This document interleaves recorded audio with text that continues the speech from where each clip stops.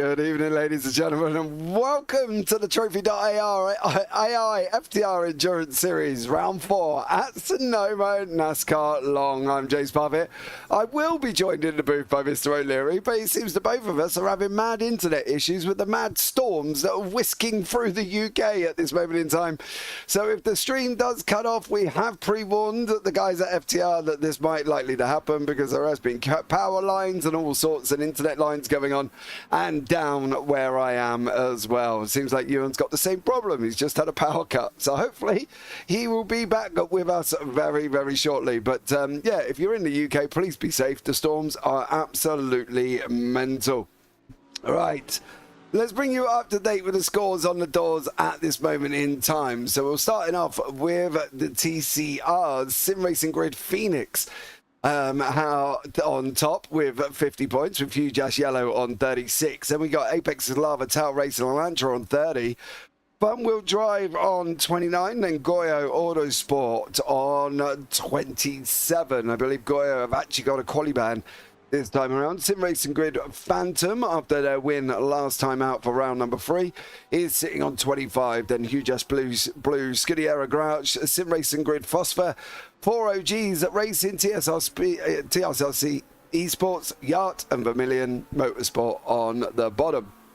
In the GT4s, it is Top 3 Racing Team Speak out in front on 55 points with Huge Ash Gold on 49 after their win in round number 3. Then we've got WBM White on 45, Ineos Esports GT4 on 33, ART on 25. Then Sim Race Sweden, Vulture Motorsports, Treehouse Racing, Huge Ash Black, Motor Racing Academy with WOR JSM, Apex's Lava Tower Racing AMG, and WBM and Eagle Esports, Eagle Speed Academy Esports on 1 point.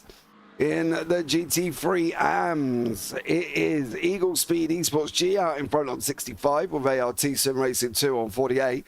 RPM Purple taking the win last time out in round number 3, shot themselves up into third on 45. Eagle Speed Academy S on 35, then Squadron Veloce on 25, then Sunday Drivers 21, Equipment Geek Racing on 20, DDK by Eagle on 16, and 11 Temps and DD Tracks White on 4 points. In the GT3 Pros, RPM Racing Black out in front on 135 with RPM Racing Red on 134. It was RPM Racing Blue finished third last time out at a ref, with Black in second and Red in first. Huge Ash White in the middle, ahead of RPM Racing Blue, then Stage 1, Fabulous Ford Skin, ART, Eagle Speed Academy, ART Sim Racing 2, RPM Racing Purple, MRC, Blue Chip, DD Tracks Black, DD by Eagle, DDK by Eagle, should we say, in 14th. Backmarker Razzle Dazzle 15th. Empire 16th. Squadron Veloce Bravo. And Equipment Geek Racing. I believe Mr. O'Leary has managed to make it into the booth. Have we come into the last 50 seconds of qualifying? Ewan, are you there? I am. Yes. Welcome back. I have pre-warned everybody. I've said that the storms in the UK are causing problems. So hopefully everything will stay as it is. It should. Oh, let's hope so. But there's not a whole lot. We've had a word with the wind man. Yeah, wasn't really listening. No. He made it worse as the day went on. To be blatantly honest, I tried praying with him in the morning, and it just got worse and worse and worse and worse. And by about 2-3 o'clock, we were hitting north of 75-mile-an-hour winds. So that's nice. It's not great, but anyway, I'm sure some of the people listening to this anyway will be suffering with the same thing. It will probably be a concern for all the British drivers in this field. I can see a few of them in the field. Richard Corfro is currently 5th in this session, for example, in GT3 Pro for RPM Racing Black. David Barcliffe has just taken pole in the GT4s. Miles Owens is starting for Sim Race Sweden, it looks like. So Kieran Sharp's down there in TSRC as well. It is going to be a concern. We make jokes about it or whatever, I'm sure we will. But, it is a concern if they have a power cut or something, power lines go down or whatever, they'll be disconnected from this race and their team will be in big trouble. Yeah. And we'll be in big trouble because if I disconnect or go down, well, everything goes poof, and everybody at home is staring at a black screen. So yeah, for the teams, I don't really know how. We can't really do a lot about it. That's the problem. You've just got to go as long as your power and your internet stays on. It's the joys of internet racing currently. Yeah, and the weather as well, which, by the way, in the session, I'm sure you've already mentioned, is pretty grim today as well. It's rained. I don't know at what point it stopped, but it certainly wasn't raining anymore when qualifying started, and it's going to continue to dry now. You seem to think it's going to dry up 2 hours into this race. At the moment, the rate at drying, it might actually be before then, but anyway, it looks like we're going to get a wet start, and a very difficult start for everybody as well. Well, Jelle Verstraeten is out on dry tyres. Unfortunately, he was just flicking around there at the moment. There's a couple of GT3s. Paul Hendricks is also out on dry for Sunday drivers. There was a couple in the GT4s that went out, and Tom Kichetto is also on dry tyres as well. So maybe it might be a little bit quicker, but we'll have to see on that one. ART Sim Racing 1 just totaled a car big time. Oh dear, that's never good. That's Justin Nair who has done this, unfortunately, by the looks of it.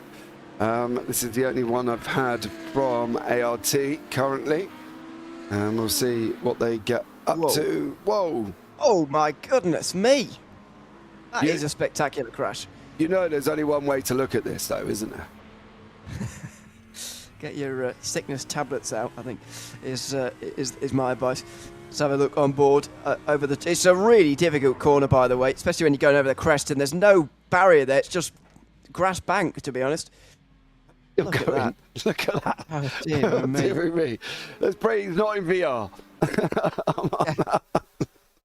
Because that would have been quite horrific. All right. Well, it was quite horrific, not in VR actually, so really hope not. Let's have a look at the grid for this race. 4 hours at Sonoma. It's David Toff who's taken pole for MRC Endurance Team, ahead of Tom Cichetto, with it is Kevin Daniels and Leonardo Dragotta on row 2. Alejandro Garcia for Enosis has got into 5th ahead of Richard Cufro. Then it's Giovanni Romano and Tyler Campbell on row 4, ahead of Hans Blankart and Justin Nair rounding out the top 10. Yeshua Yunus is 11th for RPM Racing Blue, with purple 12th place. That's the first of the AMs ahead of Gilles Philipparts. It is Jack Southfield in 14th, ahead of Richard Hartley and Brian Fortin on row 8. Jelle Verstraeten and Rutger Herbosch are on row 9, ahead of Eva van der Linden and Dakota Knapp rounding up the top 20. Kurt Verstraeten is 21st, ahead of Kevin Deckers. It is Paul Hendricks, the final of the drivers in the GT3s, just 5 seconds ahead of David Barclough, who's taken pole in GT4. Greg Hubler and Ricardo Michalewski is second and third in GT4. Sven Temmel, maybe surprisingly, only qualified 4th ahead of Julian Carasis, with Pablo Cabrera and Jason Heiter rounding out the top 30 overall. Miles Owens and Tim de Hont are next, ahead of Michael Derby and Justin Michaela. It is Justin Delano who rounds out the GT4 field, only just ahead of the TCRs. Dan McFarlane has taken pole for Sim Racing Grid there, ahead of one of his teammates, Ian Bertolucci. Then it's Kieran Sharp, who's third in the class. Then the other Sim Racing Grid car in 4th, head of the Apex's Lava team. Then it is Patrick Oakstan, the other team for the Apex's Lava. Then Akram Zinune with Goyo Autosport.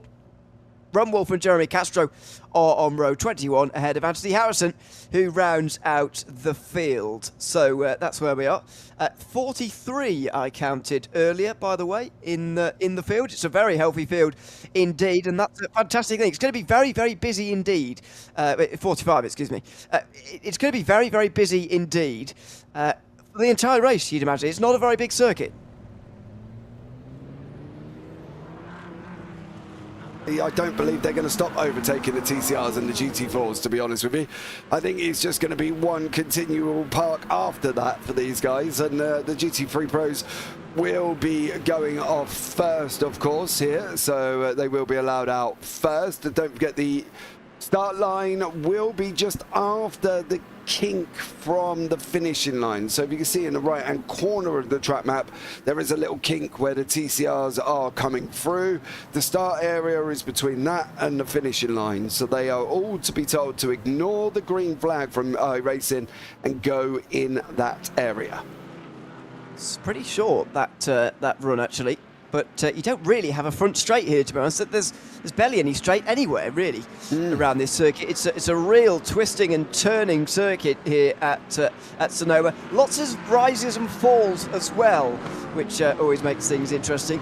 As we just saw in qualifying there, you can get very loose over the top of a rise, as we saw. And well, hopefully there's less spectacular crashes than that one over the course of the day. Otherwise, it could be quite a difficult evening for everybody, but it's going to take a bit of patience for sure. 4 hours ahead of us here, and so we'll see just how this weather is going to develop, and indeed how the traffic is going to develop with 45 cars on this circuit. Of course, we're not no longer new into this championship either. 3 rounds down, 3 to go. And it's very much at the very top of these standings, as we've just seen in GT3 Pro.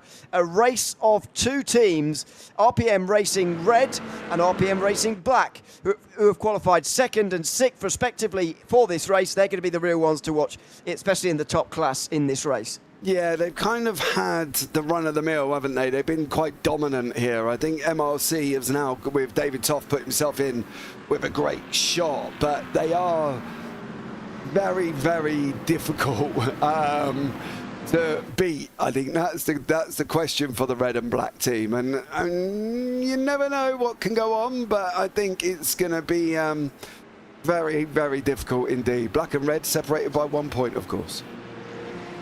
Absolutely, but with David Toft in the mix, it's going to be very, very interesting indeed. He's a regular top split driver, by the way, in the special events. David Toft, over 9,000 die rating. Let's see, though, who is going to come out on top today. The 4 hours of Sonoma here in the Trophi.ai Events Sports Car Championship here from Sonoma. Now the green flag waves as David Toft decides to wait about halfway down that straight to go in towards turn number 1 and take the lead in the Audi pretty decisively as well for MRC Endurance Team. Tachato getting into a nice start as well, 2nd place, but slides through the opening corner, really sliding wide. And here comes Daniels in 3rd place in the Porsche, getting an immediate launch in towards turn 3. That is Kevin Daniels up to 2nd place already. And there's an issue why. There's an issue why Cachetta has gone and slid. Look at the tyres. He is on dries. Leonardo Degrado is also on dry tyres. So there's some of the GT3s that are on dries. Jack Southfield is another one as well on dry tyres. In and around him with Yeshio Yunis also on dries. So we asked whether or not people would take the drives. They did take the drives. David Barraclough is leading the GT4s at the moment in that Mercedes. He's out in front for them as well. Oh, hold on. No, he's not. Yes, he is. No, he's not. Yes, he is. He's back again. So there's a lot of interesting situations gone on. In the TCRs, down McFarlane for Sim Racing Grid Phoenix. Behind him, Roberto Lucci from the Phantom Sim Racing Grid team. And I can tell you now, Kieran Sharp is on dry tyres as well. So there's a few people on dries. And whether or not they're going to survive, well, we're going to find out. I think there's going to be a big difference car to car as to how these tyres are going to react and how the cars are going to react indeed to dry tyres. Jack Southfield, I think, is struggling in the Mustang, which I don't think is suiting these dry tyres at all. The Audi's going okay, but it's clear it's not quite the quickest option just for the moment. I think the best car is Yeshua Yunis's Audi actually at the moment. He's moving forward. Southfield's going backwards, I'm afraid. He's just been overtaken by Brian Fratian there in the McLaren. So he is moving backwards. It's probably not quite dry tyre weather yet, but if these guys can weather this storm, unintended, then they can maybe benefit later from not having to travel through this extraordinarily long pit lane. It's raining. Oh, he's just gone off as well, yeah. And now he's going to... I don't think it's raining, by the way. I don't think it's raining. I think that's the spray. I don't think it's actually raining. It's just that he wasn't near the car in front and he had his window wipers on, so I was a bit worried about that situation. But at the moment, you can see it's a great mix of who's going to be doing what. And as you said, if they can weather it for at least, I think it's going to be at least till the first pit stop, though, Bud. And that could be an interesting thing. I think especially at the start of a 4-hour race, is it not safer just to put the wets on and start this race safely? I think I'd say probably yes, especially, by the way, if you're RPM Racing Red and you're just 1 point behind the championship lead. I mean, why they've taken such an outlandish risk like this, they're putting a lot of faith in Tom Chachato's car handling skills, basically, not to send them completely off the road and out the running in the first minutes of this race. That's a lot of faith to put in him. Aspire's done the same with Leonardo Jacoda. He's done the same as well. RPM Racing Blue have done the same. TSR, obviously with Jack, he's solo. Squadra Veloce Bravo, they've all taken that chance. And everybody, the interesting thing is, apart from Kieran Sharp, everybody in the GT4s and the TCRs are all on wets. So it's literally just the GT3s that have gone for it and Kieran Sharp. Everybody else is on wet tyres. I think that the TCRs might actually have the most joy on the dry tyres. I got to be honest, because of the front-wheel drive nature. It's very difficult to spin up the rears like it is for these two at the moment, because they're front-wheel drive, and the front-wheel drive nature as well means that you're less likely to slide out oversteer-wise, more likely to understeer, and that could be quite a nice balance actually in these kind of conditions. You don't often in wet weather understeer off the road. You often hit the wall backwards if you're going to hit the wall. Oh, it's into the pit lane. Meanwhile comes the leader. The Sim Racing Grid Phoenix TCR is into pit lane already. What has Dan McFarlane decided to do here? Has he got a penalty? I can't see anything that they have from Dan McFarlane. I can't see any major dramas from him. I can't see any off tracks. I can't answer your question. Might be stopping then, and he is in the box. So, has he seen Kieran Sharp and thought, oh, I might fancy a bit of that? I don't see the benefit personally, but that's what he might have decided, and he is moving to the dries. So our first team to see the dry tyre opportunity and decide to take it. As meanwhile, look at Giotto and Richard Cutfor now. He is struggling out the exit here. Oh, sorry, Cutfor is on the back of Giotto, I should say. But they are struggling, but the dry tyres are now onto second and third, or onto the wet tyre running second and third teams. And look at the RPM Racing red car, now looking a little bit stronger now that those dries are up to temperature. Yeah, but it's still a fight, isn't it? It's still a mission on his hands. Look, you can see he can't get it quite. In hindsight, he's got to follow the cars in front. He needs that line. He needs that dry line. He needs them to disperse the water. And at the moment, he is tucked right in behind him. He's getting spray aplenty from the cars behind. And it's a very difficult racetrack. As you say, there's ups, there's downs. He is getting the grip, is he, around that inside line? It looks like he might have done currently at the moment, but it is very, very tricky indeed. The dries are faster, there's no question about that, but you're right, going offline to make overtakes like this is going to be very difficult indeed. Around the outside here of turn 7 is going to be impossible. Look at Giotto on the dry line coming through. So not only does he not get the place, but Giotto loses a place now as well.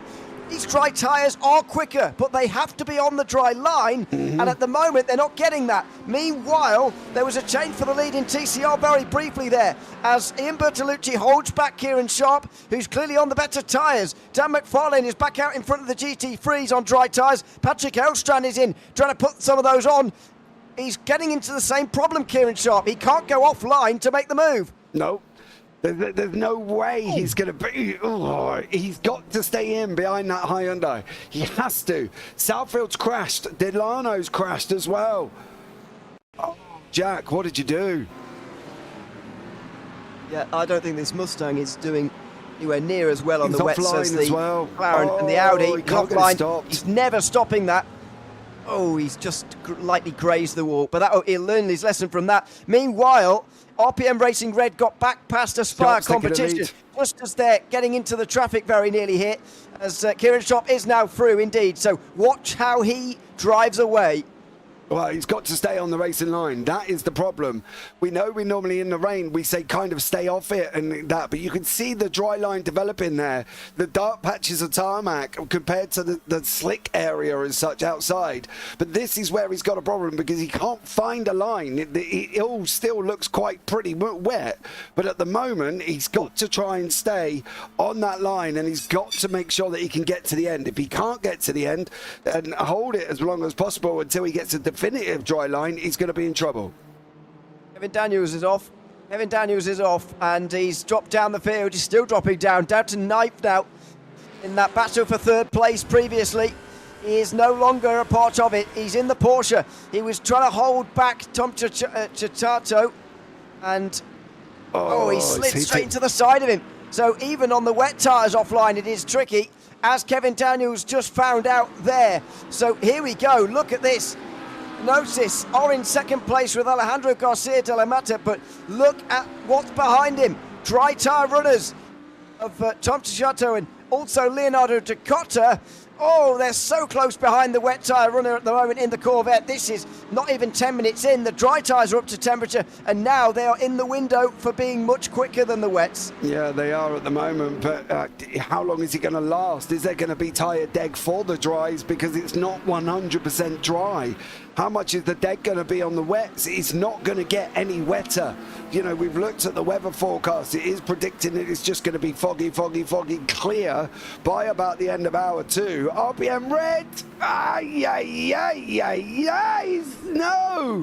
Oh, wow, he saved it. Goodness me. I don't know how, but he's still going in the right direction. And his teammates, RPM Racing Black, come back through.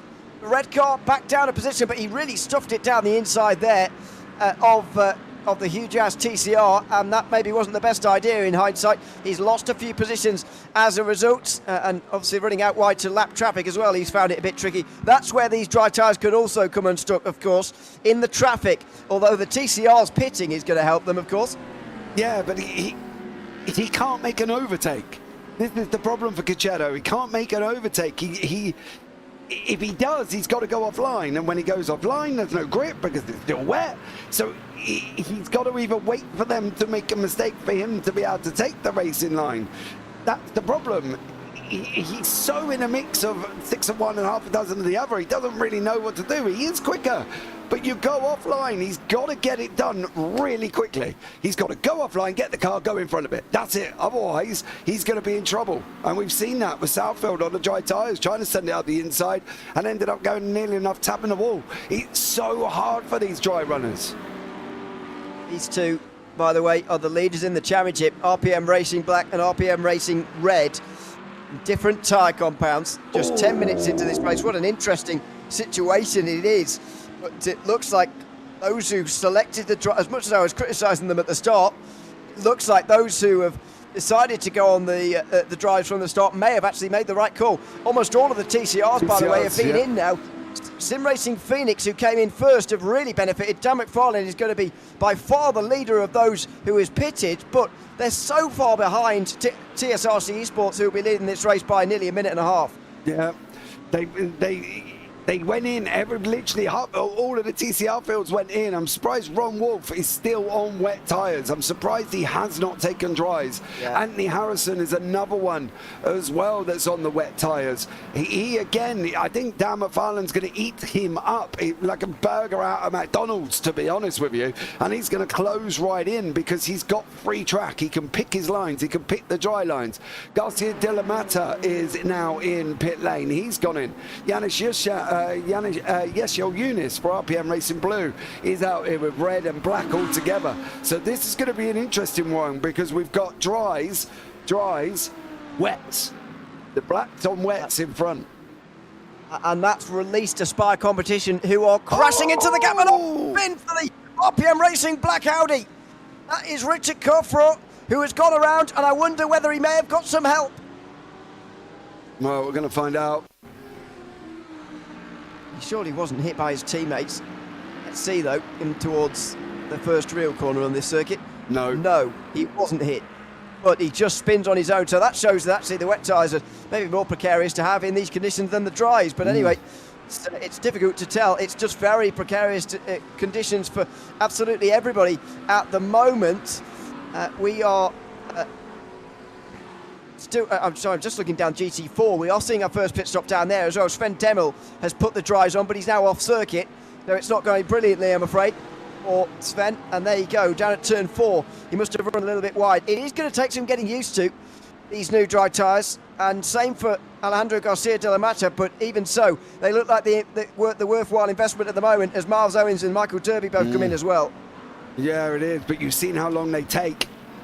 You've seen how long they take. Dracotta's now He's taken 8 laps on his dries to get them remotely going. The same for Racing Red and Blue. You know, they've all taken 8 laps before they can get going again. Giovanni Romano's in, Justin Neyer's in. You know, David Toff is still out there in the Rets, and he's only 2.7 seconds. We'll see how close Jakarta can get. He's got to get past the huge ass machine first, the Castro, and now it's going to be the chase, whether or not he can get him or not. Bertolucci there as well, down in the TCRs. He is sitting in 4th in class at the moment for Ian, for Ian Bertolucci there as well. So obviously I know we've got Bertolucci Senior or Junior in YouTube chat. His dad. Anyway, Dad's in YouTube chat. And you can see the time lost by waiting for these drivers. The Sim Racing Grid Phoenix car came in almost immediately, only a few minutes into the race, and look at the gap they have been able to gain as a result here. Finally, 40Gs Racing are into the pit lane as well, so they will surely be putting on the dry tyres. Huge Yellow are doing so now down at the back for TCR. Rob Wolf, that is. I think it was a mistake, to be honest, for them. I think they meant to put the dries on first time round, but they just didn't on that occasion. So that's a shame for them. So look what happened to Giovanni Romano. This is out the pit lane. One of the GT3s, one of those drivers who has pitted, and he's spun on the pit exit. Dear, oh dear. He's stuck in the middle of the road. No, go. Oh. That's coming out on dry tyres. That's what I mean. There's a lot's going on, and these guys are still on the wets in the GT4. That's Michaela, just gone past Jason Hightower, who we obviously know. He's just gone past him as well. There's separation all over the place because Dakota Knapp, so we've got Digitrax Blue, Ineos FTR, ART, RPM Racing Black, QJAS and ART Sim Racing 2 have all got in pit lane. We've got Richard Hartley, Backmarker Razzle Dazzle, Gene Robos is in the pit lane, Kevin Daniels, David Toff, your leader, is even in pit lane. He looks like he's got a TCR on his head currently. Well, that's because he has. I don't know who it is, but there he is. They're in. It is Anthony Harrison, by the way, who is making that stop, and it's taking a very long time for Anthony Harrison. So Leonardo Giacotta leads the race. The top 4 now, in fact, all dry tyre runners, and they are all having been on dry since the start of this race. So those 4 might well continue to lead for quite some time now. However, the worry I would have for those further towards the back now is going to be staying on the lead lap. Pitting around here costs you quite a lot of time because it's a very long pit lane in comparison to the length of this circuit. I mean, the leaders are doing 1:32s now because it's drying out a bit. So you can pretty easily get off the lead lap. That is really bad in this series, of course, because of the safety cars. If you're a lap down, you won't benefit quite as much and you won't be with the leaders. So there is a real scramble here to even stay on that lead lap, I think, for the people in every class, to be honest. I think that's the thing. There's so many people all over the place right now. They are. You can look at the map. It looks like a packet of Skittles. You know what I mean? It's just no, Van der Linden has gone round. Hold your brakes, son. Was that? He's on the old IndyCar layout. See what happened to him. Oh, he's a bit wide through the first bit, and then it was going to go worse for the second bit as well. Thankfully, he didn't roll back onto the circuit again, and everybody's able to avoid him. The Ford in front of him, by the way, had big damage there, and they're now into pit lane. So I wonder whether that's related. It's the TCR. There you go. Ryder Campbell has got a lot of damage, and he's only been on wets, don't forget. He's not been on the dry tyres. Relatively long stop coming in here as well for Sven Demmel, who has been off the road. Anthony Harrison's already had a long stop. This could be why. Saw him missing his front end there, I'm pretty sure, at the pit stops. He's spun it up out that first traction zone, and he's gone downhill straight into the wall. Yeah, Sven Demmel went off. Miles Owens went off in behind. Again, don't forget, these are the guys that are transferred onto dries, but they haven't given them the time. It's taken 8 laps for the dries to get going, and off he goes as well. And he hasn't given them the time. You've got to give him the time to warm up. Otherwise, you're going to be in trouble. You can't come out and get on the racing line and be like, yeah, I'm on dries, and go for it. It ain't going to work. You know, look at Jakarta, Kacheto, Jonas. They've been taking 8 laps to get there. So, still lots involved here, and I think this is a good. We've got a mix, but it's how this mix has come out. At the moment, we've got all the ingredients for a cake, but it's whether or not we're going to get a cake or a flapjack. We'll I'm not sure how much crossover there is between those two. In towards the final corner for the leader in GT3 AM. None of the AMs, by the way, started on one did, just the one. Jelle Verstraeten started for Squadra Veloce Bravo in the dry tyres, but they're quite a long way back from the leader, and so far in GT3 AM, no temptation to come into the pit lane. They're wanting to carry on for that little bit longer, and very interesting that the GT4s have been so reluctant to move on to the dries as well. David Barclough, though, has now done it for Talk Freak Racing from the lead, and he will be back in the lead. Don't forget, GT4, the only class where no one started on dries. Do you know the interesting thing here? Look at this man. Look at this man. And I'll bring you up the group tower and you can find out why, right?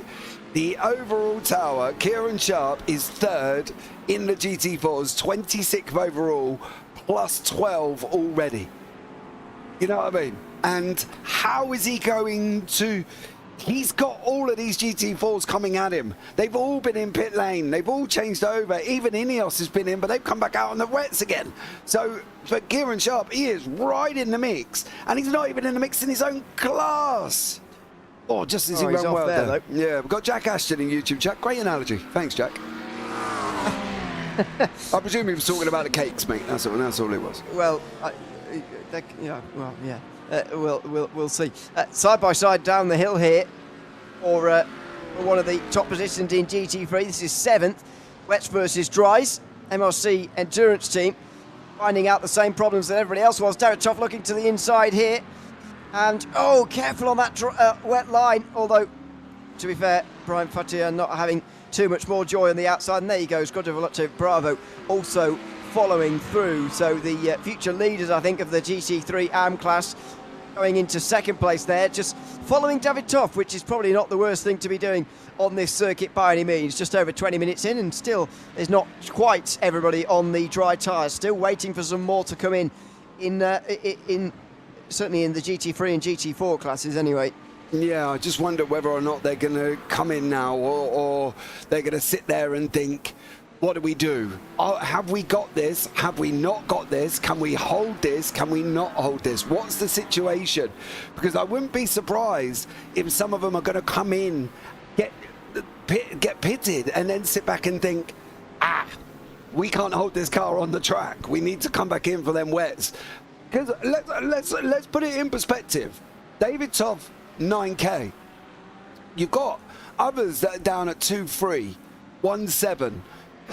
Have they got the experience in the rain? Can they handle going from dry to wets? Are they going to be able to handle the wet to dry? Do they know they've got to be able to stay online? They can't come on.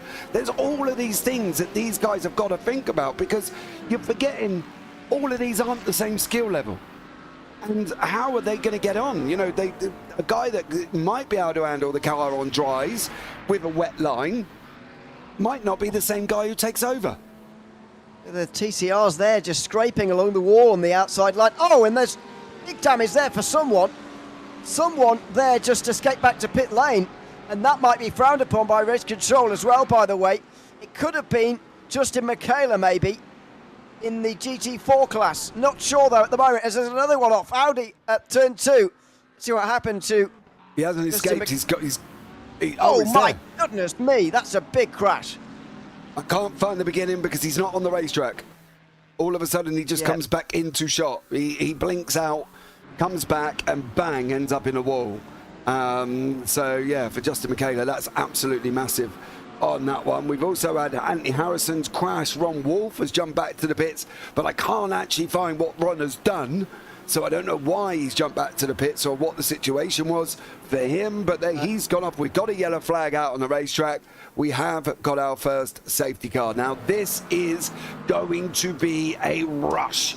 This will be, if you haven't pitted and you can think you can hold the car from wets to dries, talking to you, Gilles Villepart, being for DDK by Eagle, leading the AMs, this is your great opportunity to go in.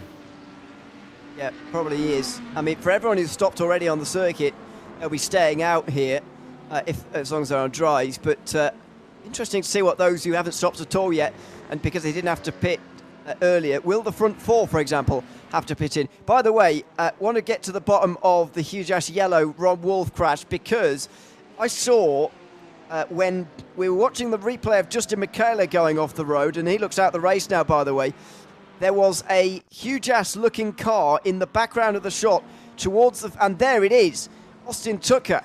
What? Oh, all right, I don't know what went on there. Everything just kind of fell off him. It was like a game of buckaroo with a car from iRacing. The only way I'm going to be finding this is basically rewinding it. That's the only way I'm going to be able to find how he ended up. Can we get him back on track? I can't get him. Unfortunately, I don't know if he blinked out at that moment, but I can't get him back on track to find out what went on. But he just, everything just popped off him. Very bizarre. I agree. That was very, very bizarre indeed. So we are under the first yellow of the race. While we're waiting, and Equipment Geek Racing into the pit lane. Let's hope they did that before yellow came out, otherwise they'll be in a bit of trouble. What is going on here? Leonardo Giacotta has not been picked up by the pace car, but instead somebody else has. And I'm not quite sure why. We've had this before, haven't we? I don't remember it, but possibly. Was it at Belle Isle we had this before? Not picked up the right one, the safety car driver, I'm afraid. No, I've just got to find where the safety car driver is. He's there. just He's ahead. picked up Hans Blankart. Yes, who's 16th class, not a lap down. In fact, none of the top 23 are a lap down, but at the moment they're trapped. Oh, sorry, that's probably a bit less than 23 on the lead lap, actually, now I come to think of it. But Hans Blankert's clearly on the lead lap. He has been picked up by the pace car, and I'm not entirely sure quite why. I'd imagine he and the others who are ahead of the race leader but behind the pace car will be given the wave around here, I would have thought. Oh, no, the lights on off. It was just a back end. Yeah, but we did have this. Oh, my God, I'm trying to think where we had it last time. Jerez, Belle Isle. We've had this before. We have. And how does it resolve itself? I mean, there was a reason. Oh my God, I'm trying to rack my brains, but I have slept. Oh, let me think about it. Let me think about how it was resolved last time. But there was an issue with this last time of picking up the wrong car. Leave it with me. Leave it with me. I'm trying to. Was it a ref, Pikey? I can't exactly remember what the resolution was. Was it? What was? Can you remember what the resolution was? Because it had done this before. It's very interesting, I've got to say. Slightly bizarre, but we'll see. I think I can see the McLaren in the lead for a Spike competition in fifth in the queue, is that? Leonardo Giacotta? I think he's fifth in the queue. So those four ahead of him will surely get the wave around before the pit lane opens. Otherwise, there could be a bit of a palaver. Well, that's being sorted out, by the way. I'll just tell you about the penalties that have happened so far today. The final warning to Goyo Autosport in TCR for fielding multiple vehicles in a free practice session. There is no rule in place for that, but it's a broken gentleman's agreement. So it's a final warning to them instead of any meaningful penalty. A qualifying ban to the 40Gs or 4OGS, I don't know what they're going for, racing team for the incorrect car number. So they had to start at the back. The first incident of the actual race resulted in a warning to Sunday drivers after an incident with them and DDK Eagle Speed Academy. And the second incident was a no further action between a different DDK Eagle Speed Academy car and the number 10 RPM racing car as well. So that is up to speed with the stewards' announcements, but I'm imagining there will be plenty more investigations to go on with for the rest of this race. There is. I've spoken, well, I haven't spoken, I've messaged Brandon. Brandon Blakesley, who's in RC, he has said, yes, we are aware of it. We are trying to figure out why it's done it. So currently we don't know. But they have started getting everybody through, and now Aspire are in where they should be. Pace car light's still going to be on, so we've got one more to go after this, but everybody in front of them has just been waved round, and now they've picked up the leader. I'm just having a look through the rules. Will this be a long yellow, or with the pit lane opening, or are we too close to the start of the race? Because that's always a quick safety car. Maybe called if the previous restart was within 5 minutes of the previous safety car, or if it's indeed called on lap 1. So it's not going to be a quick caution. And we will get the pit lane open. I'd imagine, although I don't know, I'd imagine the pit lane will be open this time round and everyone will have a chance to pit in. But I'm really not sure who is going to come in, if anybody. DDK Eagle Speed Academy, surely the leaders in GT3 are going to be in, and so are the 16th placed Tyler Campbell, but he's already been in. I'm not sure why he put wets on when he was repairing his damage, but anyway, I reckon he'll be in again. Yeah, I reckon he might be.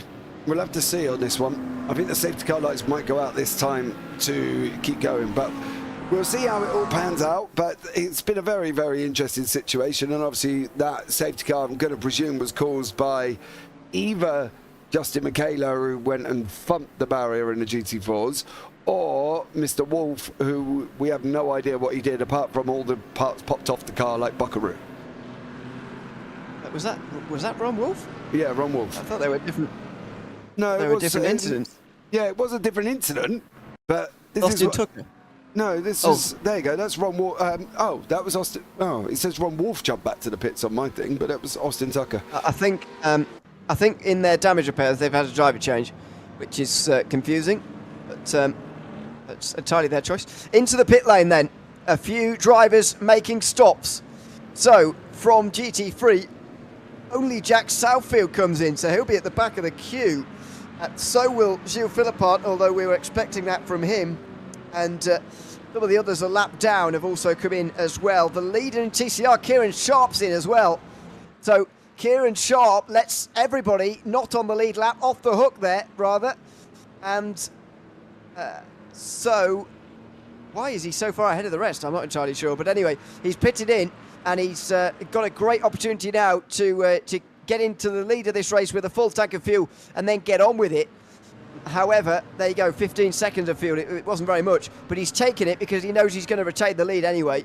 Yeah, he's still should be still in front of Dan McFarlane, who is tucked up in with the lead group at the moment. Gainers and losers on the left-hand side. You can see a lot of people up, a lot of people down. Up 12 Squadron Veloce Bravo, 9 for Eagle Speed. So yeah, a lot of people jumping up and down. TSRC obviously with Kieran Sharp up positions as well.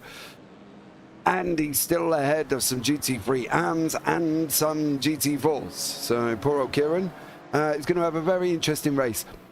Apparently this mistake was caused by an iRacing thing. They weren't entirely sure why it has gone and picked up on that one. TSRC started on slicks. Yes, Mr. Pike, you did. Yes, they did. That's why they got such a big lead. However, that's what I'm talking about. He's pitted effectively to. He's got a full tank now, Kieran Sharp, but he's sort of let everyone else off the hook, if you like. They'll get the wave around now and get back on the lead lap. So Kieran Sharp there has sort of left everybody off the hook, I think, which is nice of him. But I'm sure that's not why he was doing it, to be nice. It just needed the fuel. But to be honest, if I was there, I'd be tempted to stay out and trap everyone a lap down. Well, yeah. It might have been the thing for them to do, but if they've looked at it and gone, well, actually, we're only on 75% fuel, we can only go another 10 minutes anyway, we're ahead, we're going to get a free pit stop because they're still going to stay ahead. So it kind of makes sense.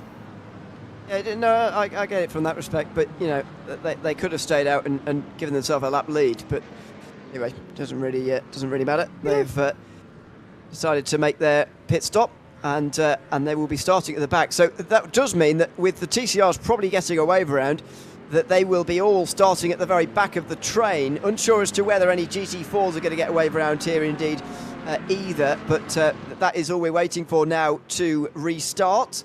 Somebody there just slipped out onto the circuit. That was Tyler Campbell, by the way, who pitted for 1:22. He's still on wet tyres, but he was repairing damage there, I believe, and so did just about as much as he could before he was put a lap down. Yeah, he did there as well. So fair play to them. Makes a good time, I think, to mention our new sponsor. Trophi.ai have come on board for this series. Navigate the track with in-game overlays and voice-guided advice from Mansell AI, your very own voice coach, with performance feedback streamed live to your cockpit. You can work on your technique while you drive and get better with every lap. Our AI analyzes billions of telemetry data points from you, your peers and the pros to develop programs based on your true skill level. With adaptive learning, strategies evolve with you, ensuring you're always at your peak. So head over to Trophi.ai. There is an affiliate link down in the description below. So if you are interested in using Trophi.ai, please use the affiliate link down below as well to help their guys out at FTR. But you can go and check them out there as well. It sounds like a great program. If I drove more than I do now, then I might check them out. But unfortunately, I barely drive whatsoever. Sorry about that. I had my headphones disconnected, but I presume you were just... That's all right. I was waffling on about the sponsor. Okay, I couldn't hear it because well, my headphones just decided they didn't really want to work anymore. So there we go. But I'm back now. It's fine. Just about 35 minutes gone in this race, round 4 of the Trophi.ai FTR Events GT Series here, the 4 hours of Sonoma, and Leonardo Cicotta is leading the way for Aspire competition. Unsure as to when we're going to get green flag racing here, by the way. Somebody is... have they been let free in the GT4 class? Not sure, but the TCRs are now going to be, and some more GT4s are going to be as well. So the wave around is now happening. Will be at least one more lap before we go. Yeah, it looks like we should have at least one more before we go green. I'm a little bit worried that Mr. O'Leary cut out on me right at the end there. I'm a little bit worried about that. Are you still here? Yeah, I'm fine. Oh, okay. Just checking. You did all of a sudden just cut off mid-word. Okay. Well, so far, I'm not going to say that, actually. No, don't say, don't do it. I was about to say something. No. I'm not going to say it. Because we've been here before, Mr. O'Leary, and it's all got a little bit Pete Tong, so don't say nothing. No, I'll be quiet. Okay, so there you go. Lights are off on top of the pace car. I'm not sure we are going to get green flag racing this time round, but we're probably not far off here at Sonoma. And then we will be racing again. I still think it's a stretch to say we'll be going back green again, sort of in normal conditions, if you like. I still think there's a lot of treachery for it. And there you go, under caution. The RPM, the Porsche in front of the RPM Racing red Audi there, ending up off the road. Now, who was that? It looked like... it looked like a Porsche in a GT4, right? Kevin Tierens, probably, for ART Sim Racing. Just ahead of Tom Giugiato here. And there is the Audi... oh, no. Yeah, look, yeah, well, anyway. It's Yeshua Yunus, who's just in behind. Hold on. I think it was... Tierens. I think it was Tierens. Yeah, I think he went off. Just trying to let people through, really, on the inside line, and it's onto the wet stuff. And this is exactly underlining the point I was making at the time. It is very, very difficult in these conditions, even now, and that shows it. That absolutely shows just the conditions we've got. We will get another lap, by the way, of safety car while the GCRs and GT4s catch up to the back of the train. Yeah, we're going to be still with the pace car lights on, so we're not going to be overly worried about the restart. Don't forget, guys, if you are in a team and you do want to come and have a chat with us up in the booth, jump in the broadcast waiting room in the FTR Discord. That would be absolutely amazing to have some conversations with some of you. Tell us how you're getting on, you know, give us all your juicy gossip secrets that we won't, I promise, tell anybody else either. So you can jump in and come and tell us if you really want to. Well, not if you really want to. Even if they don't want to, they should come and tell us as well. If they don't want to, well, you're going to go out and, you know, put them under citizens' arrest, right? You're in the broadcast room. You're under arrest. Yes. Yeah, I mean, it will get people in, wouldn't it? I suppose. It would, I suppose, yeah, on that one. I don't know if we could legally do that, but... No, probably not. that'll be a hostage situation, I suppose, and we'd be broadcasting it live, so there would be quite a lot of evidence. So maybe that's not the best idea. But no, do join us. We won't hostage you. We won't hostage you. Or we promise to speak English. Yeah, well, I can't promise that much, but you know, we can promise not to hostage you. Hostage you. So there you go. Lights are still on top of the pace car, by the way, with just over 3 hours and 20 minutes to go. So not sure why, but anyway, we are still seeing the drivers catch up to the back of the train. And that, by the way, is one of the rules. In case you've not seen one of these FTR GT Series events before, the green flag can only come out when the field is entirely together. Now, we don't have to do the whole thing. It's a recent trend in real-life racing, multi-class racing, where you have to put the GT3s ahead of the GT4s, ahead of the TCRs. We don't do any of that, and I think that's for the better, personally. However, we do have to wait for them to catch up at the very back. So that's what we are waiting for at the moment before this caution can come to an end. Yeah, they're not too far away. A few corners back, they should be all right. Turn 1, where are they getting up to? Turn 1 to 6. It'll be fine. They'll be there in a minute. And it's mostly TCRs as well, which is why it's taking a little bit of time. But, you know, Kieran Sharp's going to have a really much a small lead than before, I should say. Dan McFarlane is leading the line of those TCRs who are catching up. There is Kieran Sharp. He's embedded right in the middle of the track, and there are the TCRs just arriving in the background. So what's that? He's going to have about 6 of them in between him, I think. And some of them have got a back of line penalty, by the way. The McLaren's letting everybody through there. So that's also why we have to wait. But you know, Kieran Sharp's effectively had that pit stop. He's traded a lap's lead for a 6-car advantage and a full tank of fuel. I still don't think that's a bad idea. I still don't think that's a bad shout. I've got to be honest. I would personally. Look, if it stops them dropping, if they can drop a pit stop by coming in a little at that moment, I think it works out. I think it does. But then again, listen, right? Let's be real. You know, and me and you have done broadcasts where we've both been wrong. So who knows? But I think TSRC are in a good spot. Yeah, of course. They are in a good spot. There's no denying that. But they could be in a better spot, I would argue. Not entirely sure, but anyway, they are where they are. The GT4s and TCRs, by the way, are all 1 lap down on the field right now. So that suggests that a lot of the GT3s have already done one part of lapping. And actually, when we look at the front of the field, there are very few of the other classes actually anywhere near the front of the train. Leonardo Giacotta does have a bit of an advantage because there are some other GT3s in between he and his nearest rival. In fact, there's 2 of them. However, there's no slower classes, so the GT3s are actually going to have quite a good start to this one. There is the leader of GT4, and he's the first in the train. So he's behind about 20 GT3s, probably 15 GT3s. It's a pretty good start, really, for those, especially at the front. Yeah, I think they've all had a good run. Do you know what I mean? I think they've all had a good start. Yes, we've been under green flag now, under yellow flag for quite a while. Pace car lights are out, so we will be green this time around, so that's always good.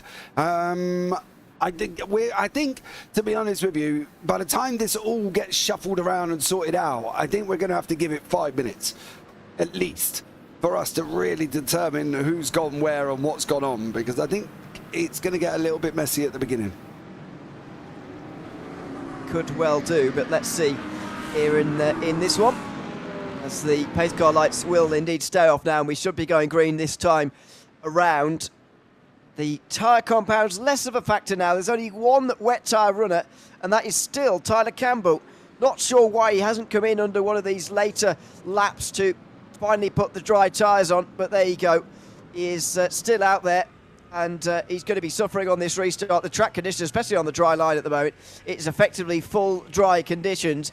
It's only when you go offline, of course, where things do get a little bit tricky. So maybe that's what he's hoping for in this race. But let's see as we get going again. 3 hours 17 remaining here from the 4 hours of Sonoma. And Leonardo Giacotta, who decided to stay out under that caution and of course hasn't pitted all day so far because of his decision to stay out on the dry tyres and indeed start on them as well. Takes us to the green flag as the first restart of this race gets underway, and he'll have an advantage because RPM Racing Red in second place are caught up behind 2 GT3s before they can even get anywhere near the lead. Yeah, it's fairly straightforward. Chichado there as well. Yeshil Yunus is in the mix as well. David Toff is in there, but there is a GT3 AM in front of these guys. Let's not forget, they've got to get past Kieran Tiernans is in front, so it's going to be interesting to see. Lots of swaps going on and around here. Della Mata looks like he may have been off the side of the circuit. He's lost a bunch of positions already. He has, down to 10th place for a Notice FTR GT3. That's exactly the same place we saw Turan's going off under caution, and that was wide from David Toff in the MRC Audi. That was a surprise. He is one of the best rated drivers in this field, and certainly one of the strongest as well. Side by side up towards the hairpin now as Giovanni Romano's down the inside of one of the Audis and can't quite get through there in the Enosis car. Ken Garcia de la Mata, but look at this, David Toff down to 6th place, although he is back ahead of LPM Racing Purple, and he's on the back now of the race-leading GT3 AM, I think that is. Oh, that's brave on the wet line. Don't want to be doing that, and he's going to have a bad run here through the right-hander in towards the hairpin. He's going to need to defend, but he doesn't really. Careful of the wet line. Goff gives a bit of room, and he will hang on to that position ahead of the RPM Racing Purple Porsche. Yeah, that's Kevin Daniels. That's for position. DDK by Eagle Speed. Kevin Daniels there with David Toff. So that is actually for position. It's not a car in the way. Jean Robus for RPM Racing Purple in the AMS is the one that's in front of Giovanni Romano. That is a McLaren. It looks like Jill Philippa has just gone off the side of the circuit, unfortunately, as well. Looks like he's dented his bonnet, his bumper, and is now in pit lane. But Kevin Daniels, he's trying to let people through, I think, at the moment, but he's under a lot of pressure to try and do that. Down in the GT4s, Barraclough has now opened up 3.2 seconds over that restart. He was only literally, I think it was like 1 or 2 cars in front. But with all the cars coming through, it got a little bit messy. The same with Kieran Sharp is now under attack from Dan McFarlane and Ian Bertolucci. The same thing happened. Kieran Sharp was getting overtaken by faster cars from behind. I still think this is why I think it was the wrong call as well. Look at that from Bertolucci in the Sim Racing Grid Phoenix car, looking to try and come through. Sorry, that's Dan McFarlane, then it's Bertolucci. McFarlane was the one having a look there, and he's going to do it again here. Kieran Sharp on the inside line, forced to defend, but he's on the wet line. He breaks earlier than McFarlane. Certainly he was on the dry line going round the outside. Surely he's going to be pushed out here. No. McFarlane's going to get the exit. Oh, he's bouncing over the curb. Oh, he's going through the gravel and the grass as well. Oh dear, he needs to get back online very quickly because he's off and he's in the wet stuff at the moment. He just gathers it back up again and stays second, but goodness me, he was up in the air there trying to make that move. Yeah, very, very hairy indeed for Dan McFarlane. We're going to have a look back at that one very, very shortly. Very, very tricky. He's got Bertolucci in behind him. There's a GT3 coming through all at the same time. And this is Dan McFarlane's little fly up in the air. This was, this is, I should say, a very big curve on the outside here. You don't often see it. There you go. Bounce over the top, through the grass, and back on again, straight in front of his teammate Bertolucci, and survives in the end, but he won't want to do that again, probably. But this field is not getting any more split apart now. The TCR leading battle seems to be on for good at the moment, with the 8 who are still on the lead lap. Yeah, Justin Delano for the GT4s is in this. We've got Paul Hendricks making his way through the GT4s at the moment. It looks like Richard Crawford, though, may have just had a very dramatic moment and is not in a good spot at this moment in time. Was there contact? He's off the line anyway. And it looks like... Yes. No space given. Classic bit of iRacing contact there, I've got to say. Spins to the outside line at the sort of alternate layout, if you like. That's turn 7A out there. This is Justin Delano still making his way through the traffic. And the last points paying position, and with Treehouse Racing and Huge Ass Gold out the race, everybody who gets to the end now in GT4 will get points. But big news that Huge Ass Gold are indeed officially retired, because they were only 6 points behind Talk Freak going into this race, and now they're out of the race, with Talk Freak possibly gaining an advantage of them of 30 points in this race going into the last 2 rounds. That would be really damaging. I think this race has indeed been possibly terminally damaging for Huge Ass Gold's championship hopes. Yeah, I think that's unfortunately just one of the things of the racing, isn't it? You know, Sven was behind the wheel. I think that they put it in the wall, didn't they, if I remember correctly, and it's just one of them things. And they had long enough to really come back out and try again, but it shows now because Austin Tucker from Huge Ass Yellow still in the bits, and he's been in there for 26 minutes. So not entirely sure if that's the best thing. Oh, hopefully they do get back out again. The classes, by the way, all the others apart from GT3 Pro, it's only top 10 get points. You don't get points wherever you finish. You do in some series, quite a lot of series, so you do need to careful of that. Could end up with 0 at the end of the day, as Justin Delano does get down the inside. That's going to force Kieran Sharp very wide indeed here, and McFarlane is going to try and take advantage on the outside in the wet line. Kieran Sharp there far too wide, and that was always going to result in positions lost, and Sim Racing Grid restore their 1, 2, 3 at the front of the field. Yeah, it's Phoenix, Phantom and Phosphor. TSRC just got pushed out a little bit, now down there as well, unfortunately for Kieran Sharp. Not good for his situation, but you know, he's got to muscle back and try and do it. We did, you know, say we did, I thought they were in a good place, but you did say that obviously, you know, they were in a bit of a bad spot, but I think there's still time. There's still time. Jelly Verstraeten has been off the side of the circuit, unfortunately, but him. I wonder whether this brought out the caution, because we've got one out on the circuit, by the way. Stratton spins in towards turn 1 and ends up in the middle of the road as Huge Ass gets spun around. Giovanni Romano, I think that still is at the wheel of the Ford Mustang, and it is, yeah. So I don't know how he resolved this, as everyone was squeezing to try and get round it's the Audi's fault, to be honest, there, for trying to squeeze into a gap that certainly wasn't there. And then Romano had to wait on the outside. Has he got...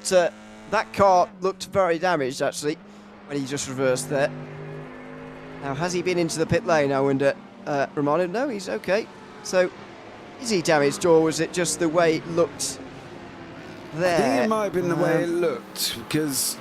Let's have a look back at this. When he reverses here, just watch after this, I think it looks a bit damaged to me, especially on that rear right that was hit. Oh, have a look at this.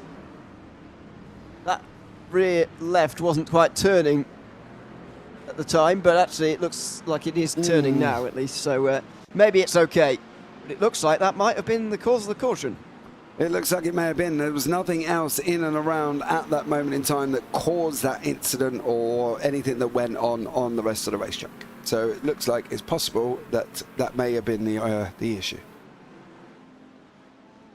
Let me just have a look here whether that was in 5 minutes of the last one. It wasn't quite, so this is going to be a long yellow again.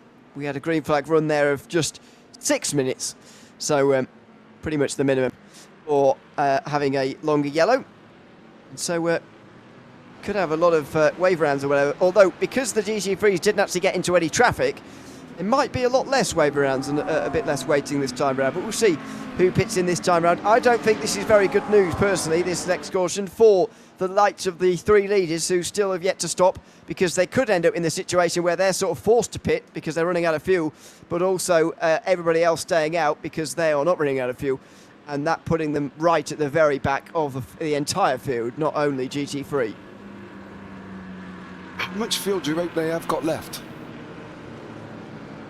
Well, 75%. They've been under cautions a lot, haven't we? Yeah. Well, they say that for every 2 laps under caution, you can save 1 lap of fuel. I don't know how many laps we've had, but we could probably do that in terms of minutes as well. I'm not sure how long these cautions are. But just say we would have had 25 minutes or so under caution by that point. I reckon they might be touching 75 minutes, so maybe 20 minutes more on fuel. It depends whether they want to stay out here at the moment, to be honest, and forced to pit in under the green flag, or whether they want to keep the track position or not. The question will be is how many more cautions are we going to have? If they stay out and they think, okay, we might have one more, there might be one more caution here, then they're in a good spot. It's a chance that they're going to take, isn't it? Yeah, let's see. I mean, I personally think there will be quite a few more cautions to be honest. Although, having said that, this kind of start of the race feels a bit similar to Jerez in some manner. But then, in the what length was the last green flag run? It was about 90 minutes or so. So it can change even if the start of a race is particularly difficult. Yeah, I'm just trying to have a look back. It looks like we went 5 to 6 laps under caution last time around. We had a caution on 14. We dropped the... no, actually, we didn't. We dropped the green flag on 21. So that was practically 7 laps under caution. Now we've gone 6 laps green and we're going under caution again. It'll be interesting to know... Oh, he's definitely saving because there's nothing going on in the car. By the way, I definitely think that this is not a fuel-heavy circuit as well. Look at him, 6th gear. I don't think there's any intention of pitting here from Dakota. And the caution's so soon after the last one that surely not many are going to be tempted to pit either. No, I think it would be a complete waste of time, to be honest with you. But we're not in their booth, are we? We're not in their thing. Well, I agree. To be honest, I think it would be a bit of a waste of time for them to come into the pit lane.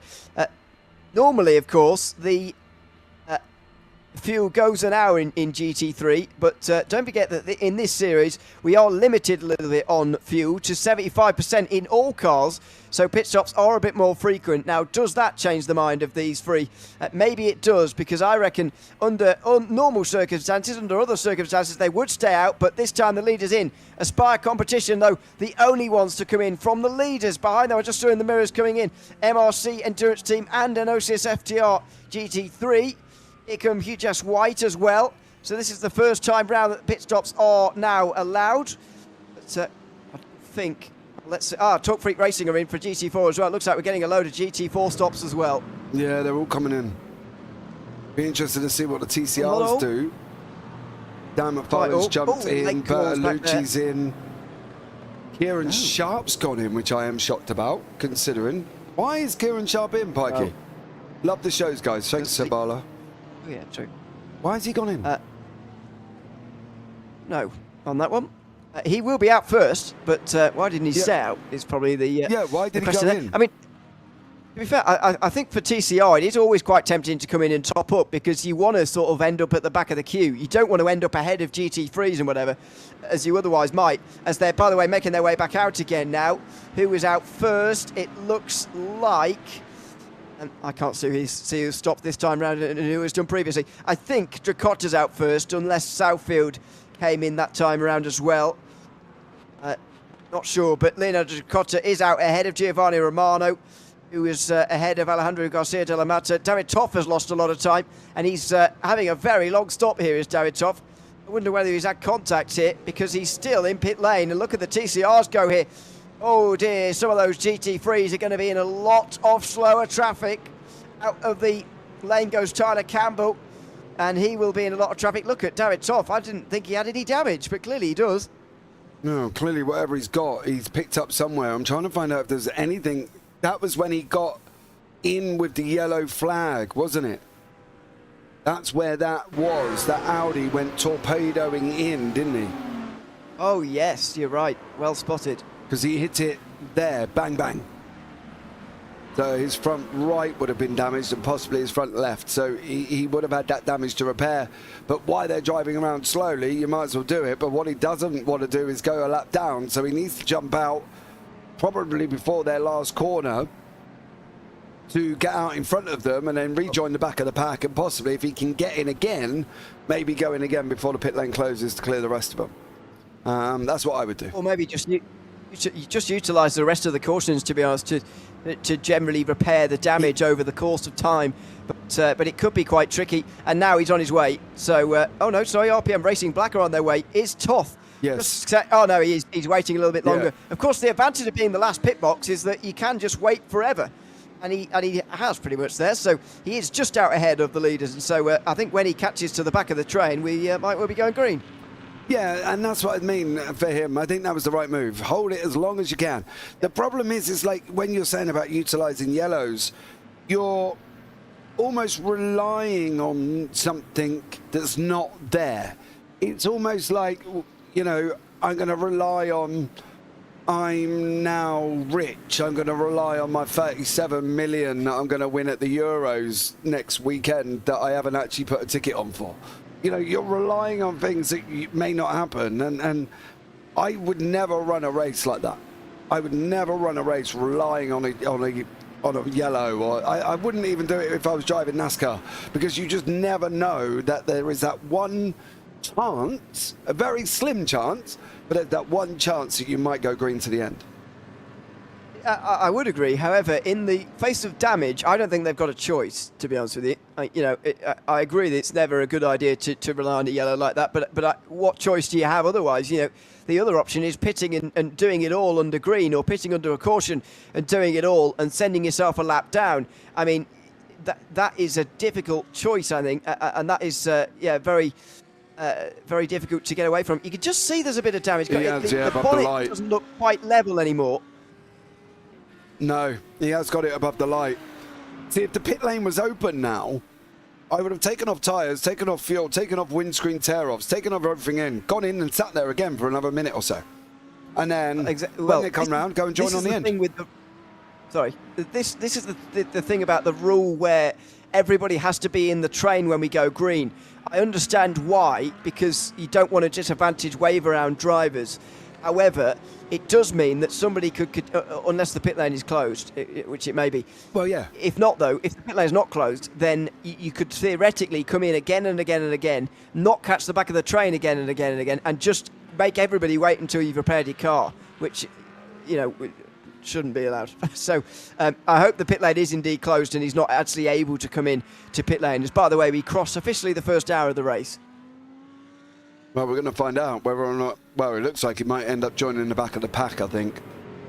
But no, you are right, and you know, it shouldn't be allowed that somebody can do that. But if it's there within the grey area of the rules, and let's be real, we see real life teams distinguish the grey area every single time, don't we? It certainly would be in the rules as far as I understand it, but and so utilise them absolutely. But I just don't think it should be. I think that rule should just be adjusted a little bit. But there you go. It looks like the lights are off. Yes, they are, and we will be going back green this time around. Let's see what kind of green flag run we can have this time around. To be honest, the yellow coming out this time around was a little bit soft, but Giovanni Romano did look damaged to me, to be fair, so throwing the caution instead of making him drive back would have been a better idea, but there you go. It turned out he didn't have too much damage in the end. So we've still got RPM Racing Red and RPM Racing Blue leading the way, still having not stopped yet. 75% fuel tank. I can barely believe they can go many more minutes, to be honest, but we have had two cautions, I suppose. Yeah, we've still got 42 cars running. Kevin Deckers is the last car running, but he is in behind everyone. Anthony Harrison. Now, I've worked out what their name is. As much as I love the 40GS, I think it's 4OGs Racing. Oh, okay. Well done. Thank you. Is it not a lowercase s then? I'm not really sure, to be honest, but I think it's in the system as 4OG. Right. I would change it, but it will cause me a whole load of grief. So it's 4OGs Racing. Okay. It would be like, because if I change it, they're all going to end up blank for a minute until I give them the new team name. It would just be a nightmare. It's not the most easiest thing. 1 hour. 1 hour and 2 minutes complete. I will just tell you that there is a few incidents actually under investigation between the Motor Academy with WOR, JSM and ART Sim Racing 4 WBM White and the Apex's Lava team also on 2 occasions are under investigation. One each are under investigation. All 3 of those teams, all 4 of those teams, are under investigation for 3 incidents, if that's clear. So there we go. End of the caution, end of lap 32, and we're ready to go again here at Sonoma. It's going to be Tom Ciacciato who's in control of this field with 2 hours 57 remaining in the Trophi.ai FTR GT series here from Sonoma, and he does wait from just past the kink to finally go. Oh dear, in the background there's a big stack up, big mix up, and I'm afraid that somebody may have been slammed into back there. It looks like we're all okay, but look at this mess. Connor Acatella is in the mid-pack here as a GT4 leader, as well as the TCR leader, I should say. He is in amongst the GT3s and the previous race leader of the overall thing here. Aspire Competition having to lap Acatella here for a not legitimate position. However, immediately on this restart, this is why these restarts in the FTR GT series are so exciting, because we don't sort the classes out. We make these drivers restart in the pack, and it is very exciting indeed to watch. Yeah, it definitely is, and I think it's just going to probably would have caused a whole load of drama gone on. It looked like Patrick Gannon is off the side of the circuit. Unfortunately for him, he has gone and crashed. Are we going to pop out a safety car on this one? Probably and possibly not, maybe for Patrick Gannon, but yeah, a lot of people out of shorts, out of shape, and this was him for the RPM Racing Black. On the curb, round he goes, and again David Toff hard on the brakes to try and stop him hitting him, and Gannon all the way down in 15th. Black are not having a good time, not having a good time at all.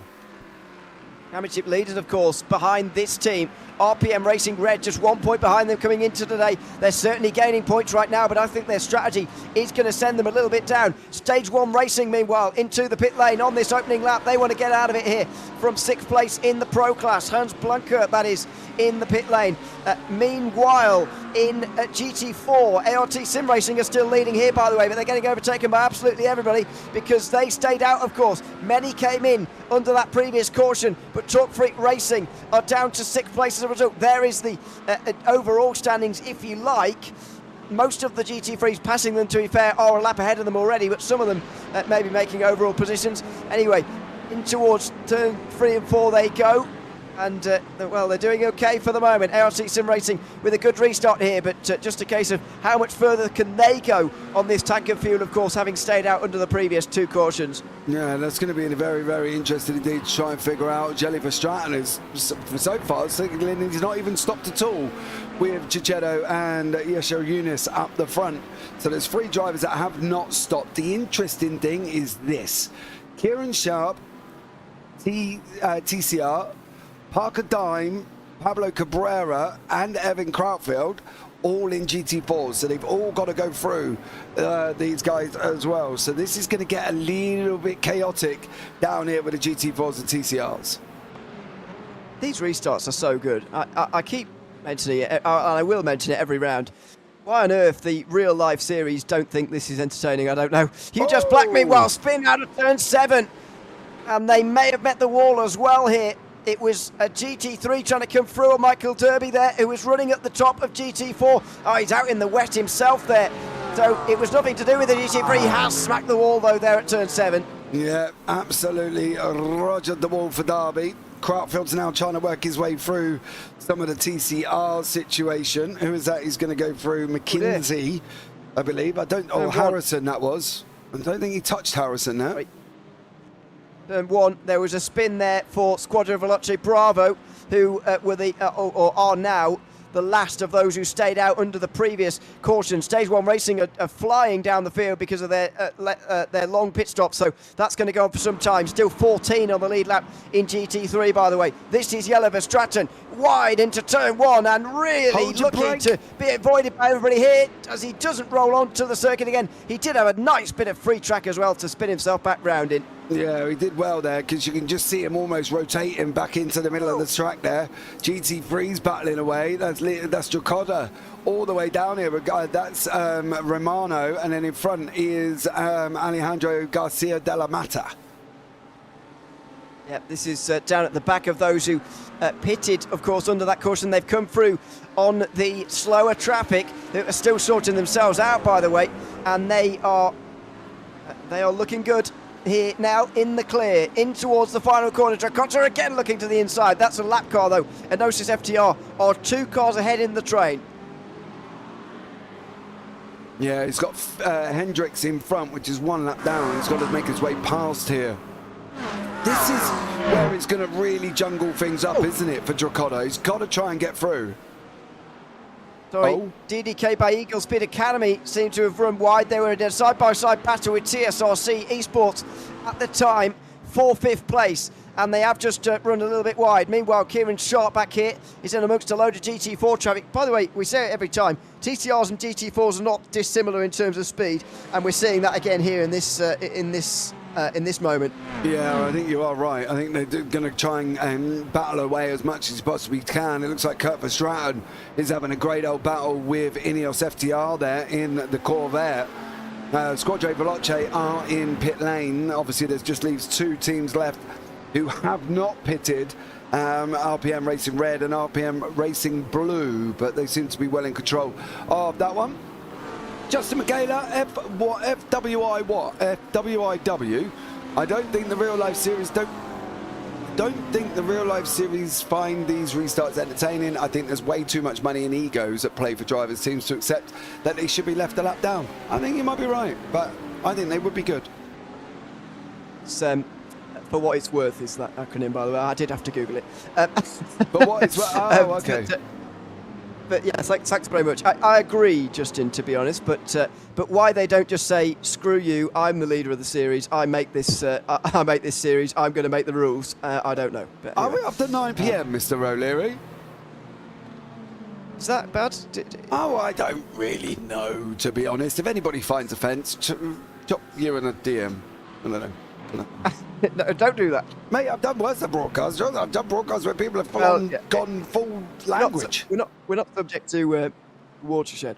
So, no, I don't think we are. It'd be all right. I don't think though. However, if we sat here and was like you beep beep beep, people would be happy. Well, yes, exactly. They might be, so I suppose. I don't really know. But no, I agree, to be honest. But I just wish they'd. I do wish they'd re-implement them, because IMSA used to have a system like this, of course, where a system very similar to the one we have here, actually, where even leaders of different classes could restart at the front. Now, I maybe think that is a bit far. I do think the overall leader of the race should restart at the front every time anyway. However, it is, yes, not with pleasure that I say. We don't see these in real life very much anymore. Meanwhile, into the back for third, I should say. RPM Racing Purple are leading their class, but they're third overall, ahead of ART Sim Racing in fourth, third in their class. Then TSRC Esports, who are in fourth, and that's a pretty good position for those to be in. Don't forget, this is effectively the battle for the lead, in my opinion, because the 2 RPMs at the front of the field will have to stop. Yeah, but you know the thing is for this is Jack Southfield solo. TSRC GT3 Southfield is a solo, so he's going to go for the full 4 hours in that Mustang. Michaela Justin said you should see our chat logs of discussion around full course yellows and wave rounds. I'd love to see it in F1. I think it'd be amazing. Just put, I don't know, pick up the leader and whoever's in the mix behind them stays where they are. Can you imagine the catastrophe? Yeah, it's a little bit different in single class series, isn't it? Because it doesn't make too much of a difference, to be honest. Yeah, but I think it'd still be fun. Because you'll have the slower cars, wouldn't you? Like a Haas could be sitting in second in the queue or something. I don't know. That would be cool. Yeah, no, I do get it. Make it more interesting. It's just very different in this series. But the long and the short of it, Justin, is that I'm very glad that this series is doing it the way it is. Yes, basically we agree with you, don't we? Yes, that's the long and the short of it. As we continue to follow this battle, and indeed on board with Jack Southfield, who's still using the occasional wiper to wipe away the mist and the spray that's coming up, what's left of it. Meanwhile, down the inside for one of the Porsches. That's unlapping themselves, by the way, and the RPM, they are putting a lap. That's RPM Racing Purple getting past one of the Audis, as further behind DDK by Eagle Speed Academy are into the pit lane. I can't believe the 2 leaders are still out there, by the way, on fuel. This is outrageous. Well, they've been going for well over an hour, nearly an hour and 15 minutes. We did say it would be near enough an hour and 20 on that one. No further action. Exited the closed pit lane under caution. Cars passed as they were instructed by iRacing.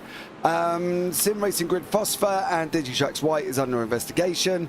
There is a warning to Digitrax White for not maintaining a reasonable pacing speed, causing an accordion effect with the vehicles behind. And there we go. They're on a warning. Yes, there may be some more of them, by the way, because on the actual restart of this, there was a real big stack up in the background on the front straight, so there could be more to come on that front. Meanwhile, TSRC Esports are now in third, and what I believe to be the lead of the race. Generally, when the RPM racing cars are taken out of things because they're still yet to make a stop. However, these guys also can't be that far away from a stop, because Justin Nair, for example, came in on lap 8 and Southwood came in lap 17. That is 30 and 21 laps respectively away from now, as RPM Racing Red 2 come in for the lead along with the blue team. This will now be the battle for the lead, with Anam actually leading the entire race. How bizarre. Here goes Southwood though, trying to take that away from him. Yeah, June Robos will be out in front no matter how brief it's going to be. But he is out in front. The leaders have gone 39 laps. That did include 2 safety cars. So, you know, fair credit to them. They've gone a long while. But yeah, Robos is leading the overall, as a am. So fair play to him there on that one. A change for the lead in GT4, by the way. ART Sim Racing 4 went off the road, and they are now in second behind the Motor Racing Academy team, who were, as you say, under investigation for exiting a closed pit, but they were absolved from any responsibility there. This is what happened to Cas Brickhuizen in the Mercedes. He just gets on the power a bit too early and runs wide through the grass. Yeah, just a simple error, unfortunately, and around he went, and that was basically all she wrote. There was nothing else he could do. RPM Purple, there you go, it has picked up where it is at the moment, so that's all sorted itself out. TCRs, we got Bertolucci, Kieran Sharp, McKinsey, Acatella and JM Gomez. We've also got Michael Darby of the GT4s in and around this group. He has got 4.5 seconds to catch up with Gomez, who is 2.2 behind Acatella, who's closing in on McKinsey and Sharp. And Bertolucci, we got Phantom, Phoenix and Phosphor from the Sim Racing Grid teams leading the TCRs. So yeah, great job from everybody at the moment, but there is that battle up front that's getting quite chaotic. Indeed, because they are now in traffic again. You can see the circuit pretty much filled with race cars again. It's very much like the first part of this race. We're into traffic all over again here at Sonoma. By the way, just as they're doing that, a third retirement to tell you about, this time for Stage 1 racing, and Hans Blanker in the McLaren. We saw him drive into the pit lane and then he stopped in there for ages. Don't really know why, but they have now retired. That's the first GT3 out of the race so far today, and the third car over the race. Out of the race, as well as the RPM Racing Purple car makes their way past the first of those TCRs. Some more GT4s to come as well, because don't forget that some of the GT4s haven't long got through on the TCRs themselves. Yeah, I'm trying to see if there was anything from Hans Blanker, and I can't actually see anything. Not quite sure. Fine to me. Yeah, maybe just, I don't know. Can't answer the question on that one. Battle in the GT4s. This is Miles Owens from Simrace Sweden. He has got basically Lars Moldenhaar behind him from Tilt Freak Racing by TeamSpeak. So this is a battle still in the GT4s. Whoa. Goodness me. Not a good Miles way of doing Owens that. was trying to be nice, but he very nearly, well, he certainly got the Porsche into the wet stuff. He very nearly sideswiped them straight off the road there. I understand the willingness there for Miles Owens, and fair play to him for wanting to be nice, but actually sometimes trying to move out the way can actually move you straight into someone, and it very nearly did there. Yeah, it did, but it didn't leave Lars from Talk Freak. You know, he still tucked him right behind him, so they're still fighting it out for 4th and 5th in class. TCRs, they're getting very, very interesting indeed here. Sharp's kind of in the middle, he's a bit under attack. Yeah, I'm still questioning the TSRC esports strategy today, but you know, Andrew Pike's watching, so Be nice. I'll be fine in my Well, he in said, my complaints. listen, But he said they can be cut out in these situations. So we're talking about the splash and dashes. So, and they did go in for a fuel top up. So they're still all to play for. Oh no! No! Off the road for Sim Racing Phoenix, and have they avoided the wall on the drag strip? Not sure. Logan McKenzie will get up the grass bank and he'll get back down again here. He will get back onto the circuit, thankfully, but is he okay? It looks like he probably is. Let's have another look here. What happened? Sharp on the very... Oh, that's a difficult one to call again. Does he avoid the wall? Oh, just... Oh, he's very lucky. Yeah, Dakota Knapp has also gone off circuit here. Not entirely sure why in the GT3 Pro. While that was all going on, there was a lead change. Overall as well, my goodness, Dakota Knapp had a big snap there. Yeah, he did. Southfield's now in front overall. So great job from him.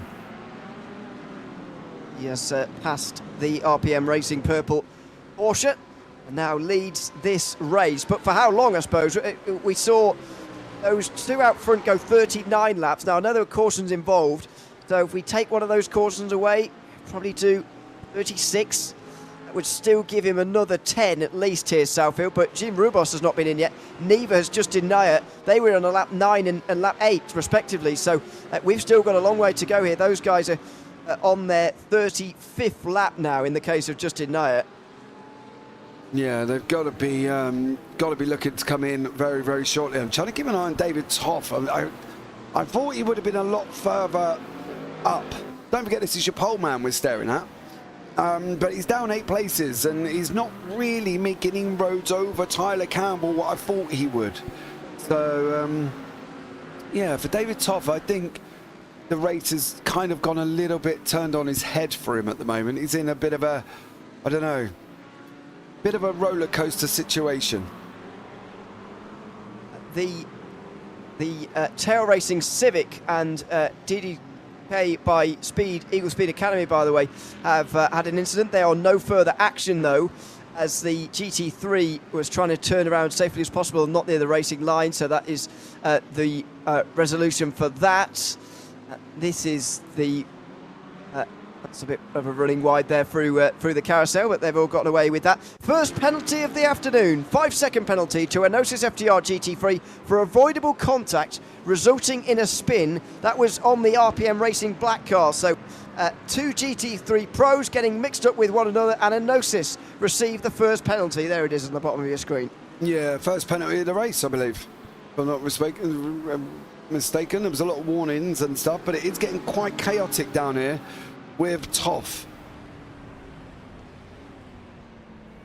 Is that spray because we're raining, or is that spray just off the cars still in front? It's got to be spray off the cars in front, isn't it?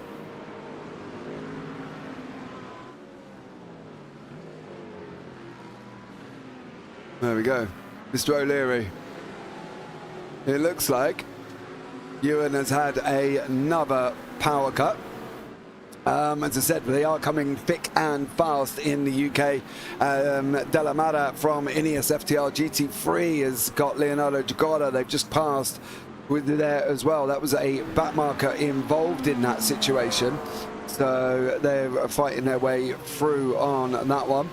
Archer is in front at this moment in time currently. So there's still action taking place. Not a massive amount for place action. This is Connor Acatella. He's chasing down the TSRC of Kieran Sharp. So there we go on that one. Just waiting for Mr. O'Leary to get back in after his power incident. And hopefully he'll be back in the booth, because otherwise he's got 2 hours, 38 minutes of me. But is he still here? No, he's not. So there we go.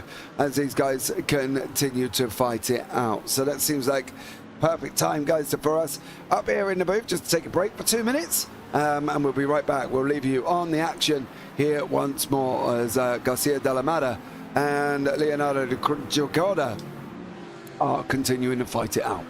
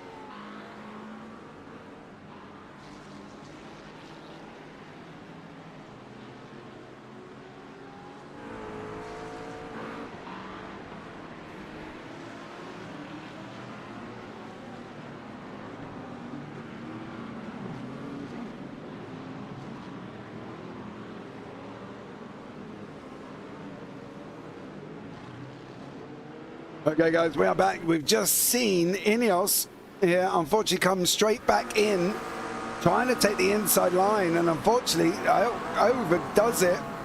And around he goes, unfortunately, there for Alejandro. And he's gone round off the side of the circuit there as well. He's going to have to try and fight his way back on that one. Mr. O'Leary's back in the booth with us as we check up front with Justin Neyer and Jean Robos, who are still fighting out for the lead of the race. Mr. O'Leary, are you back? I am indeed. Good job. We're only one down. 1 hour and 20 in. I'm quite pleased with that, to be honest. We did think it was going to be a lot worse. So Oh, I had about 3 in the preceding 30 minutes for this broadcast. So yeah, I mean, I'm going well for the moment, but I'll stay quiet just in case I invoke it to be worse. Yeah, it's been it's a big lead now, isn't it, for TSRC Esports at front, 6.5 seconds. And the reason I point it out is because we were seeing that battle for second place. And don't forget, Southfield recently overtook the ART sim racing car and indeed the GT3 AM leader to get into the lead, and that's the gap already being created. Yeah, Alejandro now is driving angry. He's off the side of the circuit again. He's just had a spin, and I think he's going to be he's got his old red mist on. David Toff with Alejandro. He's going to go around the outside, is he? Or is Alejandro going to force him out side by side at this moment in time? And they're still battling it out on the rundown from turn 8 through 9. Going to be going down into the hairpin. David Toff and a very red misty Alejandro at this moment in time. Yeah, certainly. And he's got to be careful. It doesn't get worse either here as they go down in towards the hairpin again. You can see the dry line, by the way, getting a lot thicker now. It's a lot less of a worry. Now, it is a real worry if you start to go off the road, and then you'll be going off the road even quicker because the offline is still very damp. But look at this, the temperature's rising. Although not quickly. It's 5 to 11 in the morning, and the rain is very much being blown away at the moment. As far as the forecast we saw at the start of this race, it doesn't look like it is going to rain again here in this race. No, it doesn't. I think it's going to be should be dry for the rest of the I'll say the rest of the evening. We've got 2 hours and 33 minutes to go. The rest of this race, I think that's going to be the thing that's going to be incoming. It will be dry, so I don't expect any further issues for any of these drivers whatsoever. I am surprised that Digitrax Black are still out on wet tyres, as are Evan Krautfield and the Apex's Lava Tail Racing AMG. Yes. I am shocked by that. So, yeah, I am as well. So much so, I'm always believing it's a mistake, but it kind of can't be, can it? We see the tyre tread there. Just to see if we can see it. Stick around a left-hander, really, for it to stick out the right way. So, left-hander coming up will be good. Here we go. There'll be one in a second. Although it's not very much. Yeah, I can't really see, to be honest. No, I'm trying to see if there's another angle, but unfortunately, it looks like we might be just guessing off this one.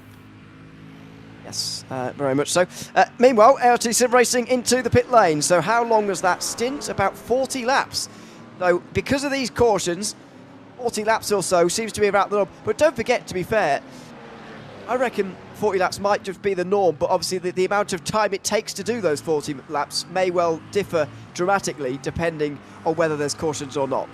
Yeah, I think we've worked out if there's cautions, these guys are going to be going a lot longer, right? Let's face it, we have just seen that as well, as some of them didn't actually pit at all, have we? Cacello's only just coming in, has only been in for his first one. So, yeah, still a lot all to play for. RBM Red and Black in 8th and 9th at the moment. That's Charlie Nilsson. And in the red car, and Patrick Gannon has taken over the black car. So, yeah, driver swaps going on there. Yep. Those two running around in 8th and 9th at the moment, having recently got into their respective cars. So going all right for those two at the moment, as we're really settling in now to a green flag room, which is good to see. An hour and a half into this race, the 4 hours of Sonoma, part of the Trophi.ai FTR GT series here this season.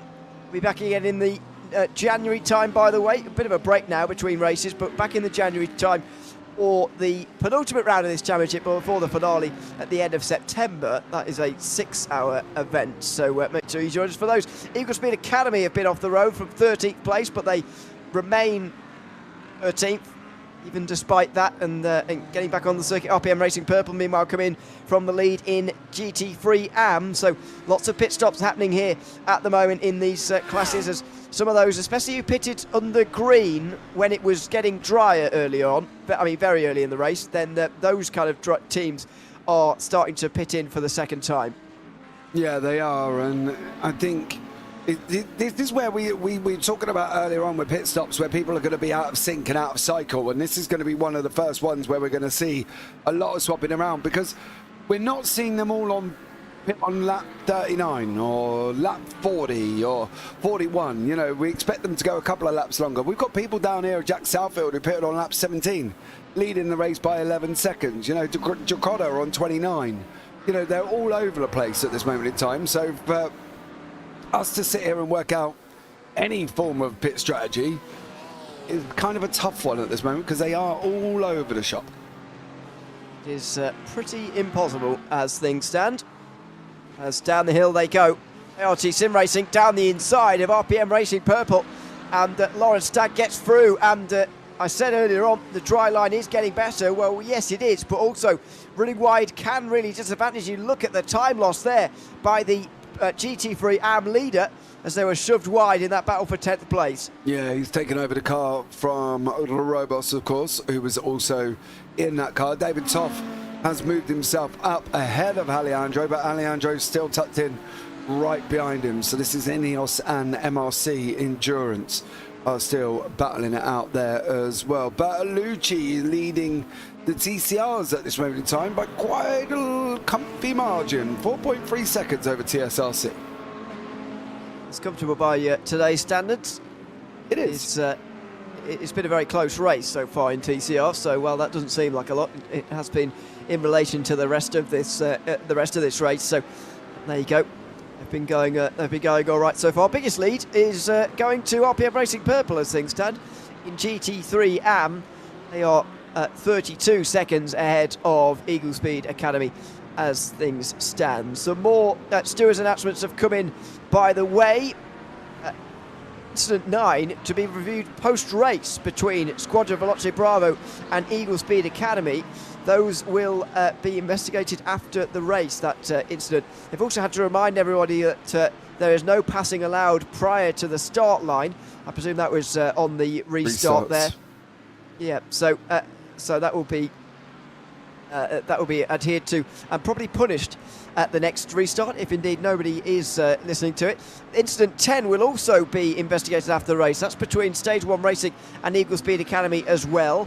And Incident 11 is currently under investigation between Sunday Drivers and MRC Endurance Team. David Toff, we were talking about making it from bad to worse. Unfortunately, it looks like he may have done, if indeed that results in a penalty, that is. But we did see him driving maybe a little bit erratically just on that restart there. He seems to have settled down a bit now, and he's driving well again in 5th place, trying to recover some of those positions lost under that previous caution. Yeah, he is at this moment in time. He's sitting in 5th overall, so great job from him. Stefan Le Guen is well out of shape here. He has got a GT3 in front of him, which isn't for position, because Equipment Geek are actually behind them on track, but also he's in with GT4s. So if that makes any sense whatsoever, because Torque Freak are up the road, and there is Stefan there trying to chase him down for position. So that's a GT3, GT4 positional fight on the racetrack. I hope Jack you got Southfield that. is in. I understood anyway. Jack Southfield is in, by the way. That was about 35 laps for him. So another pit stop coming in now for TSRC Esports in GT3. I wonder whether we're going to get a run long enough here for everybody to have to pit under green here. We're not that far away from achieving it. The guys who pitted longest to go now are 23 laps into their stint. So just over halfway now as Aspire Competition cycle themselves back to the front again. Yeah, they pit on lap 29. So it was a 35 lap run for Southfield, because he was in on lap 17, which was under pace car. Then we had another pace car, so he still got 2 pace cars in. I think if we took away the pace cars that we have had, I reckon it could only be 32 maybe laps that they might be able to go on fuel. So for these guys, 29, 59, round about lap 60, 61. Yeah, they might have to pit as early as that. See, because it depends if we get another safety car, obviously, doesn't it? Oh no, of course, that would completely throw all the current projections out the window for sure. So we'll see about that. Lots of clear road ahead of him, by the way, here at the moment, Leonardo Giacotta. I know he is just behind a GT3 at the moment that has just come out the pit lane. However, apart from that, look at the track space in front. The next slower class car is a GT4 going round turn 1 now, and they're coming around the final corner. They've got the length of the entire front straight here, which I know is not that long around Sonoma, but even so, it's a lot of clean space here as the GT3s get some rare laps on their own. Yeah, definitely. I do love the fact that the drag strip up the middle of this. That's absolutely amazing. Drag strip up the middle of this circuit as well. I didn't realise until the other week, actually, that there was one at Hockenheim. Really? You didn't realise? No. It was only when I was looking in, because my sons are looking to do drag bike racing. And it's the Europeans, and we've got to go to Hockenheim. I didn't actually realise there was one in Hockenheim. Wow. There we go. Yeah. There is that of course causing all the problems in if you remember the 2019 F1 race there. Everyone was sliding around because the drag grip for the drag racing is a lot different to Formula 1 grip, and in the wet they made them just slide all over the place, which was quite entertaining. A change of position for 5th place, so there were a couple of changes back there, and there might be one here as well for 3rd as MRC Endurance Team get down the inside and through they go into 3rd position.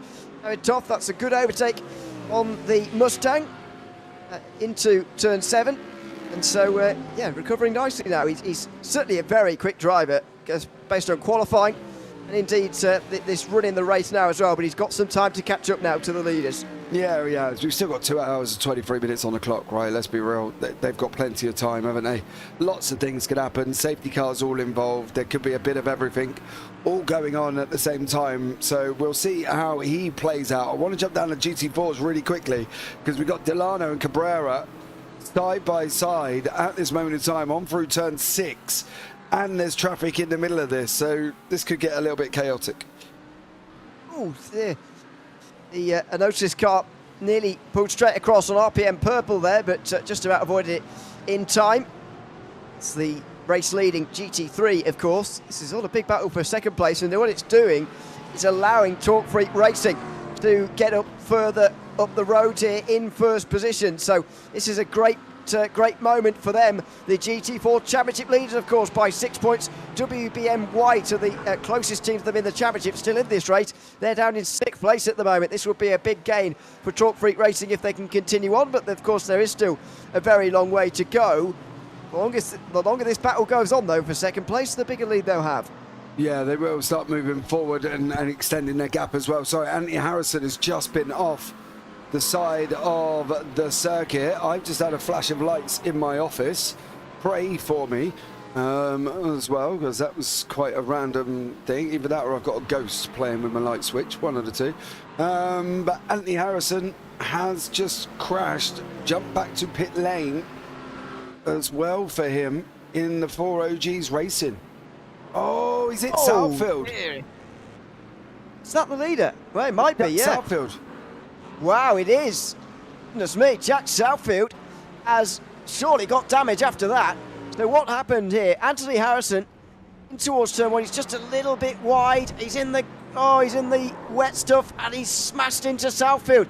I wonder if he was looking in his mirrors a little bit, seeing Southfield coming up on him and thinking, oh dear, this could be quite nasty, and actually he sent himself off the road. Now let's see, is there any damage? Surely there is for Southfield, and he might have gotten away with it. I think there is, slightly off centre, like 2-3 degrees, nothing major, but I think he still might have something. I think he might have copped something there for Jack. Let's see if we can get in. Where is he at the moment? You know, he's on quite a twisty bit.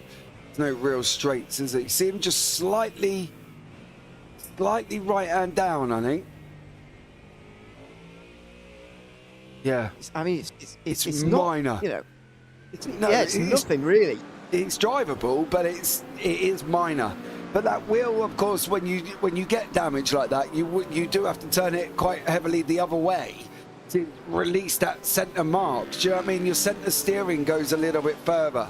It's a bit hard to understand, to explain, but I think most people who drive sim racing do get that situation. The slightly annoying thing, by the way, is that he's just been in, so he can't repair whatever damage there is for a very long time. Anyway, this is Gilles Philippart in the Porsche, heading towards turn 7, the inside of a TCR.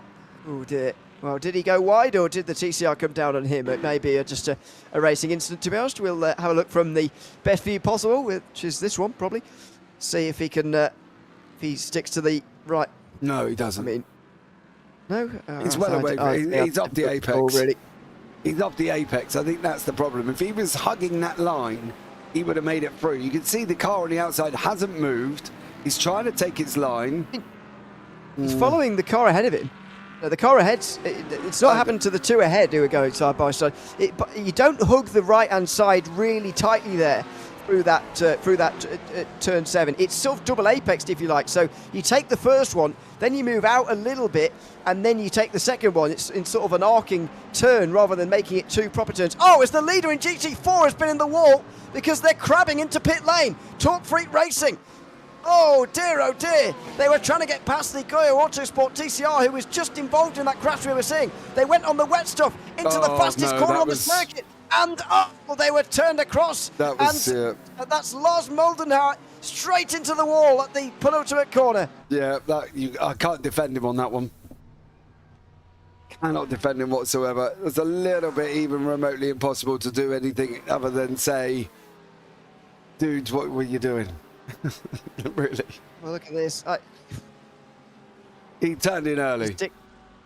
He sticks to the apex. I mean, to be honest, I wouldn't have gone for that move if I was Lars Moldenhauer. But anyway, he has done. I think they could have made it work, but unfortunately, he wasn't wide enough. He wasn't wide enough. No, I don't think so. You know what I mean? He's lucky himself to get away with that, to be honest. Yeah, I think it speaks volumes that this car has been involved in two incidents of the pretty much identical quality in a matter of moments there, and you know, maybe they'll be at fault for both of them, maybe just the one. But anyway, that is not a good sign for them, I'm afraid, as the battle in now lead. The GT4 continues on here. Yeah, Evan Cranfield found himself in third overall, right up behind Pablo Cabrera from Ineos and Simrace Sweden's Miles Owens. So, yeah, the closest battle on the racetrack is down in the GT4s at this moment in time. So, great job from all of these guys as well. Obviously, I know Miles from other series. We know Evan from a series. I don't know Pablo. So, hi, Pablo. Nice to meet you. Yeah, we know far too many sim racers, I think, is the long and the short. Yeah, we probably know, quite a few of this grid, to be blatantly honest with us. I was doing a series the other night where someone turned up and I thought, wow, I was commentating on you about 3 years ago and you popped out of nowhere suddenly. And I it's another name I've recognised. I wouldn't like to know how many people I know from sim racing, having just said their name. It's probably in the thousands. Quite scary, really. Into turn 4 they go, down the inside. That's the leader. A Spire competition coming through on the leaders in GT4. And wow, good save in the end, but he goes wide and loses quite a lot of time. Yeah, and now he's literally staying there. Miles Owens just managed to move out the way. Handsome Stu ever bringing his wit and acknowledgement and his, I don't know what else we can call it, into YouTube chat there as well. Thanks, Stu. Welcome in, bud. That's not going to... turn 7. Oh, that's not going to help. Oh, no. Dear. One of the GT3s blinking there. Just ahead of the huge-ass white car, by the way. That is the second-place car in the field, that Mustang. And further behind, Enosis are suddenly pretty much side-by-side with the Terra Racing AMG. So the battle for the lead is off for the moment because the battle for second is on, and Crowder couldn't quite get himself through there.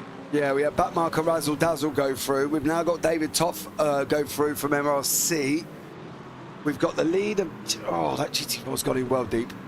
Oh, is he going to get the run out? Evan Craftfield now through that final corner. It's... Oh, I thought he might have had more of a run that. He did look a little bit quicker. But, you know, you can actually get away with going a bit deeper now than you could earlier on. Earlier on, you're right, that would have been certain loss of position for Enosis Esports, but actually that dry line is becoming so wide at the hairpin that actually you can get away with running in so deep there, and they have done on that occasion. So that's probably good for racing, to be honest, that there is wet lines either side of the dry line here, and it is especially treacherous down here, I seem to find. However, at turn 4 this is, however, for the most part, is actually pretty good for racing, that the dry line's pretty wide now. Yeah, it is. It's well developed, isn't it? People are able to get through without any problems. That GT4 battle that we thought was going to become well separated. Luciano Wittbot in the Motor Racing Academy car. No. Oh, God, no. Jesus Christ. He was coming in like a 747, wasn't he? Patrick Gannon. Oh, what have you done, sir? WBM White, by the way, GT4 have also been off just after this. Patrick Gannon, though, down the inside in towards the hairpin, and this is just a good move, although he's hit by the amp, and I think that was a lapping, by the way, the BMW who then hit him. This is WBM White. Have got a huge chance in the championship now, because the two ahead of them are both off and in the pit lane. One of them's out, and well, they're just running a bit wide. Parkerdine back on again now, but one of them is out of the race. The Talk Freak car still being repaired, of course, after a long time. So WBM White have got a huge opportunity. They're only, though, in 5th place at the moment. I'm not sure that would give them the championship lead as things stand. Yeah, I'm surprised that Lars is still in the session as well. I'm surprised Austin Tucker's still in there from Who Just Yellow. He's been in the pit lane for well over an hour. Not quite sure what damage or whatever the situation he's got. Damien Mitchell from Sim Racing Grid Phosphor is in pit lane. Battle developing back up in the GT3 Pros at the moment. This is Garcia and Gannon. So this is RPM Racing Black. And also Ineos FTR GT3. Obviously, Alejandro seems to have a bit of a red mist situation here as well. There's a 10-second penalty for TSRC Esports for avoidable contact. Who was that with? 399. Well, that's the TCR. Sorry, I thought you were talking about the Mustang. No, the TCR. Yeah, a couple more to tell you about, by the way. No further action between Sim Racing Grid and Phoenix. Sim Racing Grid Phoenix and TSRC Esports. That was an earlier incident. And then there was a secondary one. Oh, sorry, I'm reading wrong. The Sunday Drivers and MRC Endurance team had no further action. The TSRC Esports team did get a 10-second penalty, as you say, for contact with the Sim Racing Grid Phoenix car. There is also an investigation ongoing between Enosis and backmarker Razzle Dazzle, so that will be ongoing. Was that McKinsey, wasn't we'll it? try and figure out what happened to TSRC, but not sure where that was. Was that this? Ah, yes. Yeah, so they come down on the Sim Racing Grid Phoenix car there, and Logan McKinsey, as we saw at the time, very narrowly avoids the wall. So that was the TSRC incident there as well. Yep. But Evans got himself back onto Ineos in the GT4s. Southfield has made a couple of positions because Ineos has got into pit lane. Tyler Campbell has also got in for Fabulous Ford Skin as that Porsche manages to make his way through here. It's all very, very difficult, man, with traffic all over the place. This is what happens when you get a settled green flag run like this, though. It's pretty nicely spaced out, but it is very busy, because this circuit is about 90 seconds long in a GT3, just less than. And so you get through people very quickly. Romano, meanwhile, down the inside, as MRC Endurance team are into the pit lane. We're very much into the pit stop sort of swing of things now. Under green flag, we've gone just over 30 laps now, as you suspected. That was 33 laps from Toth. Dragotta and Giovanni Romano go on for a 34th here. Yeah, we did say it'd be in around 62, and it is generally bang on about 62 that they've started going on. So that does give us a 32 to 33 lap full green run when we're obviously not under caution whatsoever. So we'll keep an eye and see how that one goes. Some battle. This is down ART Sim Racing. This isn't a battle for position in class. It was actually that one I wanted, because Cabrera and Miles Owens and Evan Krautfield are all back together. Owens there, get a real slide and hit Cabrera on the way down the hill. Very close indeed to the Sim Race Sweden car. And here he goes. Cabrera's going to have a look here at turn 4. He could have this on the outside of turn 4. Is not where you want to be. And, oh, it's actually dried up a bit there. Owens making a good fist of things, but it's Enosis Esports who take the lead. Pablo Cabrera slides in front of Miles Owens and he gets the lead, and here goes Krautfield down the inside as well. Fantastic overtake from him in the Tail Racing AMG. We've got 2 past the Sim Race Sweden Mercedes as they go through turn 6 of the carousel. Now down towards 7. Looking for another move down the inside here. Does he make it? No, he doesn't. And the 3 of them stay single file round the hairpin at turn 7. Yeah, that was very, very close battle in this one, and Ineos still out in front. Apex second, well, the Apex is Lava is second, and Sim Race Sweden third. Miles Owens loses 2 spots there. It's how he's going to come back now, and how he's going to be able to stay with them. He's on lap 28, 38. Yeah, he's going to have to be pit lane, I would have thought. There goes 1, there goes 2. Owens carries on. Careful on the pit entry, by the way. It won't have been drying up anywhere near as much as the actual racetrack, as we got a driver change, by the way, for Aspire competition. Ken Copeland getting into that car for Leonardo Degota. That's another driver I recognise from another series, by the way. Ken Copeland. He'll be good to get out in a moment. Giovanni Romano is staying in the Mustang. So Charlie Lund-Nielsen is now going to lead. Then it will be Jack Southfield. Eunice will be third. So how has Southfield jumped Yeso Eunice? I'm not entirely sure. But all of a sudden, the red and where is the RPM Racing black car? It's miles behind now. Oh, sorry, they were on different strategies already, weren't they? The blue car I'm thinking about. Why is Yeso Eunice suddenly 20 seconds behind the RPM Racing red car when they were running nose to tail when they came in the pit lane? Hold on, I'm on a hunt. I will let you know. And see. Bear hunt. Bear hunt. We're going on a bear hunt. Oh, hold on. This is the only thing that's come up for Eunice. Go back that far, mind you. To be fair, it may not be anything. It may just be speed, to be honest. I mean, it really could well be, because this is the only thing he's done. That was a while ago. That it looks, the conditions look a lot different to now. So yeah, I think it must just be speed then, I suppose. I'm gonna say that Southfield's been in his own little ta-ta-tas as well, hasn't he? So for him, by the way, I'm amazed he's still going well with that damage, having been smacked the way he was at turn 1. I can't believe it, to be honest. Yeah, I think he is off centre, but by the minutest amounts. But Jack's not silly. You know, I've watched Jack in multiple different cars in multiple series for TSRC, and he's not crazy. He knows what he's doing. Do you know what I mean? He's another driver at 6.1k. He ain't that high for no reason. You know, and I think that's the thing. He can lead this without any problems. He is solo, so whether or not the fatigue will kick in and the tiredness might kick in a little bit later, but I think for a minute, he's in with a shot. He's definitely in with that shot. But this is going to be the recovery drive that we might see. RPM Racing Black have had a rotten start. Patrick Gannon, Richard Corval, not ideal. You say that, but they're on completely the opposite strategy to the red team. This is what's so interesting about the two championship rivals in GT3 Pro. Well, yeah, but when things filter out, they're actually not very far behind. So it depends whether at the end of the race the field is going to look like this on this half of the cycle, or is it going to look like the other half, where Black are very, very close to red indeed, and it's you know, someone like Jack Southfield leading the race, or maybe someone else like, you know, the Aspire competition McLaren. If they're leading, if it's on that half of the strategy, then this car could be in the top 5 easily.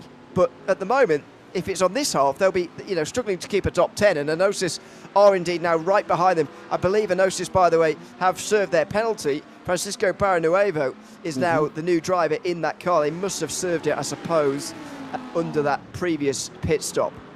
Owens is in now. Trying to find Krautfield. Who do we want, actually? We don't want Krautfield, do we? We don't even want that BMW. It was Ineos that's in. Here, yeah, by the way. Gorka Arakistan, I'm going to say. Excuse me if I've said it wrong, Gorka, let me know.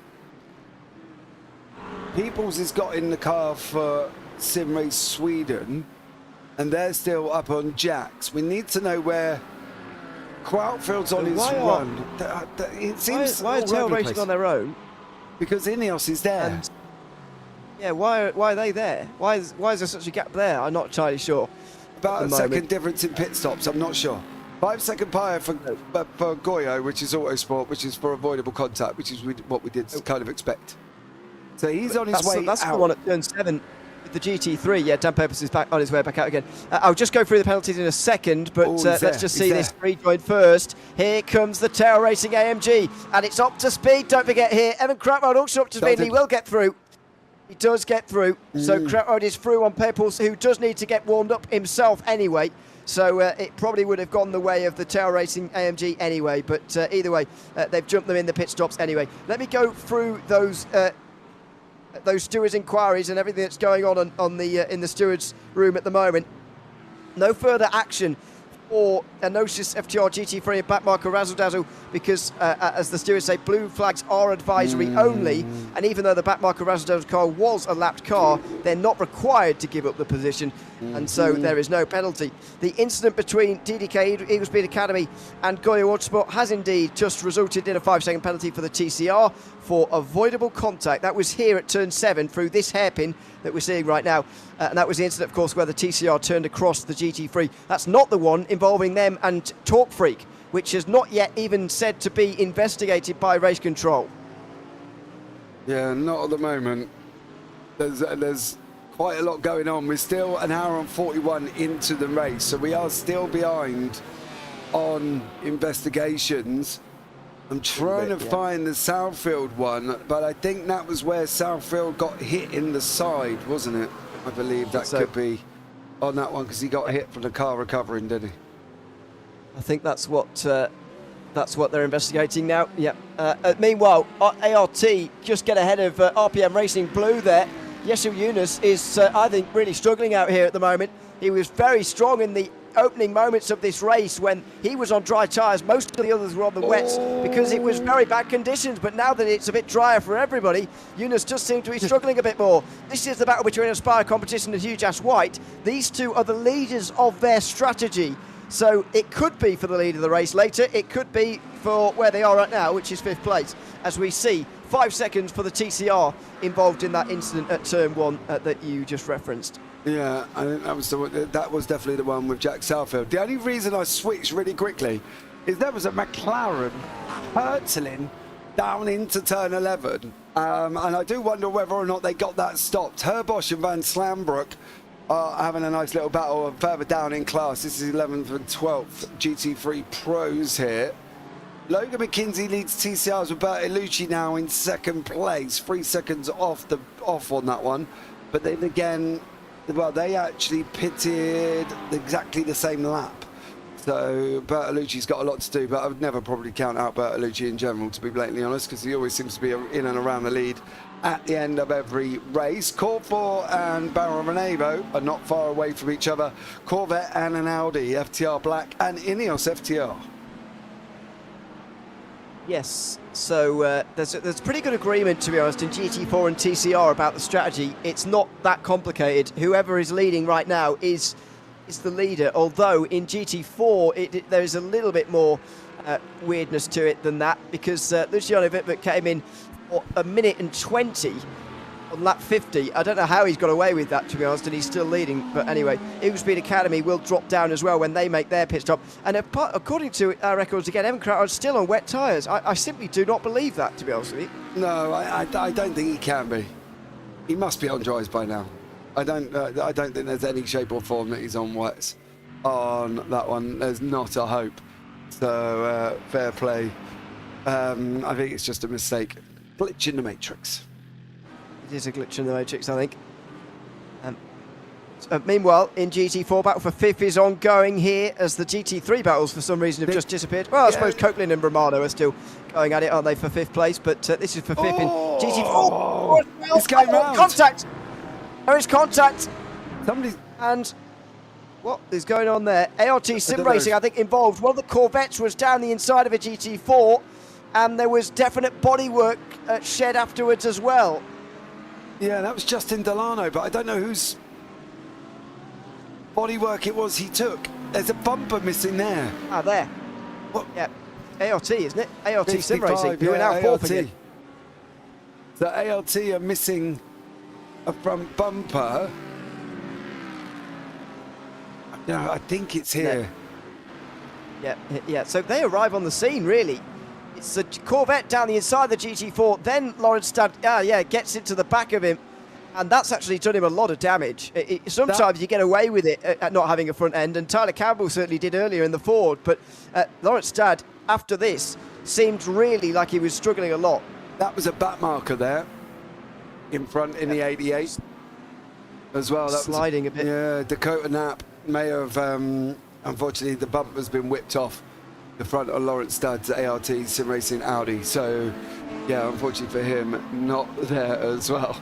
On that one. I've just seen your message, Mr. O'Leary. Thank you. That's okay. There's football results flying in, and I'm flying across the room as a result. Well, yeah, you're chuffed. Basically, guys, he's a Nottingham Forest fan, and Nottingham Forest have just beat Man United 3-2. So, congratulations, Mr. O'Leary. Do you know the last time we did that, by the way? 1960s. It was a long time ago. It was 11,000 days ago, nearly. No, that's a lot of days. I don't know how many years that is. 4, but isn't it? 4 years? 4 years ago? 11,000? Oh, 11,000. Oh, sorry, I thought you said, 1,100. Never mind. Anyway, long time ago. 11,000. Yeah, Spurs have got Chelsea That's tomorrow. 40 years. Yeah, 1960s then, I said. I was right. Yeah, but 1960 wasn't 40 years ago. 65? 75? 80, 85? Oh, I don't know. 85? 85? Oh, I've got no idea, to be honest. It's 30 years, by the way. 11,000. So there you go. So it's 30 since the 90s, 1994. There you go. It has. Pit stops happening ahead of these two, by the way. We're getting towards the end of another cycle again as we, by the way, complete the first 2 hours of this race. We're halfway through here at Sonoma in the Trophi.ai FTR events GT Series here in Season 8. On board with Giovanni Romano, the huge-ass white Mustang. As I mentioned earlier, this could be for the lead, depending on how the pit stops work out in the future.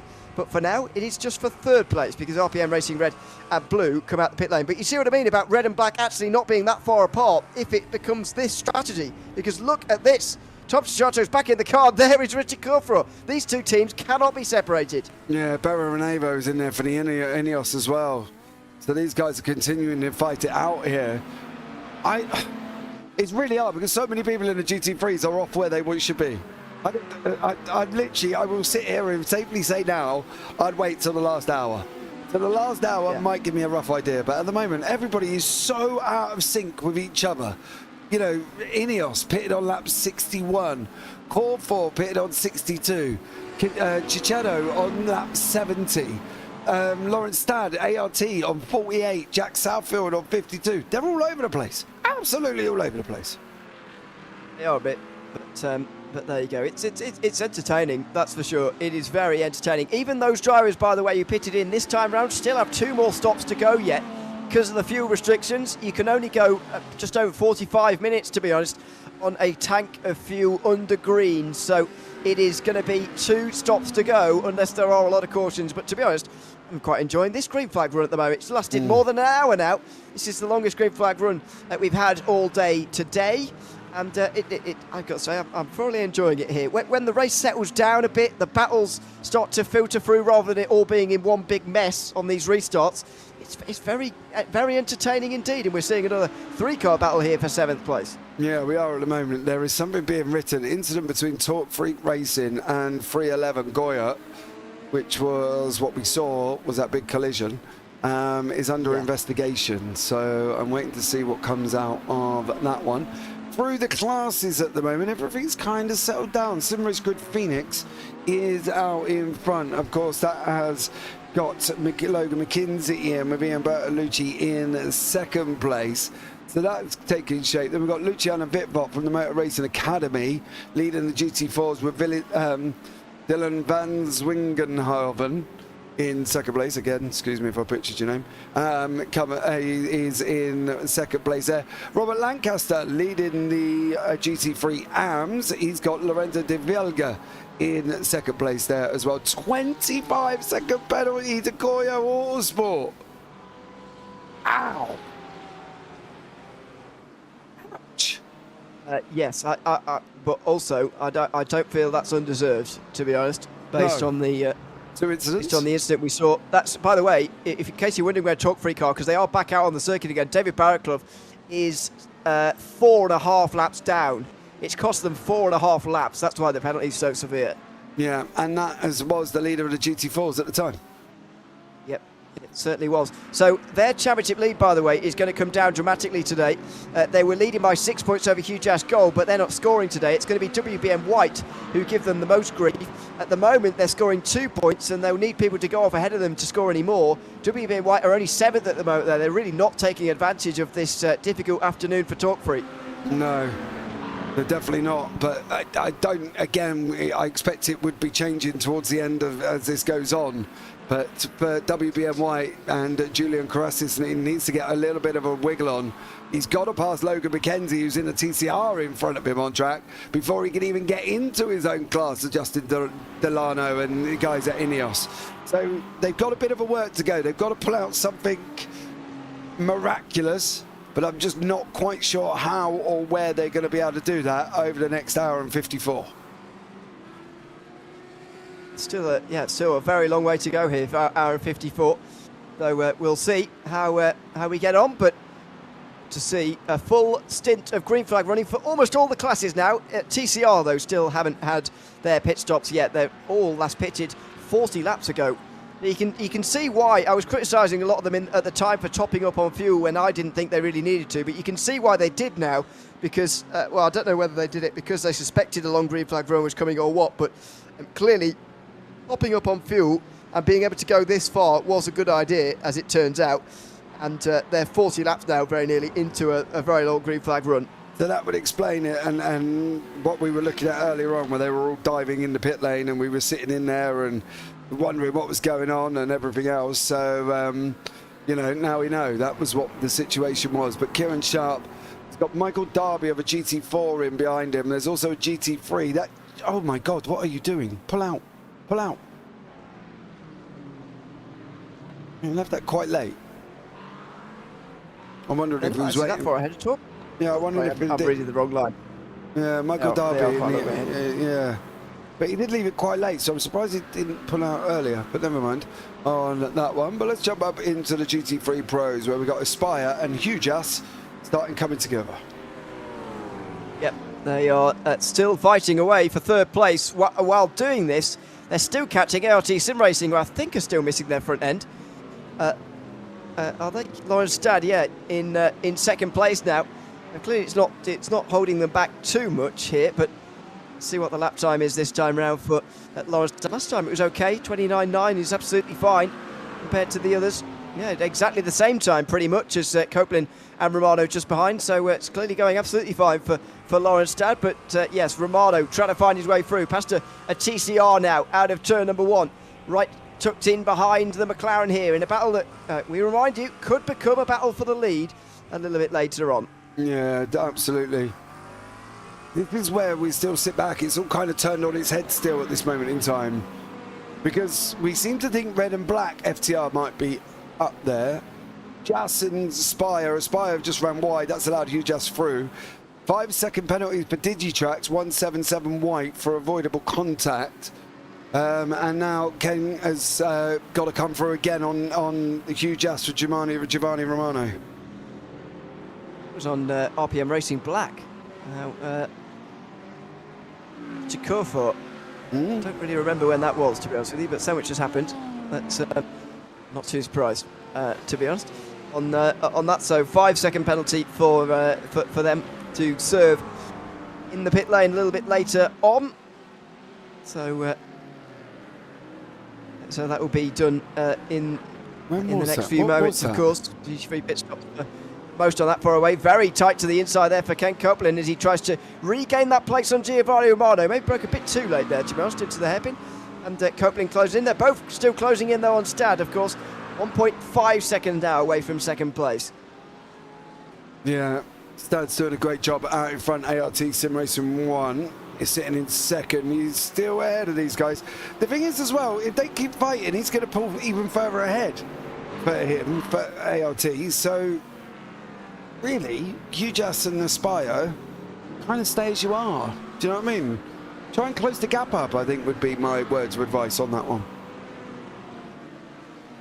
I'm sure they will.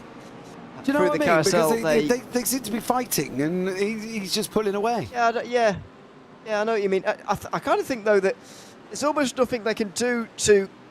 well, I suppose they could catch ART, but actually there's not much they can do about catching the strategy of Jack Southfield. A lot of the gap that's been... that TSRC Esports have got, and I'm not taking anything away from Jack Southfield here, but it's been created by the different strategy that he's taking on here. Now, there's not a lot they can do to close in 25 seconds or so to Southfield, I don't think. Even if they do work together, I don't think they can catch that up. So, actually, does it really matter? I think it probably is worth just forgetting about Southfield at the moment and battling between yourselves, because you're kind of hoping for cautions to fall your way to catch Southfield at the moment, even if you do work together, in my opinion. It's only a 31-second pit lane time, and at the moment, Southfield's 23 seconds ahead. So if they fight and continue to fight, he could get that gap, go in pit lane, get tyres on, get everything else, get out again.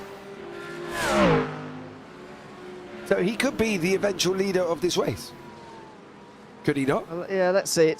I think there's at least three strategies that can work out at the moment to filter out into the lead, but we just don't know which one it's going to be for the moment. Tyler Campbell still pushing on here for Fabulous Fordskin Racing, and MRC Endurance Team still in 5th place. Now, they're being dived though by Campbell. They've made it work. It's not off anymore. Sorry, it's Jack Wyborn in the 93. And he's out in the wet stuff and the grass now on the outside through turn 5. Around the carousel at 6. He's on the inside on the better line. He's got to be careful shoving out the Mustang like that. He gets away with it though. He'll get away with that, and he will hold on to 5th place narrowly though. Yeah, narrowly, because he comes back down at the inside. Campbell sent it in deep. Missed the braking point. Didn't quite get the car stopped. Now Wyburn's there again. He's got the position out in front for MRC. Tyler's tucked in behind him there. Still fighting out. There's TCRs up the road currently at this moment, so there's back markers involved in that one. That's Sim Racing Grid Phosphor, and these guys continuing to fight. So are you just White. They're all still fighting, and Southfield's now 25 seconds, 1.7 seconds over the last lap and a half. He's just pulled out on these guys because where they continue to fight. But also, because they're on such different parts of the circuit, they can actually get involved in a lot more traffic than he could have on a lap. I mean, you know, when you see the gaps below 10 seconds, you're pretty much getting the same traffic in a battle. But for Southfield and that 3 behind, they're actually getting very different experiences in traffic on each lap as well, so that makes it complicated. Tail Racing, meanwhile, are up to 2nd place. Not only has Evan Crowder got away from Dan Purples, but he's actually overtaken Eagle Speed Academy Esports now. There is some disagreement in GT4 about what strategy is the best, and Luciano Vitva at the moment has got 30 seconds in front. He pitted, though, 10 laps before the Tail or Simrace Sweden cars did, so that's all to filter out and figure out as well.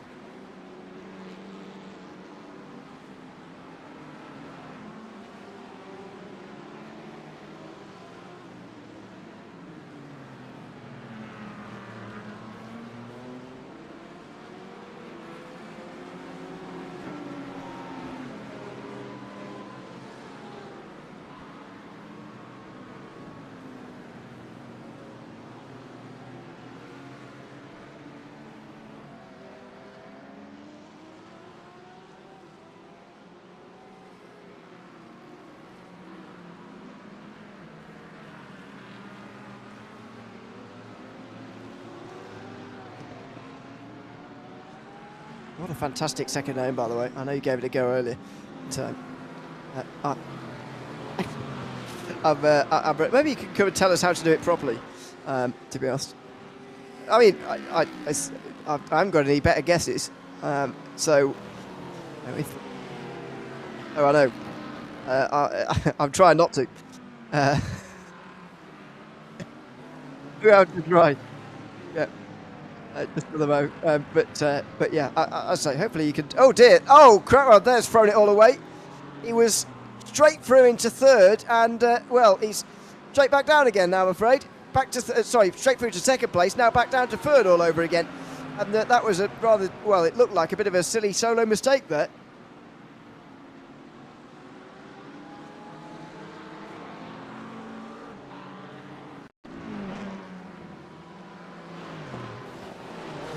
Looks like it.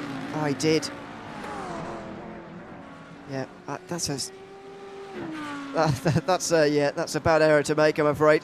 You wouldn't normally see that from him, really, but there you go. He's made the error, and he's now back in this battle again for second place. I still can't quite work out, to be honest, how Luciano Viva is leading this race by such a long way, because he's pitted 10 laps before the others. I really don't understand, to be honest, but especially considering his pit stop was a minute 20. That's what I don't understand even further, but anyway.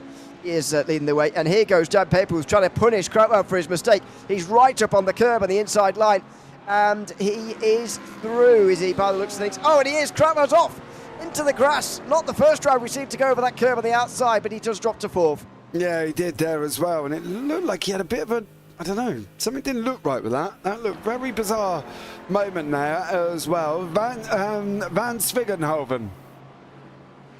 Just to let you know. Keep. Van Zwigenhoven. Right. The English way of pronouncing it. Van Zwigenhoven is the Dutch way. Is he? Do we know he's Dutch? No, he's Belgian. Belgian flag next to his name, but he might be from the Dutch-speaking part of Belgium. So we really can't. I like to think that we've done our bit here, Mr. O'Leary. We've gone out and done, and we've gone out and researched it, and I like to think that we've done enough. So, I don't feel we could do any more. Give it a go. Yeah, we've given the old college try. That's what I'd like to say. Yeah. Here we go. God. Oh, hello. Krautwell there. How to go. Or at least a look on Dan Paypals. Couldn't quite get through, though. There is a danger that these two fight so hard between each other that they let the Eagle car get away, but that's not quite happened just for the moment. Who's driving the Eagle car? Van Zwigenhoven. Hey! We're having trouble. In towards turn 7 they go, and will Paypals have to defend in the way that Krautwell did a lap ago? No.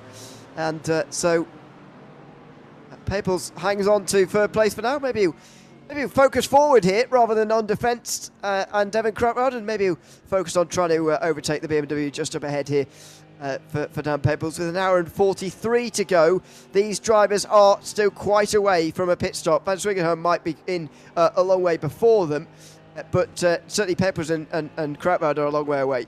Yeah, that BMW's got some Garfy tank on it, so that's why I put it round about 83, 84. Would give it a good old try, considering he pitted on 47. So that's going to give him about 38 laps. 38 laps. I reckon 84.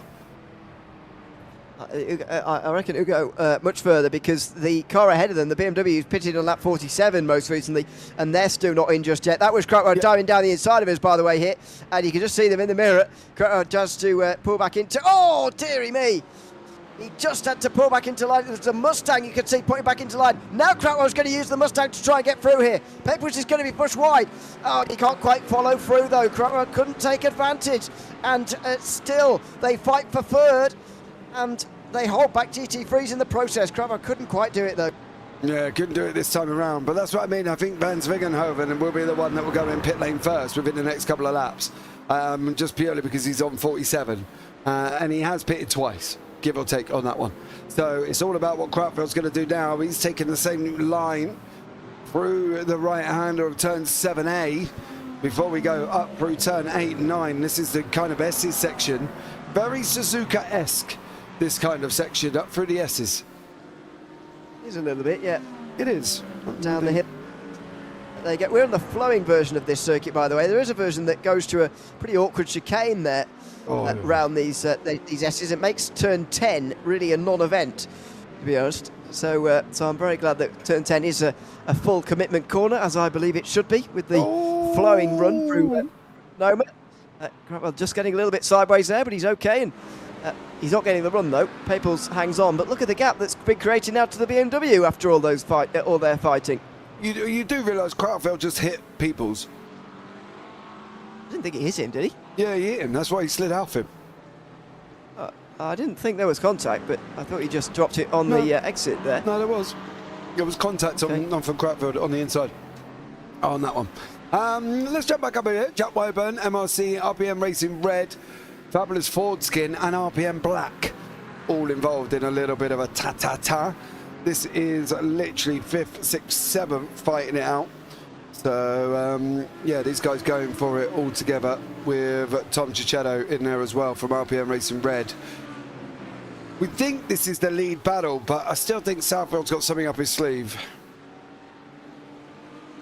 It's very difficult to tell how this is going to fall at the moment. I think the problem for Southfield, though, is that he might well have 2 more stops to go after this one, and the others, like Romano and Copeland, may only have 1 more.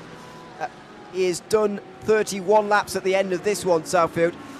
The others will be able to go another 10 laps further. That will get them to an hour and a half. And he's in now, indeed. So 31 laps is all Southfield can do. I don't think there are 62 laps remaining. I think there are more than that. Unless there are cautions, I think Southfield's got 2 more stops to go after this one. I think Huge and Aspire Competition may only have 1 more after this one.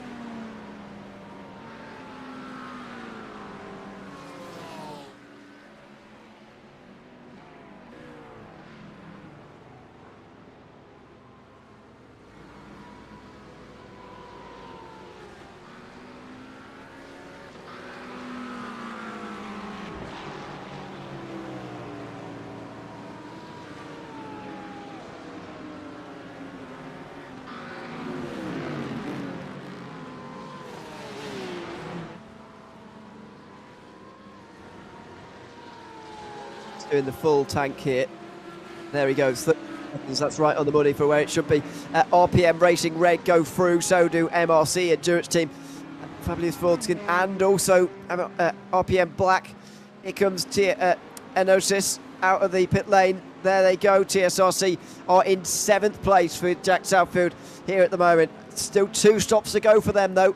Whereas, to be fair, everybody other than the top 2 will have 2 more stops remaining as well. In fact, I think everybody in the field has got 2 more stops remaining, actually. In the field, right? I think this is the corrected order. If it goes green to the end, I think this is how it will play out. You reckon it's going to stay like this? Well, okay, let me revise that slightly. Southfield's last stop is going to be the shortest of everybody, so he will jump up.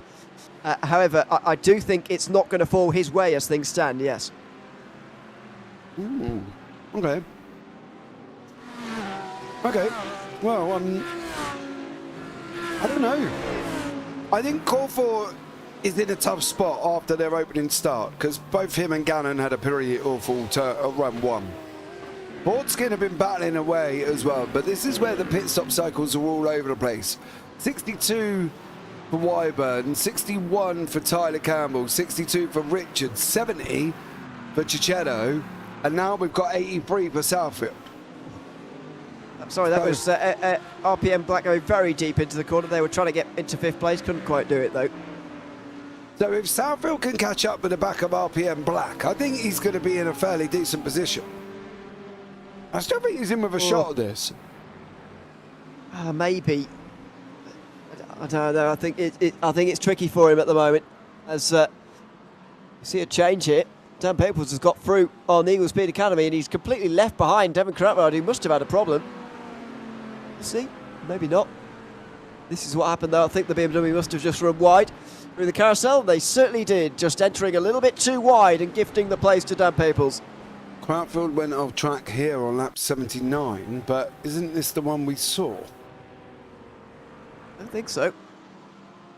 No, it isn't. Oh, they were hit by a TCR. And that might be, is that the leading TCR as well?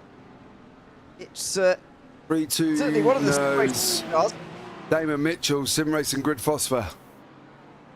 So they were at the front. It wasn't the leading car, though.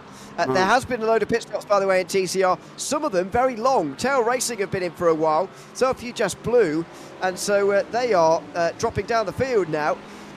It has corrected itself, though, with Sim Racing Grid Phoenix in the lead and David Johansson at the front as Eagle Speed Academy come in from GT4. Yeah, people starting to make their pit stop. 86. Well, it was close on the BMW. Not too far. 85, 84, 85, as said. Campbell still ahead of Corford from Black, RPM Racing Black and Ford Skin. This is the... Yeah, I'm going to have to let pit stops play out, I think, because this is the closest battle we've got on the racetrack at the moment. Some more stewards' decisions coming in, by the way. The incident between ART Sim Racing and Aspire Competition has had no further action. Aspire deemed to have left a car width available. One of the earlier incidents is under appeal. That is the 10-second penalty given to TSRC Esports TCR, who are arguing the toss on that one at the moment. Incident 19 is entered with a 5-second penalty to DDK by Eagle Speed Academy in the GT3 AMS. That's for avoidable contact with the Tail Racing Elantra in TCR. As we follow this battle in GT3, that's a move down the inside from Tyler Campbell. He needs to be careful. Leave space on the outside line, otherwise that's going to happen. And they both go off the road. Nobody wanted to give up. That was happening all day. Nobody wanted to give up room whatsoever there. From Campbell to Corford, not one of them wanted to give up. You can see as he goes through it, he just drifts out. Now they're going to start door banging. Campbell's going out and out and out and out and out. And Corford's going, I can't go anywhere else, mate. You know what I mean? I'm far left already. You're going to have to pull that big old boat back. Exactly, and to be honest, I don't see a way in which that's not Campbell's fault, to be honest with you. This, meanwhile, was Jack Ryborn in the MRC car, just in behind one of the GT4s. He gets through. He doesn't. Oh no! Oh, it's going to the wall. It's a big crash. The end of the tyre wall. That's the Ineos Gorka car. Oh, brother. So, well, yeah, but did Ryborn come across on the Mercedes? Let's see this again here. No. Oh, not really. No. The Mercedes just went straight, and then all of a sudden, he's not lodged in, because that would be horrendous. He can't get it into the pits. So what state is it in? Oh, you cannot tell me he has got away with that. That is outrageous. Come on. I can't believe it. I barely sneeze in an SR8 or SR10. I'm in the pit lane for 8 minutes. He goes full bore into a tyre barrier, and he's just like, get out. Is he just slightly off centre? Give over, Doctor. And he ain't even got front end. Look at that. That's a really badly damaged front end, and he's got away with it somehow. That is ridiculous. I'm sorry. As I say, I barely touch an SR8 into a barrier and I get 8 minutes of repairs. He thumps a tyre barrier at full speed and comes away scot-free. Maybe I should drive GT3s. That is quite outrageous. Well, fair play to them. Wow. RPM Racing Black is... It's Goya down again. At Campbell, and it is the Goya Autosport TCR again there. Oh, my. And meanwhile, Jack Southwood's up to 4th place because of that. It's just put Campbell round. What the bluebird indecision are you doing? You're literally not even paying attention. I think we're in MX5 rookies. What the Nora was going on there? Well, I don't know. Campbell dives in quite deep there to turn 2. I'm not so sure that's quite clear. He was alongside I'm not sure that's quite clear at all there. Let's have a look here. It's well alongside him. Look, he knows he's there. His front end is... I tell you what, if I could see that car from his front end, I tell you what, if I could see it in this to the left-hand side here, then it is all on him. I mean, he's well in front by the time there's contact made, but he's absolutely not well in front by the time he's turning into the corner. In fact, he's not even overlapping in any way. I'm not so sure that's clear cut at all there. And that, by the way, it's a different. I'm not. That's not clear cut at all. Look at the different line on the car. Look at that. He's alongside him. You can't tell me that I'm the biggest one for alongside. You can't tell me he was not alongside him at the moment he's turned in on him.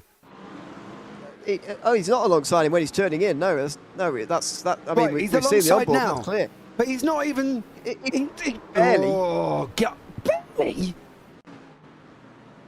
When there's contact made, he's definitely alongside. There's no doubt about that. But you could if you dive down the inside of anyone, you can make that claim. So I don't. That was rear to front. He was well alongside him. Oh, yeah, that's my point. It's rear to front when there's contact made, but that's because they're well through the corner, and Tyler Campbell's barely broke for turn 2, to be honest. I mean, he's dived so deep into the corner. I'll tell you what, we'll see what the stewards say before me and you end up having a ruck. We'll have a commentator's charity boxing match. After all this, yeah, should we have a charity? Set up a charity boxing match? Come on, want some? Anyway, that's not like the other two. Put it that way. I don't think. But I still reckon he's going to come out and get punished for that. Maybe, yeah, maybe. Because he still should have paid attention. And his angle of turning, no, he was not. Dude, he was not. Also, by the way, it's difficult to equate the previous incidents as well, because that's not even the same driver in the car. So that's very difficult to sort of make comparisons between the two because of that. But anyway, we will see what the stewards have to say about it a little bit later. This is on board with Ivo van der Linden, who I think is in behind one of the AMs at the moment. He is laps down, unfortunately, from the overall lead of this race. We're on lap 90 as things stand. He's on lap 88, so he is a couple of laps down after incidents. This is Justin Delano side by side with one of the GT4s. What's the nose? They're not leaving enough room. Why does this contact happen so much in our racing these days? Because they're not leaving. They basically what happens is they don't leave enough room, so they go out and then they get Velcro together. It's like magnets, and then all of a sudden that's exactly the same thing. Look, he isn't giving. There's two actions. One, the Mercedes could go out a little bit more, and one, the Porsche might be able to come in a little bit more. They're not giving each other room. And the problem is when you don't, you risk getting stuck together. Like you risk netcode and you risk all the other wonderful things that we see. But you risk it all. And they've risked it for a chocolate biscuit, and neither's come out on top. It's ridiculous. Give more room. Well, yeah, I think on that one, Justin Delano certainly did need to give a little bit more room. Otherwise, that contact wouldn't have happened. But I don't understand why this happens in iRacing so much more than in any other sim, or indeed in real life. It doesn't make a lot of sense to me, really. But anyway, RPM Racing Black are catching up in the battle for 4th overall, by the way, to Jack Southfield. Suddenly it's about 10 seconds off Tom Tuchato, but anyway, that's 3 different strategies in the top 4 right now, by the way. So QGS and Aspire competition on one strategy. Then we've got RPM Racing Red, who haven't pitted under any of the 2 cautions. They're on a separate strategy, and TSRC Esports were on a similar strategy to QGS and Aspire competition, but it's not quite the same. By the way, the front 2 must be due a pit stop in the next 3 laps or so, 3 or 4 laps. They got stuck together, it's beloved glue. He said, Justin said, inside car will always get punished. Sorry, inside relative to the line that the cars are travelling on. I don't know. Not sure I quite understand what that means. No, but I still think that he was alongside him. And they are getting stuck together like beloved glue. That's the problem. They get stuck together and go spinning across the front. We've seen it quite a few times. I'm just waiting to see if anything is coming out of this 5-second penalty to DDK by Eagle for avoidable contact. That was the last incident. That was incident 19. So yeah, let's see what goes on.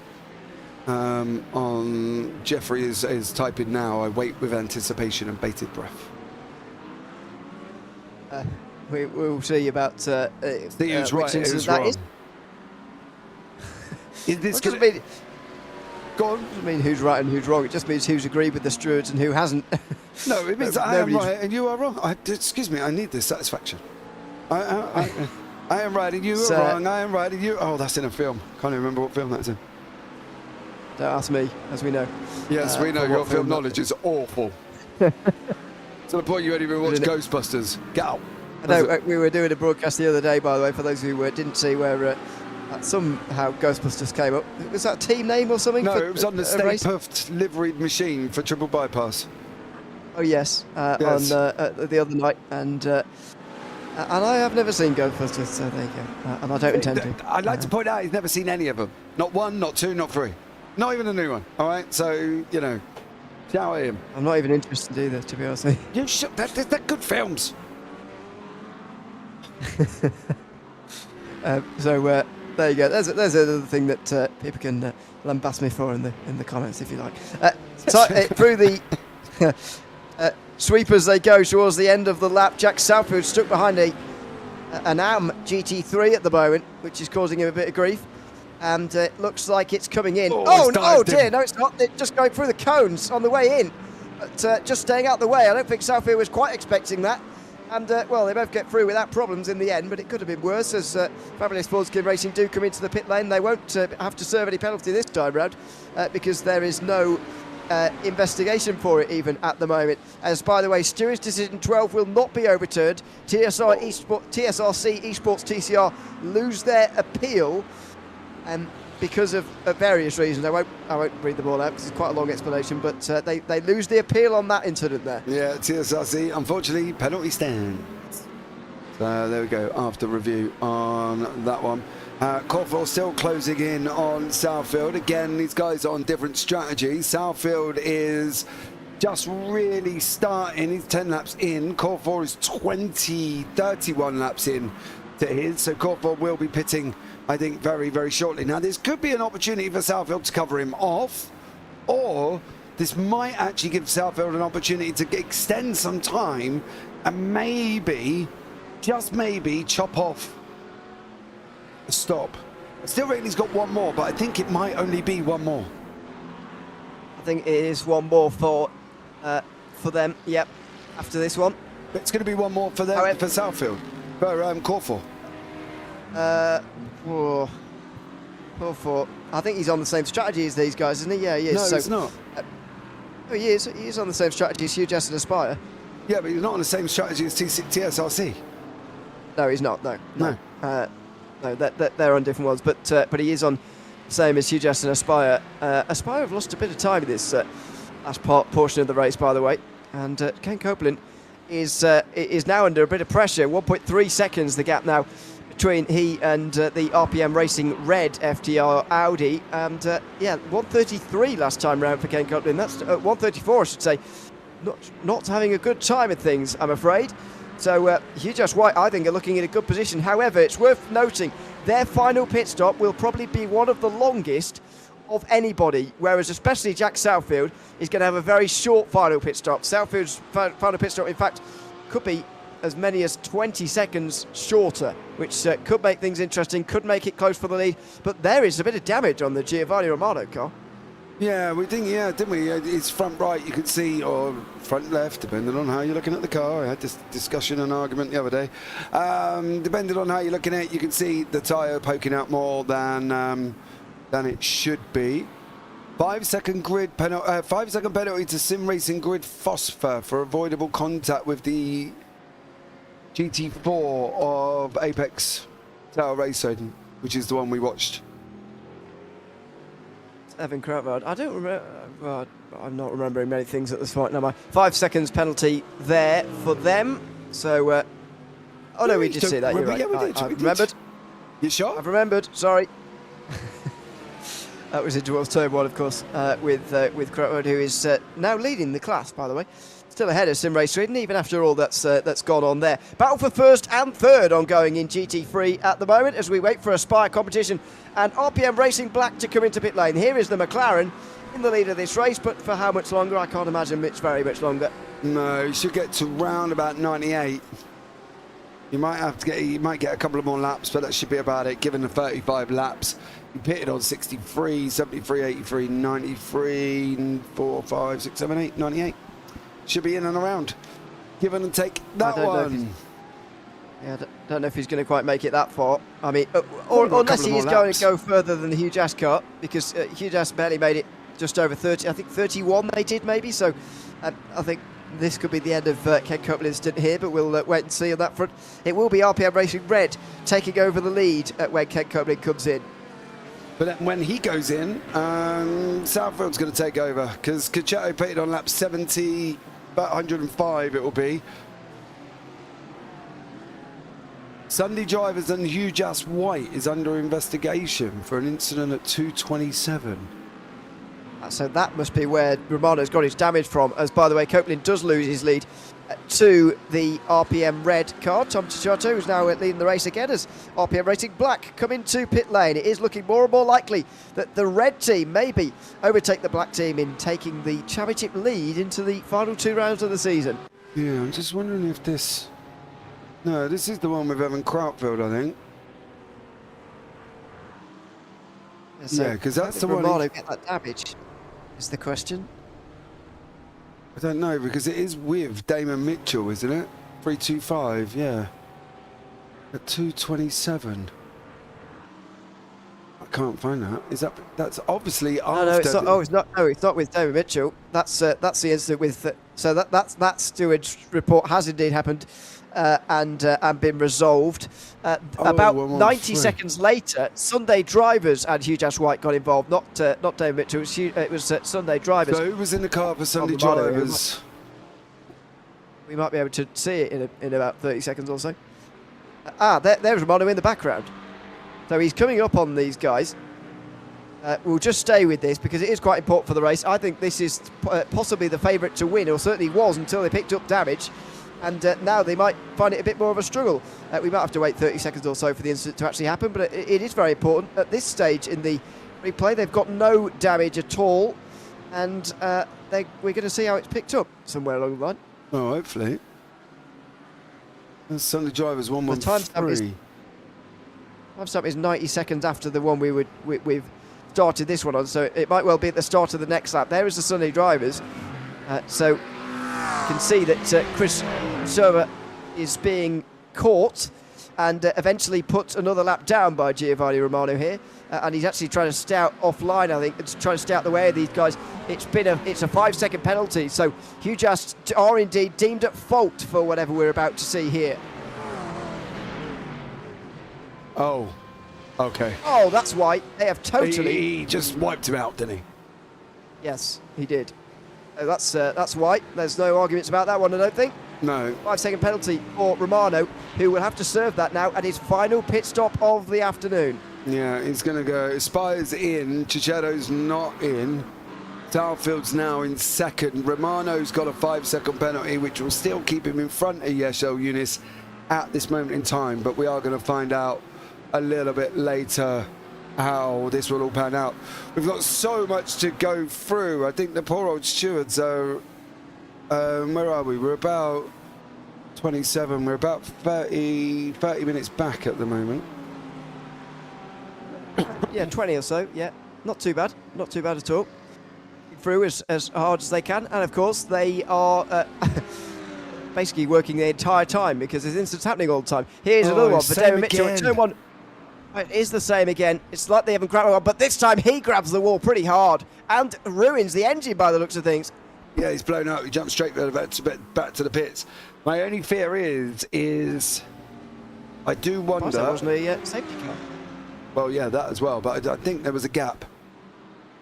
Yes. And maybe there was a gap in the marshal's post here. Yeah, there is. No, there was a gap between the two cars as well.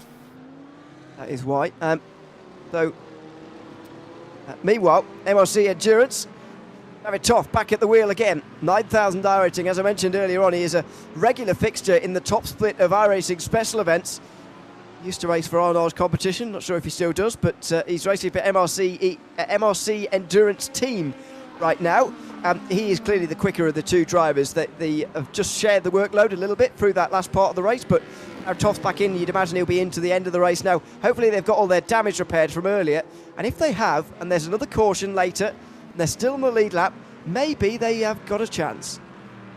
Maybe. Alex Marsh King here in the fabulous Ford Skin racing machine. Maybe. This, do you know, something's going to come out of this GT3 Pro that we're not expecting.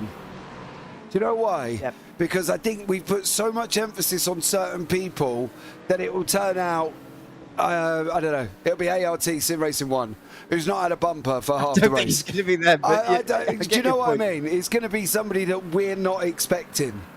And I think that's the thing that's going to come out of this. I think this is going to be not over and done with. Every other class seems to be settled. David Johansson, Sim Racing Grid, Phoenix leading the TCRs. Pikey's actually in the car for the Honda Civic. Matthew Mueller, Sim Racing Grid Phantom in third place. GT4, Dan Peoples out in front. Luciano Vitvot in second.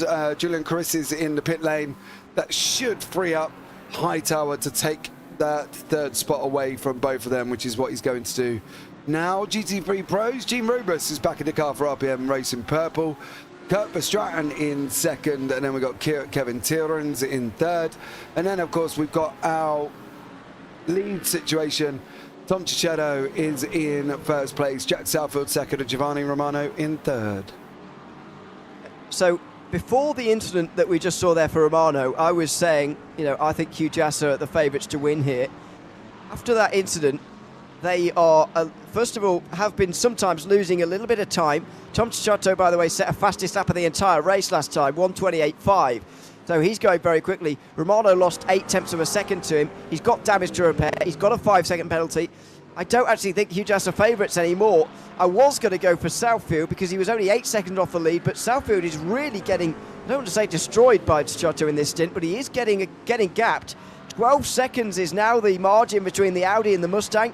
Maybe this race is going back the way of RPM Racing Red in the next few moments, although they do have a stop to go, of course, still 2 stops to go, so they will be behind Hugh Jass, but don't forget their final pit stop should be about 15 seconds shorter than the one that Giovanni Romano is going to have to do. Yeah, Cicetto should be in round about 104, give or take, 104, 105, depending if he dives in early, depending on traffic. I think that's going to be the thing here. It's very, very rare we sit here and we say everybody is spread out, but I can literally thoroughly tell you everybody is spread out on the race circuit. There's no real battles taking places in class at the moment. So Off because I think GT4 are halfway through a pit stop cycle, which doesn't help. I think when that filters out, we might well get a few more battles on the circuit, but let's wait and see as Cicetto goes round again. So not looking to pit it.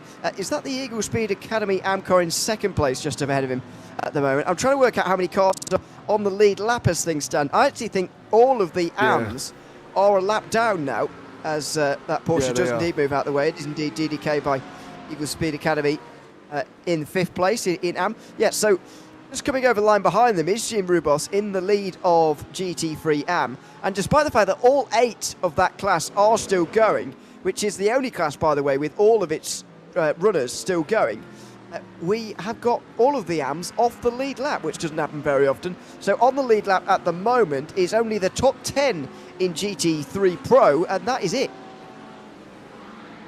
And even then, he is close to lapping Alex King. Well, he's there, look. Partly because it's so damaged, that Mustang. So he is closing in on Alex King. Toff's pulled away 6 seconds up the road. That would be guttering for Toff if Cicetto gets out in front of him and laps him. That would be a kick in the teeth. So Eunice is in pit lane for RPM Racing Blue FTR. He should stay on the lead lap, I think. But it's going to be very close. Oh, close. It will be close. There's a lot of time pitting here, don't forget, in this circuit, because, as I mentioned earlier, the actual lane itself is very long compared to the circuit. He just needs to get going quickly here, and he's not going to, so it will be just a lap down now There goes Tchato lapping him indeed. So 9 on the lead lap now. This is very different to the other races this season, where the cautions being relatively frequent has kept a lot of teams right on the lead lap right to the very end, even at Jerez last time out. And so that's not happening this time round. We are seeing the field get very spread apart, and very few remain on the lead lap now. Yeah, incident 23. Vulture Motorsports and the Motor Racing Academy is under investigation. Stewart's decision 23. No further action. 269. Went wide coming out of the first apex of turn 7 and became glued to 209, resulting in a spin. I'm trying to think. Not sure I remember that. Oh yes, I do remember that. Sorry, yes. Go on then.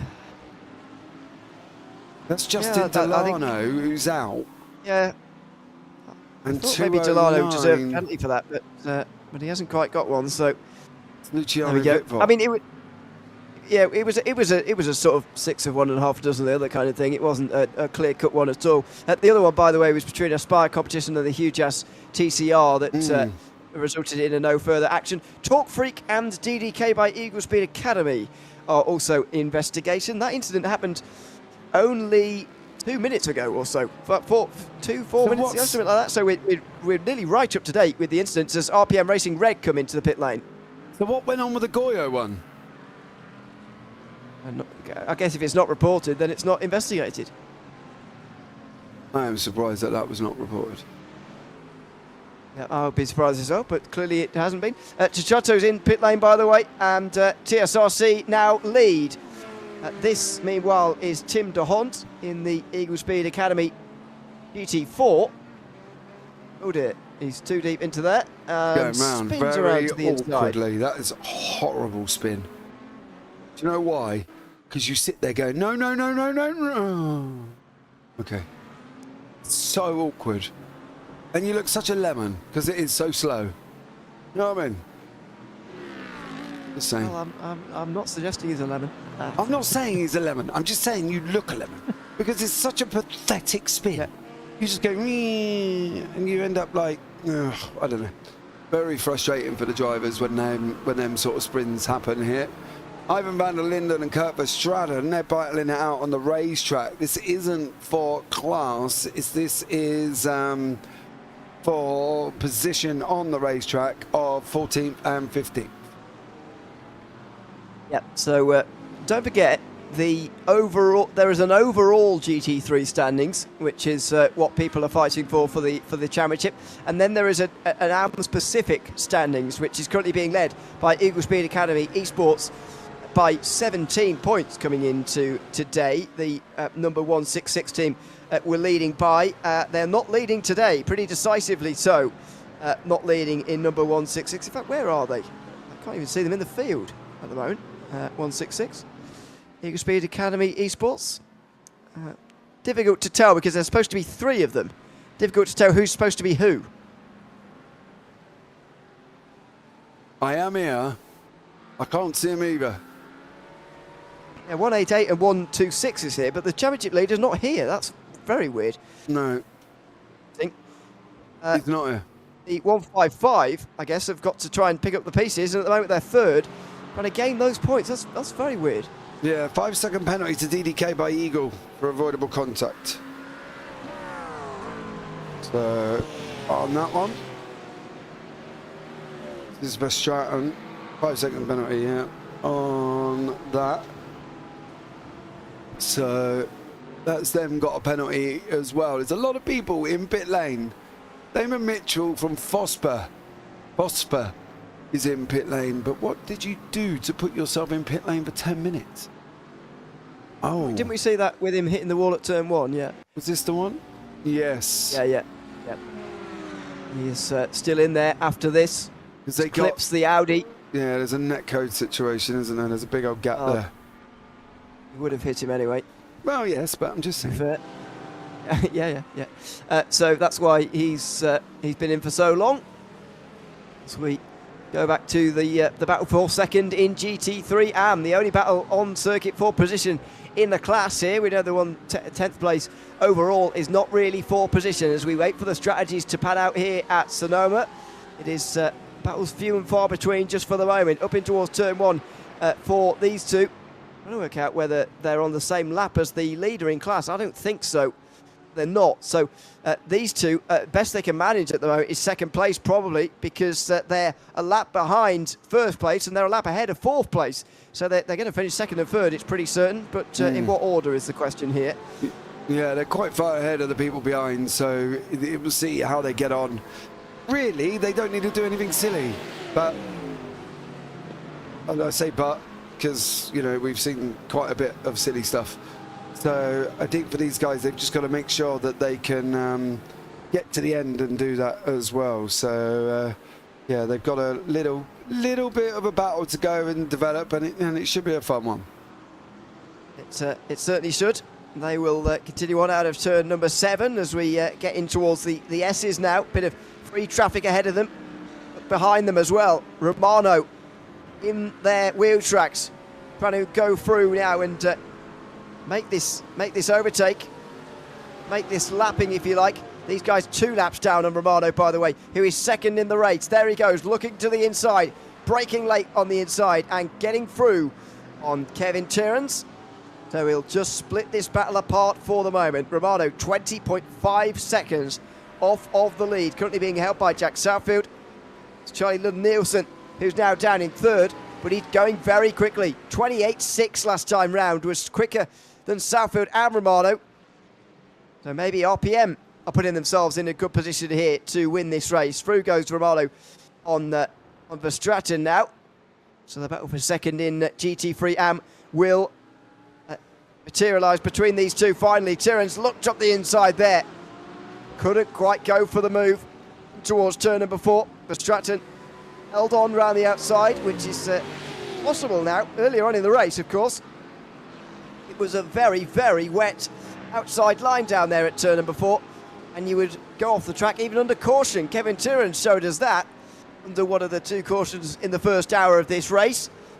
However, now it is a bit more possible to run around the outside. He had a look to the inside there towards turn 7. Didn't quite get through, though, into that hairpin.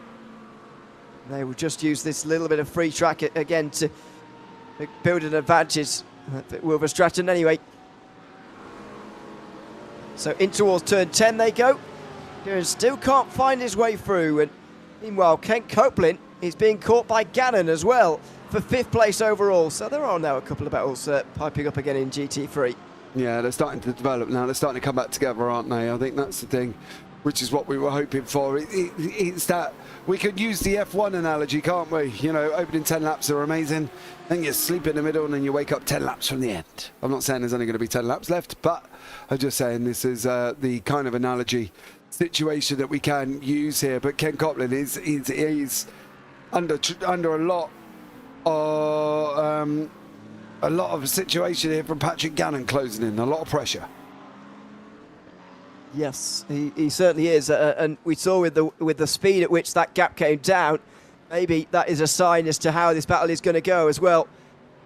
When they actually start, they're in a bit of free track again now, though. I mean, we were seeing this a bit in the previous battle as well. I don't know how these guys are getting such pockets of clear air. Actually, I know there are slightly less cars in the field, but you know there's still a good 40 odd out there. We've not had very many retirements. No, we haven't. It's just, I think, the way the nature of the tracks worked out. I think when we said about it earlier on, we said that literally they were all together. You know, the track map looked like Skittles. It was just all over the place. And to be fair, it's not much better now. But it's just how they've come together at this moment in time. Through turn 6 on the way round to turn 7 and 7A. And they've just managed to find that gap. And that can sometimes come down from people in, you know, doing pit strategies, say going in, you'll come out here, or go in, you come out there. And I think it's just the nature of the way the racing's been all evening. Yeah, certainly. It's been great. A good 2-hour green flag run, I've got to say. It has been good racing. And I'm really enjoying the strategy game that's playing out at the front of the field. I kind of hope this goes green to the end so we can see how it plays out in the end, to be honest with you. I think it's been fantastic so far. Down in towards the hairpin. Gannon can't get through on this occasion. That's the Torque Freak GT4 just up in front of them right now, by the way. The front in GT4, by the way, there's only 6 ahead of the TCRs. That's what a difficult race it's been down there. Derek Barraclough is now ahead of the Eagle Speed Academy Esports GT4 because they've persevered and they've got 7th place now of Talk Freak from 9th where they came out after their crash. Yeah, Talk Freak have got no rear bumper. Oh, okay. I don't know what... I don't know why they haven't, but they haven't got any rear bumper on that one. Hold on. Oh no, he still hasn't got it there either. So it's not this one he went up where he went off track. But it was the well, DDK by Eagle Speed Academy, as we saw, got a 5-second penalty. That was for an incident with Talk Freak. So maybe it wasn't that one clearly, but maybe it was. It was an incident with that GT3 AM as Verstappen here is under a lot of pressure from Tiernan down into the final corner. There's a bit of wet on the inside. Careful! Oh, he's broken just in time. Hugh Jas there would have been holding their breath and looking in the mirrors very nervously indeed. But Tiernan's got it slowed down in time and he's got 2nd place in the class. Yeah, and he was on the wets and he's on slicks. So it's very, very interesting indeed that he managed to get that stopped here. We still have a couple of people showing us as on wets, and I really don't think that's right, unless they've made a great utter error boo-boo going on. Ryan Mosley from DDK said he's on wets, and also Alexander Hammond from Hugh Jas Black saying they're on wets as well. So unless they can't be still on wets, surely. Oh, they're not. No. Can they? I don't believe that for 1 second. I don't even think the wets are really viable on the bits that are wet remaining, to be honest with you. So, there you go. Well, I mean, the sun's pretty much coming out now. We're coming into the middle of the day. There isn't very much water around anymore anyway. I'll be still on wets. Well, it doesn't look like it. I think it's just a glitch in the matrix on that one. Copland's still under attack from Gannon as they're on their way down into turn 6. I'll say down because they've got an incline then dropping down into turn 6 round the left-hander they go. There is a GT4 in front of us as well, which is WMB Karasis, who's managed to find himself in 4th place. So capitalising a little bit on Talk Freak's incident race. They are a little bit, but I wouldn't have thought as much as they'd like, really. 3rd place gets you 15 points in this series. At the moment, 7th place get them 5, so that's 10-point gain for WBM. That would get them level on points, I suppose, going into the next round. But Barraclough, is he going to be able to get ahead of Peoples? Is that Peoples has crashed, it doesn't matter. No. Oh, yeah, he has crashed, wow. He's crashed to jump back to pit lane. Oh, he's got loose over the crest and he's smashed into the wall. Oh, no. And the engine's gone. I'm surprised that's not a caution either. Oh, curb. He touched the curb at the end. Oh. Well, we've got away with it again. We've got away without a caution again. We've been a little bit fortunate, I've got to say, especially with the Eamon Mitchell and Peoples incidents we've seen in the last hour, especially. We've got a bit lucky to get into the final hour of this race, by the way, which we now are, without a 3rd caution of this race. Yeah, only just, mind you. I think if a caution come out with about 40 minutes to go, that will spice everything up, because then it's just going to group everybody back together. Everybody's going to dive in pit lane, and I think that's going to really bring a spicy 40 minutes. I'm enjoying the strategy game that's going on at the front right now, to be honest with you. I don't know if I want to see a late safety car at this stage. It's difficult to decide. It's certainly going to be an exciting last hour, whatever happens. If the safety car does come out from any point from now till the end, by the way, anyone who hasn't made their final stop, which is everyone as things stand, would make their final stop of the day, and they wouldn't pit again if the safety car were to come out now, or indeed in the next 15 minutes, or indeed at any point now to the end. Anyone who hasn't made their final stop will do so under the caution if it comes out in this final hour, because of the way that the fuel works and the way that the cautions work as well. So that's worth bearing in mind, as Copeland, while holding back Gannon, is also catching Naya in 4th place right now. Yeah, he's only a second on the road. He's just gone through the picture. There is a battle down in TCRs for third. Andrew Pike and Michael Hanswick from the Apex's Lava Citroen team. They're battling it out for third place. That gap's just gone out to 6/10. It was a lot closer than that. Well, that's why it's gone out, because they are literally just in front of us there. So that's why that one's gone out to what it's gone, because the back marker involved. But Justin Naya coming down now to almost below a second. So battle for third and fourth TCRs on your screen, as well as a battle for fourth and fifth in GT3s. Yeah, this is heating back up again now in this race for sure. Through the as they go. I was saying, by the way, earlier on that not many have retired, so I wasn't sure why it was so quiet on the circuit. I think I've got a bit of a better idea now. There has actually been quite a lot of retirements in the last hour or two, and so we are seeing the results of that. Meanwhile, Gannon gets down the inside of Copeland and gets through. Oh, Copeland smashes into the back of him as he tried to do the over and under there. I think Copeland hit the back of Gannon, but anyway, they get away with it, and Gannon is now up to fourth place. Naya came in front of them, so they're both promoted a place, but through they go into fourth and fifth. This is David Barraclough again, who's still running seventh. He will be sixth because he's going to overtake Dan Peoples.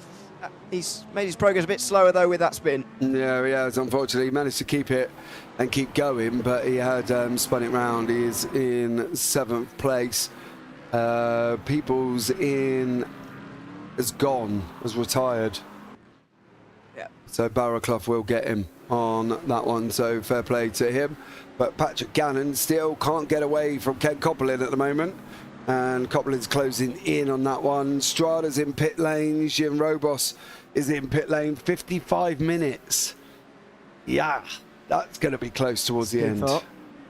That's too far, I think. You reckon? Yeah, I think so. Sorry, I went quite there because I'm trying to work out how many laps remaining. I reckon there's still 40 or so to go. That's too far, based on what we've seen so far. I think 40 laps is too far. 45 minutes, and I'd be comfortable with anybody coming in and making it to the end. But now I'm not sure that that they can be comfortable with the amount of time remaining in this race. No, Gannon is slowly pulling away from Copeland as well. Alex Mars King. Well, he was getting close to Yeshel Yunis, and unfortunately not anymore, as he's just taken the side of the circuit. Still got damage on the front of the car, though. Yep, he's had that for a while now, to be honest. And seemingly, they're not doing anything about it at the pit stops. We did see under the cautions, to be fair, they were taking some long stops repairing damage, but clearly they've either done more damage to the front end since then, or they just never actually got it repaired in the first place under those two cautions. It was picked up really early in the race. The cars looked like that all day, to be honest. Yeah, incident by DDK by Eagle and Simmer Great Phantom is under investigation. Oh, okay. Yeah, that's one of the TCRs, of course, the Sim Racing Grid Phantom car with one of the GT3 AMs. We've not really spoken about the TCRs for a while, but they're in the final pit stop phase of the race now, or some of them anyway. David Johansson is into the pit lane, so is Mark Daniels, although he hasn't actually done his stop yet. 23 seconds in the box for Johansson. He's back out again onto the circuit, and he should be back into the lead again when the Phantom car comes into pit lane. It's looking like a good day for Sim Racing Phoenix. Oh no! Oh no! Yes, White. Giovanni Romano. Oh no, he was trying to get through on one of the Audis and he spun at turn one. That's going to bring that gap down. Charlie Lynn Nelson down below, what is it now? 10 seconds just. And Lynn Nelson pitted on 102. He ain't going to make the end either. Giovanni Romano on 93, which is 128. He's going to have to pit for Giovanni Romano. And unfortunately, that was, that was just a silly incident for him. No further action, apparently, for DDK and Simrad Grid Phantom. That's good, because I can't actually find what that incident was. Well, it can't have been too major in that case. So next stop will be for Jack Southfield. It's kind of about whether you think that 35-second gap he's got over Nielsen is going to reverse itself. So How far is he going to be behind Nielsen after that? And then it's about how much time is that final stop going to be shorter than Nielsen's, because he will have to splash and dash at the end here. I'm fairly sure about that. Unless he has fuel saved enough, I think at the end of this lap, there's still in the high 30s laps remaining. He can't go much longer on fuel right now either. He is on lap number 32 of his current stint. Do you know, I was just working it out. No, he's only going to have 3 more laps. 3, maybe 4 more laps. I think he needs to do 33 laps this time round and next time round if he's going to make it. So he needs to do 1 more at the end of this one, and he might be able to make it. I really would not put it past him. As much as I sit here and say it's a tall order, which it is, but I wouldn't put it past. Pick up. Oh God! There you go. I wouldn't Is put he it in? past him. No. No, he's going on. So I reckon if he can do 33 this time and he does 33 next time, he might be okay. But I think this is quite tight for Jack Southfield to most. He's certainly not going to be pushing as hard as he can on full rich. He will be saving a bit of fuel possibly for the remainder of this one. Round the outside of TCR, that's very well done. This is, meanwhile, DDK by Eagle Speed Academy. Brecht bearings through turns 2 and 3. Running a little bit wide before 4, and he's not going to stop that. No, but He'll go wide, and he just about makes the corner. And a lap later, one of their teammates has got a lot of front end damage here.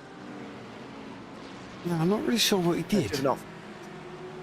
I can't really see anything. Plenty of cars. It wasn't rocket damage, but there's no reason for him. Or no reason that we can see, we should say. Tyler Campbell is in pit lane. It's difficult as, yes, Tyler Campbell's in. There's plenty of cars, I was saying, plenty of cars running around with some pretty battered looks at the moment. It's been a long race, a difficult race for just about everybody, but it is quietening down a little bit now. There's plenty of retirements, so that it does feel like a bit more track space has freed up. I reckon we're closing on a quarter of the field lost so far, so we are starting to see the benefits of a little bit more space out on the circuit. Now Southfield's in, so if he does 33 laps again, he might make it. 33 laps, I think, is about 49 and a half minutes. And look at the time right now. He might just make it on fuel.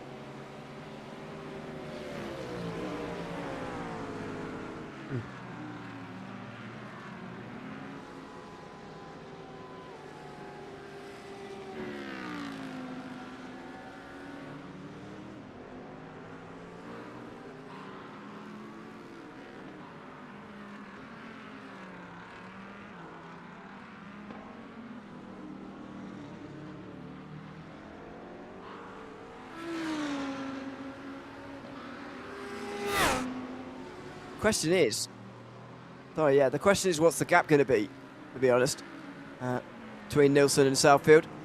He will pack that full of fuel, 32 seconds. He's taken every last drop that Mustang can possibly take. Out to the pit lane he goes. What's the gap going to be? It will be quite large between Southfield and Nielsen. Urging towards 20 seconds, I think. But, I mean, there's no way in which Nielsen can make his fuel stop and come out ahead of Southfield. That gap's way too small.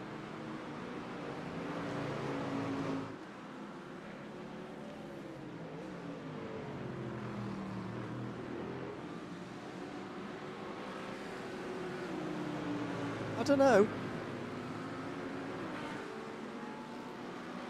I think it could be about 20 seconds from honest stop. I think 20, maybe, yeah, around 20 for Romano. So maybe if he takes tyres, which you presume he would, it will take 22 seconds, 21. And then you've got a splash and dash, pure splash and dash for RPM Racing Red, which I think is going to be 10 seconds, something like that.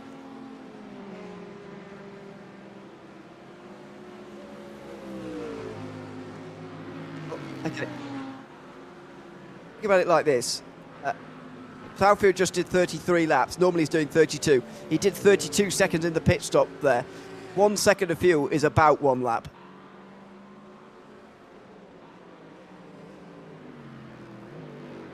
That's my thinking. Yep. Well, I think it stands up. I think no. Well, that's a stretch.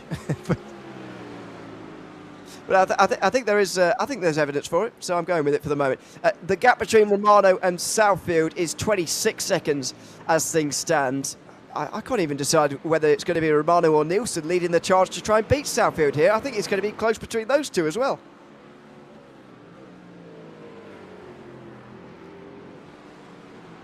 I think that's the thing. I think we're going to have a free car fight. I think that will be what we're looking at. Definitely a free car fight. I'm desperate for this race to go green to the end. I want to see how this plays out. If right now there's a safety car, right, I reckon that Southfield's going to be in a good spot for fuel. He'll save fuel, and then during the safety car, and then he'll be able to go full pelt after it, right? Just will be in, RPM Racing Red should be in. Both of them should be in to get their fuel to the end, because they've done enough laps after their pit stops that they should be able to get in and get done and get out again. But I still think that if they do go in under safety car, Southfield's going to come out in front. And if he's out in front saving fuel, he'll go hell to leather to make sure he gets there. So at the moment, it's whether or not we have a safety car.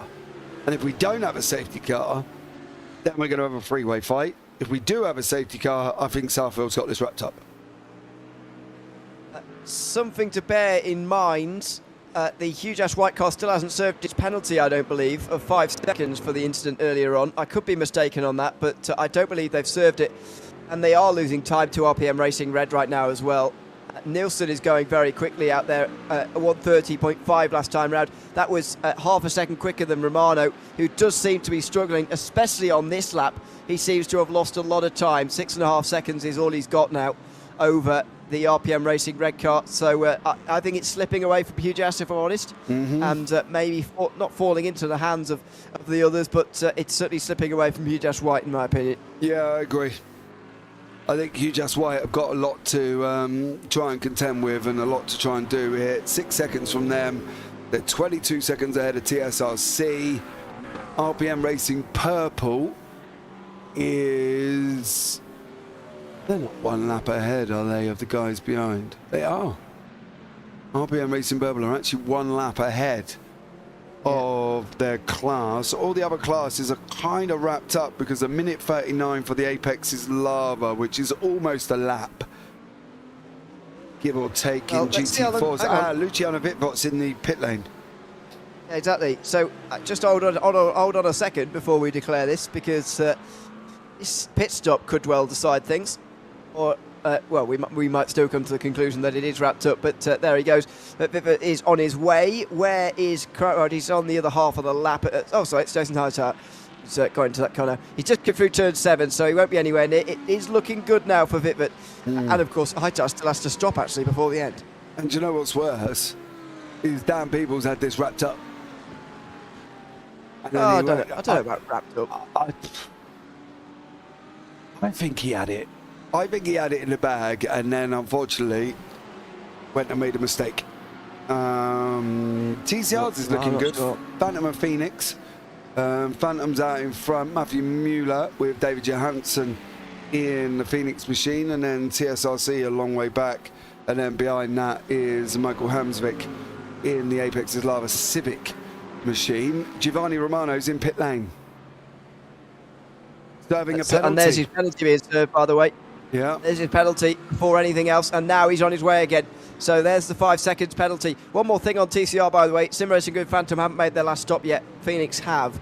So just worth bearing in mind on that one. But there is Romano. He's already lost out to RPM Racing Red. Jack Southfield is going to fly through on the left-hand side pretty shortly. There he goes in the Mustang. You might as well pit. And so I think they're still finished on the podium, but it's going to be a very difficult one for them to now win this race.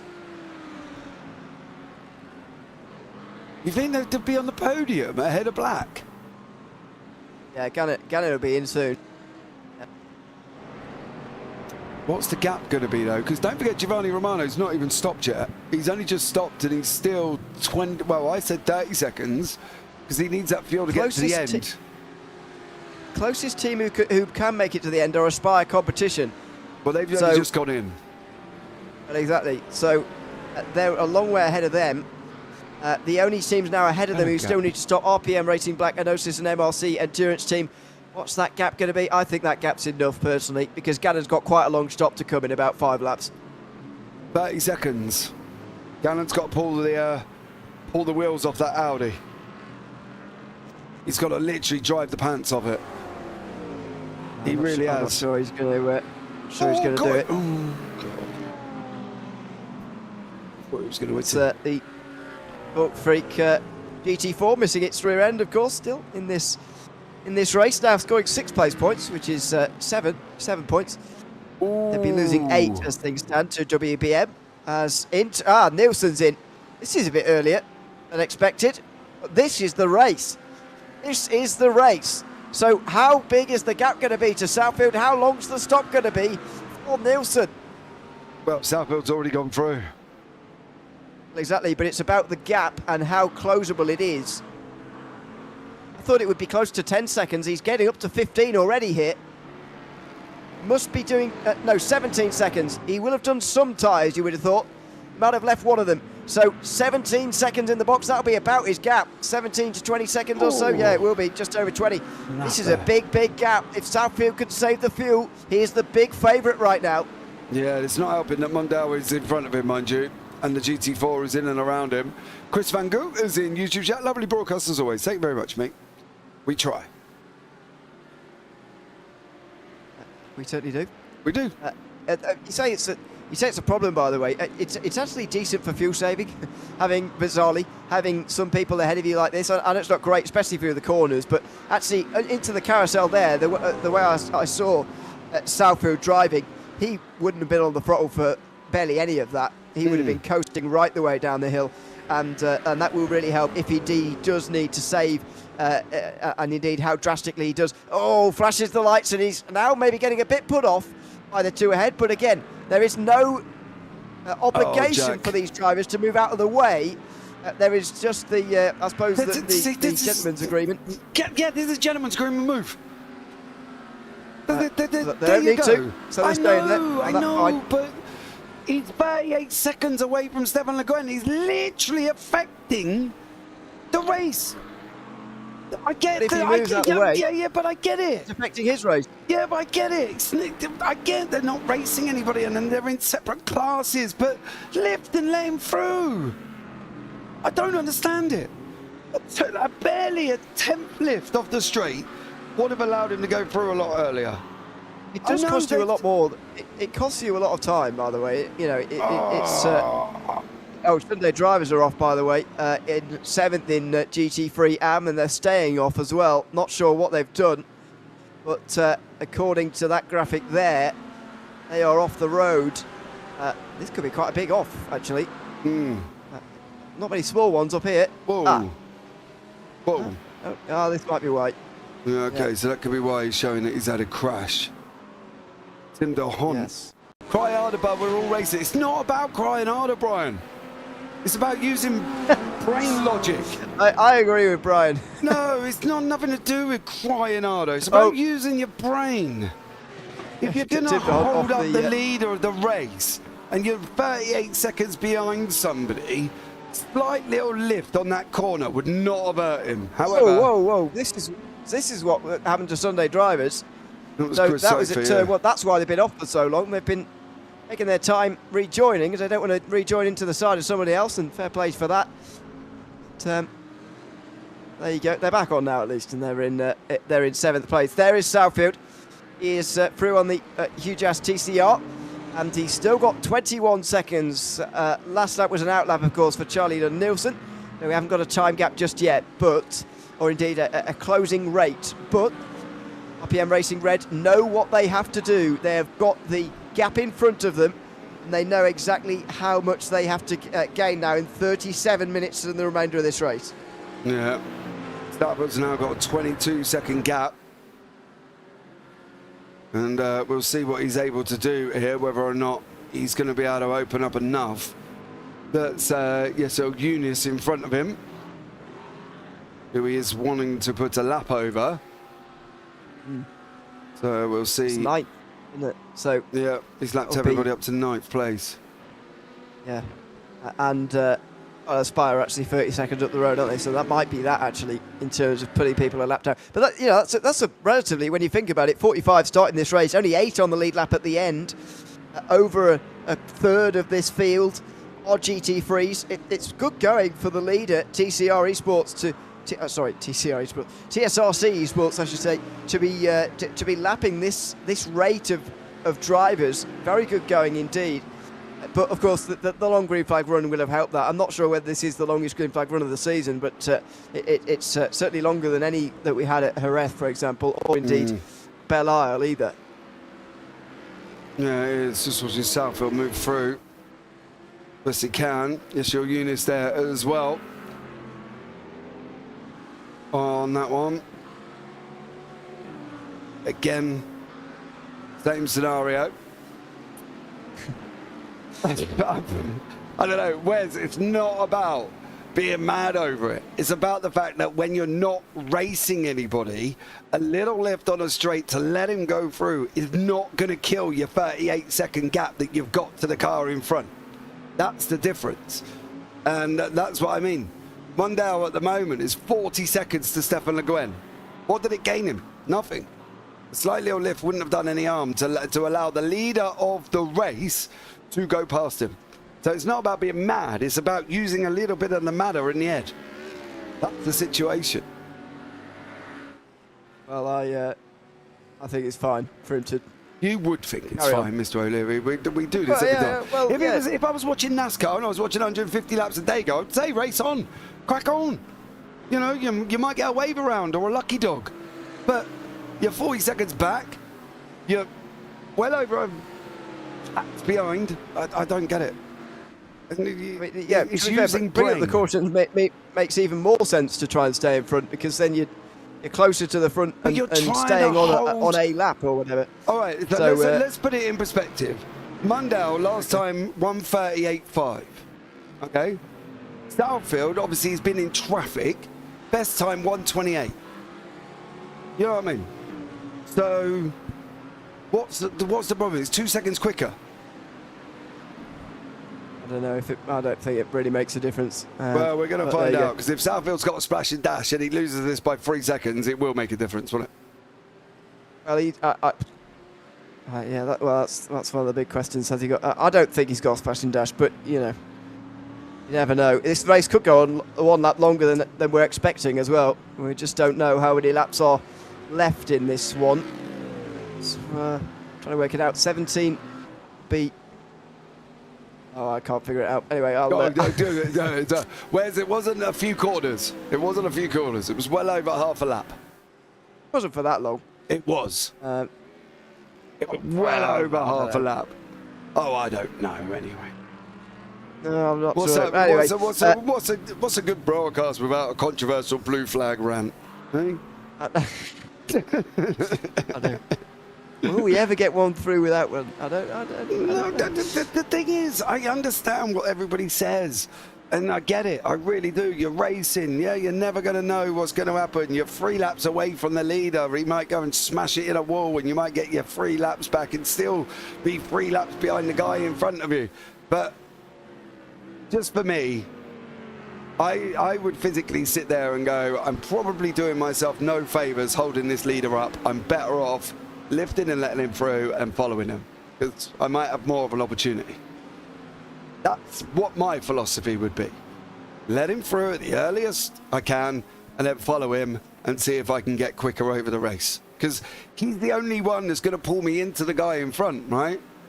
For Mondale at the moment, he's still 40 seconds behind Stefan Le Guen. But if he stayed in behind Southfield, he might have been able to pull some time down. There's a logic. Well,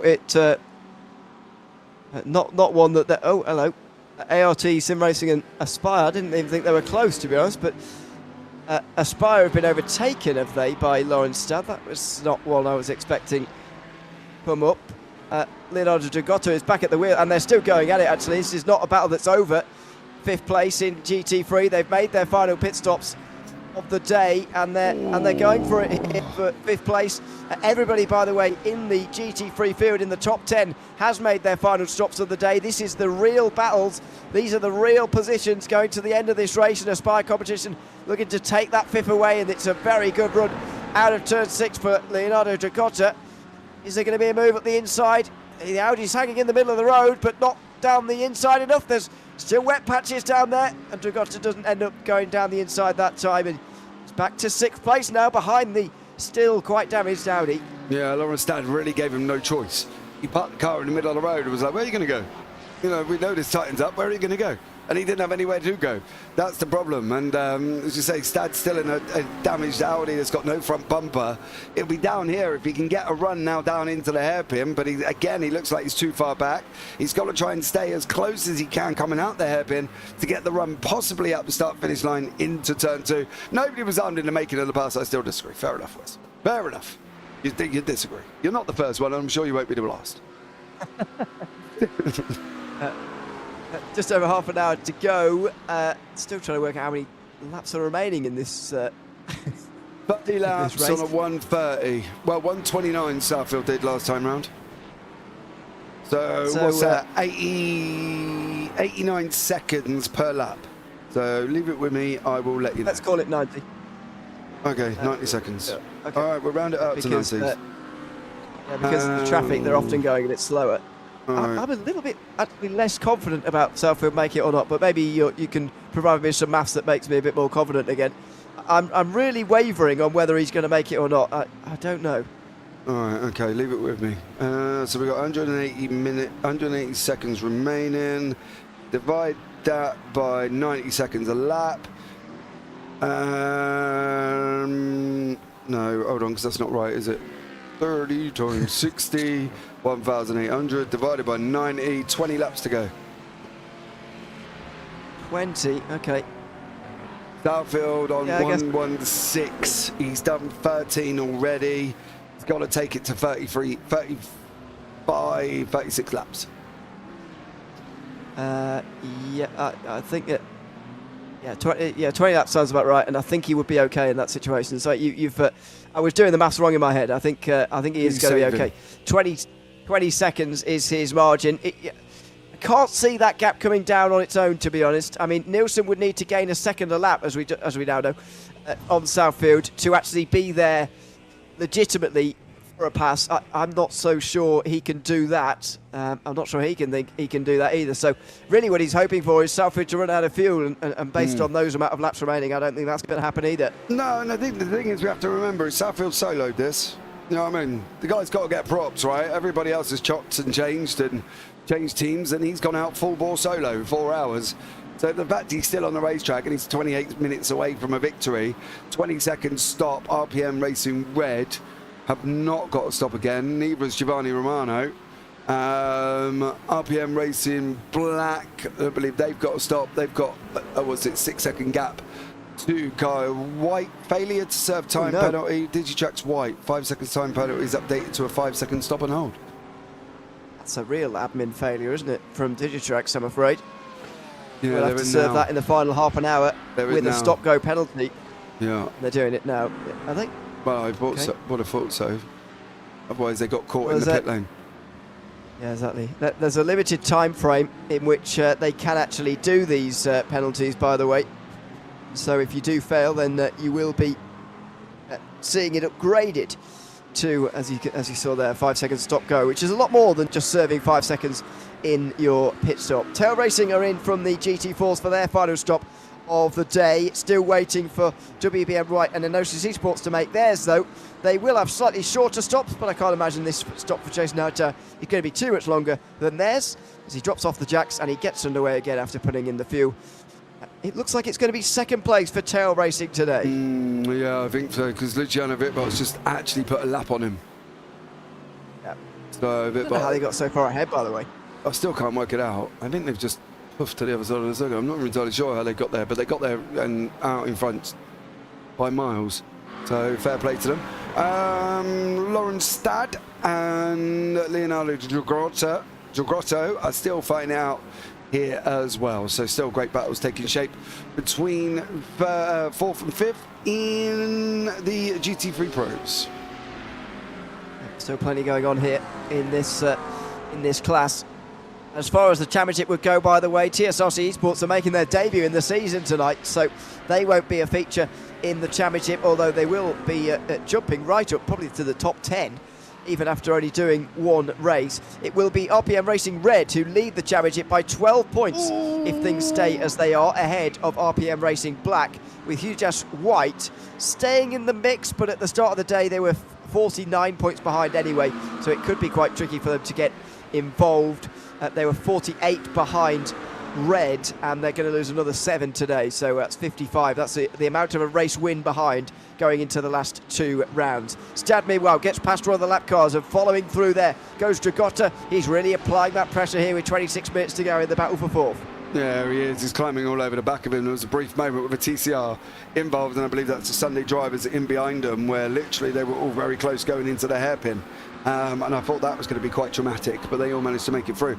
This is the closest battle on the racetrack at this moment in time.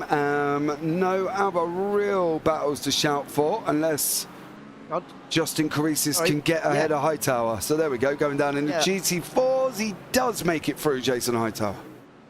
Just about, but that was 9 seconds shorter for WBM White. I'm not sure what they did, but it was 9 seconds shorter, and they're very much within shouting distance here. This will be the battle for second place once Notice Esports pit in from GT4. It could be an important pass for WBM White. If they do make the pass, I believe they would take the championship lead as well. So it's a very important battle indeed. Yeah, it definitely is, but at the moment Hightower's got some speed. We know Hightower. He's got some pace in the cars anyway. 5-second penalty for 3-2-4 Sim Racing Grid Phantom for avoidable contact. Sim Racing Grid Phantom. Who is that? That's Muller. In second place in TCR for contact with the Giovanni Romano car. GT3. This is a running wide for them into turn 4. So what else did he do? TCR hitting Romano? Yes, I do. Just there. Okay, this is Romano down the inside. Well alongside him as well. Oh, does he leave room on the exit though? That's the question. Clearly, yes. I feel we've been here before, a few times during this race. Well, they deem Romano to have given the room enough room there, and have given the penalty to Phantom. That may well be added to race time at the end of the race, to be honest, and it shouldn't make too much difference considering they're 25 seconds ahead of TSRC Esports. Look at this for Dragotta. He's closing in towards the exit again on Lawrence Stad, who, by the way, doesn't seem to be damaged despite his missing front end on that Audi. Yeah, it doesn't seem to be affecting him at all, does it, to be blatantly honest? For Stad, I don't think there's any visible situation that will basically cause it to be an issue, and he's dead straight. He's not really having a problem. Extra cooling in the front end, but that's about it, really, on the Audi. And I don't think it's giving him any grief whatsoever. The gap up front is now 21 seconds. Charlie Nielsen, that is with the fabulous Ford Skin racing machine.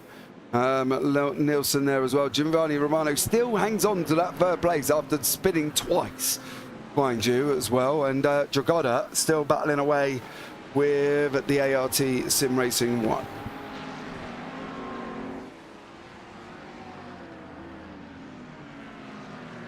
Yeah, he's been in quite the race. I lost you again there, mate. I was like, sorry. I thought he's gone again. You're all right. Sorry, I was just blowing my nose, if you want me to be honest. Oh, okay, yeah, I'd rather you were honest about it. Because I thought, oh no, he hasn't cut out right near the end, has he? Because that would be a kick in the teeth. I'm not saying anything, but, you know. Nope, it's not. No, well, I just won't. Dragotta in towards turn 7. They were just under 23 minutes to go. There's a bit of traffic up ahead. Maybe that will open an opportunity, I should say. It's 2 GT3s though. It could make it more awkward than an opportunity, but we'll see how it plays out in these next few moments. The next slower class car is just at the hairpin now. Yeah, that's Stephen Le Guin, who is there at this moment in time. He's gone in pit lane, so that's made it a little bit easier for them. Through they go. And now that is Rutger Herbosch up the road, who's sitting second in class, 28 seconds ahead of Lorenzo de Vega, and currently almost 1 minute 21, lap and a bit below the leader, which is Robert Lancaster for AMS. So for Herbosch, it's going to be caught very soon. Certainly will. Doesn't have too much to race for now, considering that battle for second place seems to be won in favour of ART. I'll just check whether they've got stop to go here. Doesn't look like they have. So looking okay. Looking pretty good for them now. As we get about 13 laps to go or so here in this race. We're approaching the final 20 minutes here at Sonoma. It's been a good race, especially green flag running, etc. It's been a lot of that here today after 2 cautions in the first hour. None since, thankfully. Hopefully it is a green flag run right to the end here, as those 2 battling in GT3 do zip on past Rutger Herbosch, and so Lawrence Stad again with an opportunity to defend here, and again more clean track. I mean, this track does feel a lot quieter than it did at the start of the race, I've got to say. I bet the fact that we've got half the GT4s that we did at the start probably helps, and probably well, we've lost a TCR as well, and we've lost some GT3s, but especially the GT4 class have been pretty decimated by this race. Yeah, it does at the moment. Darren Barrowclough's still running. Tim DeHont is still running, so there's 7 GT4s remaining. Hightower is now being caught by Julian Carissis in WBM White. So this is a battle for second in the GT4 class, of course, and I'm sure Hightower is probably going to try and defend as much as he can. Sideline, Carissis breaks late, but he's going to have trouble around there. He goes for a later apex through the second part of turn 7 here. He'll close in through the S's, no doubt, with some GT3s right behind them. This could present an opportunity. It could take one away for WBM White. As I mentioned earlier, a pass here for second place, and they will be leading the championship going into the penultimate round. Giovanni Romano, that is in the Mustang. He's trying to fight and clear that GT3.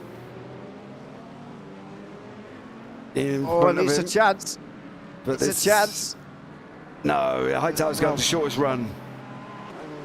Yeah, he does through towards turn 1. But when they get to the actual braking zone itself, here he goes. He is having a look, and now maybe a dive. No, he doesn't decide to go for it. It is a really risky one in towards turn 1, making a late move like that, and so he probably for the best. Julian Carissis decides not to do it for now. Yeah, I think with 18 minutes to go, he's still got time to try and figure somewhere out and get the space done. Both of them coming over the crest looking very, very raggedy indeed. So they were just well on the power early, but you can see in that GT4 class, 7 cars on the racetrack. And at the moment, WBM sitting in third behind the Apex of Lava Tail Racing AMG. But they are a lap behind the Motor Racing Academy War team. In towards turn 7, a bit of a stack up here, and 3 classes in shot at the same time for the first time in a while. In towards the S's, he's going to get stuck here, and what is Van der Linden going to do? Either Van der Linden does wait, probably for the best really, but now he'll fan out, and so will Hightower. Is Carissis going to get caught behind? No, Hightower doesn't decide to go for it. He's scared off by the McLaren, I think, there, and he has to slow down. So will this be a chance? There's certainly going to be movement down here, but for who? Carissis is staying to the outside, doesn't want to go for it. Hightower nearly makes contact with the Audi. The TCR staying wide as anything, just to try and stay out the way. And now Carissis got a really good run. He's got, again, Hightower makes sure he gets the shortest run down the straight though, and this is helping him in towards turn number 1 again. Carissis in a very similar situation to what he was last lap. Again, he's not willing to make that dive at turn 1. Yeah, no, I thought Hightower was going to come running into FTR Black there. I literally thought it was going to be game over. I thought he was going to punt him round, get a penalty, and that was the end of it. But you can see at the moment, he's gone up the inside of the BMW of Acatella, who has also had his fair share of incidents and accidents as the evening's gone on.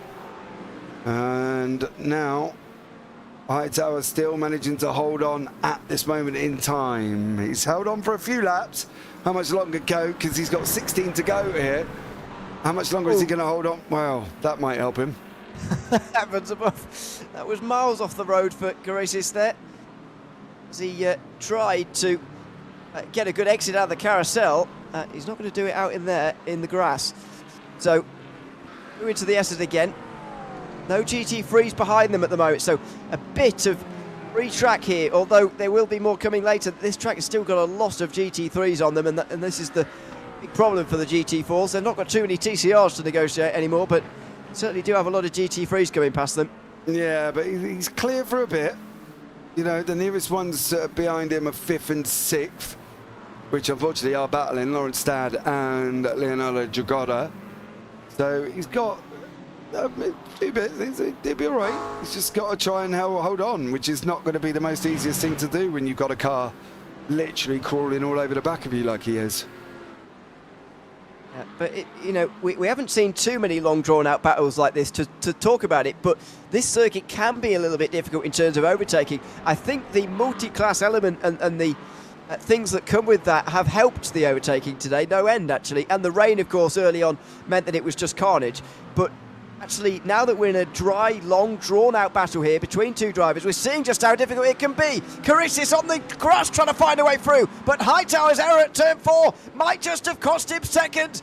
And WBM White get into that position now, and they get into championship leading position here as well. Yeah, but they have got GT3s trying to come through. This should give Hightower a little bit of a sniff at coming back at him. I don't want to say that Karisis has got the speed over Hightower, but I've got a funny feeling he is, and he has. And Karisis might start opening up now and start pulling the gap. I think so. He did look strong when he was behind, and he's immediately here very strong as well. Here goes the Aspire competition. McLaren again forcing the LT Sim Racing car on a bit of a defensive line. Lawrence Stad under pressure from Dragotta. Will he make a dive in towards the final corner? No. The final hairpin. He decides against it again in this battle for 5th place. Lawrence Stad still managing to keep him behind pretty impressively, really. He's held on for a while. He really has held on to him for a while.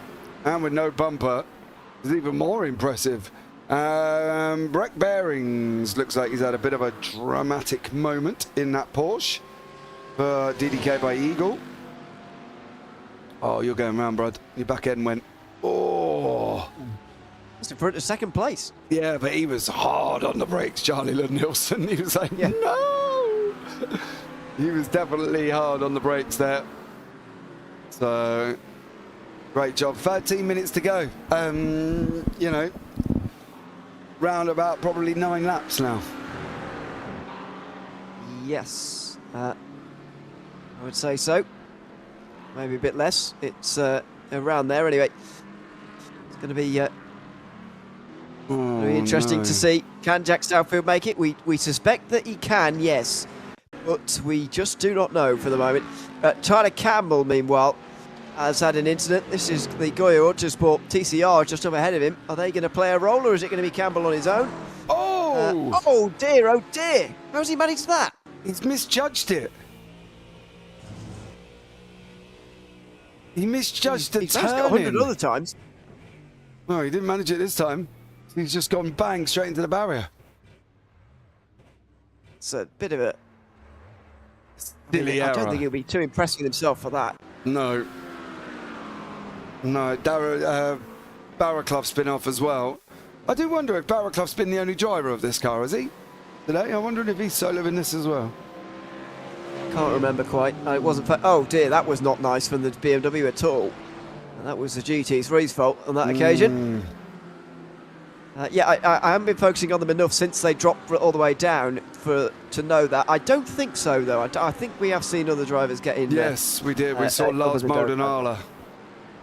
Moldenhauer. We did, yes, so yeah. I couldn't remember who it was, but yeah, he's definitely been out at some point. Decent points though, but they are going to lose the championship lead to WBM White by the looks of things, and because of the lack of points scored here, the huge-ass gold car, Sven Demmel, that had a couple of crashes early on and decided to retire in the first hour of this race, they're actually still going to be in the game, to be honest. They will be only 6 points off the championship lead going into the... 7 points off the championship lead going into the final 2 rounds. They'll be pretty pleased with that, really. Yeah, they will. But still probably weren't as good as what they were hoping for. I think that's the thing.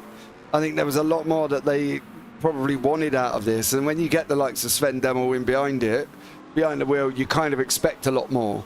But Mikael Hansvik has ended up in pit lane. Oh, apologies, I've got that master. That's no racing. That is not good, considering it's Aspire. Is it their fault though?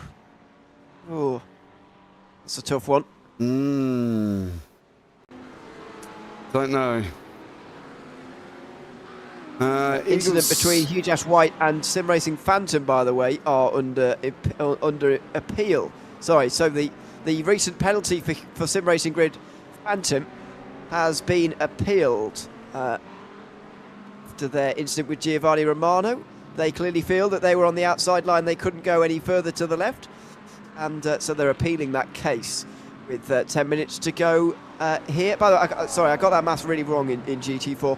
They will be 14 points off the championship lead, apologies, not 7, so it's actually double as bad. But still, when you consider 25 for a win, it's still pretty close. In TCR for the championship, Sim Racing Grid Phoenix are having another very good day, and at the moment would be extending their championship lead to a situation where they have got a very realistic chance of wrapping it up at the penultimate round of the season in January. In GT3 AM, as we've spoken about before, Eagle Speed Academy 166 on here, as far as we can see. The 111 is taking advantage of that and would be going to the lead of the championship, we believe, by 5 points going into the next round of the championship. The 155 is in second. They might actually be jumping up as well. Yeah, they'll be 1 point ahead of Eagle Speed, so it's going to be 5 points separating the top 3 in GT3 AM, and we've already been through it in GT3 Pro. But to remind you, RPM Racing Red would be leaders of that championship by 12 points over RPM Racing Black going into the final 2 rounds of the season. Very much a 2-horse race there in the top class. Yeah, it is at the moment, but we have got 2 rounds to go. So anything can happen. Anything can happen, and I think it will. Just to tell you where they are, by the way, Zandvoort is coming up on the 25th of January. That'll be live, of course, on this channel, and 22nd of February, so 4 weeks later, the finale, 6 hours of Mid-Ohio. One of the things, I don't know, I've said this before in this series, but one of the things I've really enjoyed is the usage of circuits that don't often get multi-class endurance racing like this one. I don't think I've ever seen a long race round here before. I've been thoroughly enjoying it, I've got to say, and I'm sure that Zandvoort's going to be a lot of fun in January as well, as we've got stops here. ART Sim Racing and Aspire competition. Yeah, they both got in together. So unless somebody's going to take something different or not take tyres, these guys should end up coming out together. But will that release David Tooth from MLC, who looks like he does not have to pit again with 8 minutes to go? And these guys are going to be fighting it out and unfortunately dropping down the order. Delamata's going to get them in the Ineos GT3 as well. It's going to be close here, even with Yeshel Younis, who pitted on that 128. Here goes Stad, and this is going to be very close indeed for 7th place, and there goes Leonardo Dricotto as well. Clearly both of them just needing 8 minutes of fuel, and he's not quite got there. Yeshel Younis still down in 9th. Yeah, I'm hoping they only took 8 seconds rather than 8 minutes of fuel. On that one. You know what I mean. I always know what you mean. It's my job to know what you mean. Road for Sunday drivers, this is big damage there. Yeah, he did something here. Now, Eagle Speed are just behind them. They've done it themselves, though. They've slid around, and Eagle Speed have hit them, and because they couldn't avoid them. And that is how they got their rear end damage. So Christopher, with some pretty bad damage, actually. It looked like that car did have suspension damage after that. Yeah, it's amazing, isn't it? Suspension damage on that car for spinning round, but it's okay. We'll give you straight steering on a car that whacks into a tyre barrier at full pace. And don't forget about the race leaders incident earlier with a TCR that didn't affect Jack Southfield at all either. That car was really dented after that incident. I think it's a bit better now, but he, I should say, he's a one-man team, really got got away with that, basically. Really got away with it. Yeah, he did. He did as well. Don't forget, guys, coming into the final 6 minutes of this race, please head out and check out our sponsor for the rest of the season, Trophi.ai as well. Navigate the chat with in-game overlays and voice-guided advice from Mansell AI, your very own voice coach with performance feedback streamed live to your cockpit. You can work on your technique while you drive and get better with every lap. Go and check them out. Link to the affiliate link for FTR is down in the description below. Please, if you do go and check it out, please use the affiliate link. It will help out FTR. Absolutely amazing. But go and check them out on that one. Much love to them for them coming on board. Spire and Lawrence Stad still going at each other as well in the final 5 minutes. And there is Jack Southfield, just up ahead of them. So is it going to be 6 on the lead lap at the end here? Looks like it. Yeah, it will be. That's, 6. So I reckon that's going to be the smallest we have this season, if I could put my neck on the line with that one. That's going to be the smallest number we have on the lead lap this season. This is the end of lap number 29, by the way, for Jack Southfield on this stint. There's 4 laps to go at the line. He's going to do 33 laps in this final stint, and if he did it in the previous stint to this one, I'd imagine he could do it again. Yeah, which is what we said. What you said. Well, eventually I said it, yeah. I wasn't convinced initially. No, but we did the math, and we did the minutes divided by lap times, and we got enough. So Southfield comes over the line, 4:52 on the clock, running 1:29s at this moment in time. So it should be 3 more laps. Jack Southfield. Yeah, we're going to get annoyingly close to 150 laps without making it quite. I like it if it ends on a round number like that. It'd be nice, but no. Okay. Any specific reason, or? I just think it looks nice, doesn't it, on the result sheet? I don't know. I'm not obsessed about it, but you know. It's not your OCD kicking in or anything. No, it's just it just looks nice, doesn't it? This battle will continue by the looks of things right to the very end. Based on what we've seen so far, though, I just don't see where Leonardo Giucotta is quick enough to actually make this happen. Yeah, I'm not entirely sure. It's really hard because you want that Corvette to go for it, but he hasn't been able to go for it for the last 10 laps. You know, I presume you don't mean Corvette, but McLaren. No, the McLaren, sorry, I thought it was Corvette. But in the McLaren, Lawrence Stad, however, in a beaten up Audi, looks like he's been in a banger race. He's doing a great job holding him up. Certainly is, and this is getting close now into the hairpin no Spire competition, and Leonardo Giucotta not willing to make that dive down the inside just yet.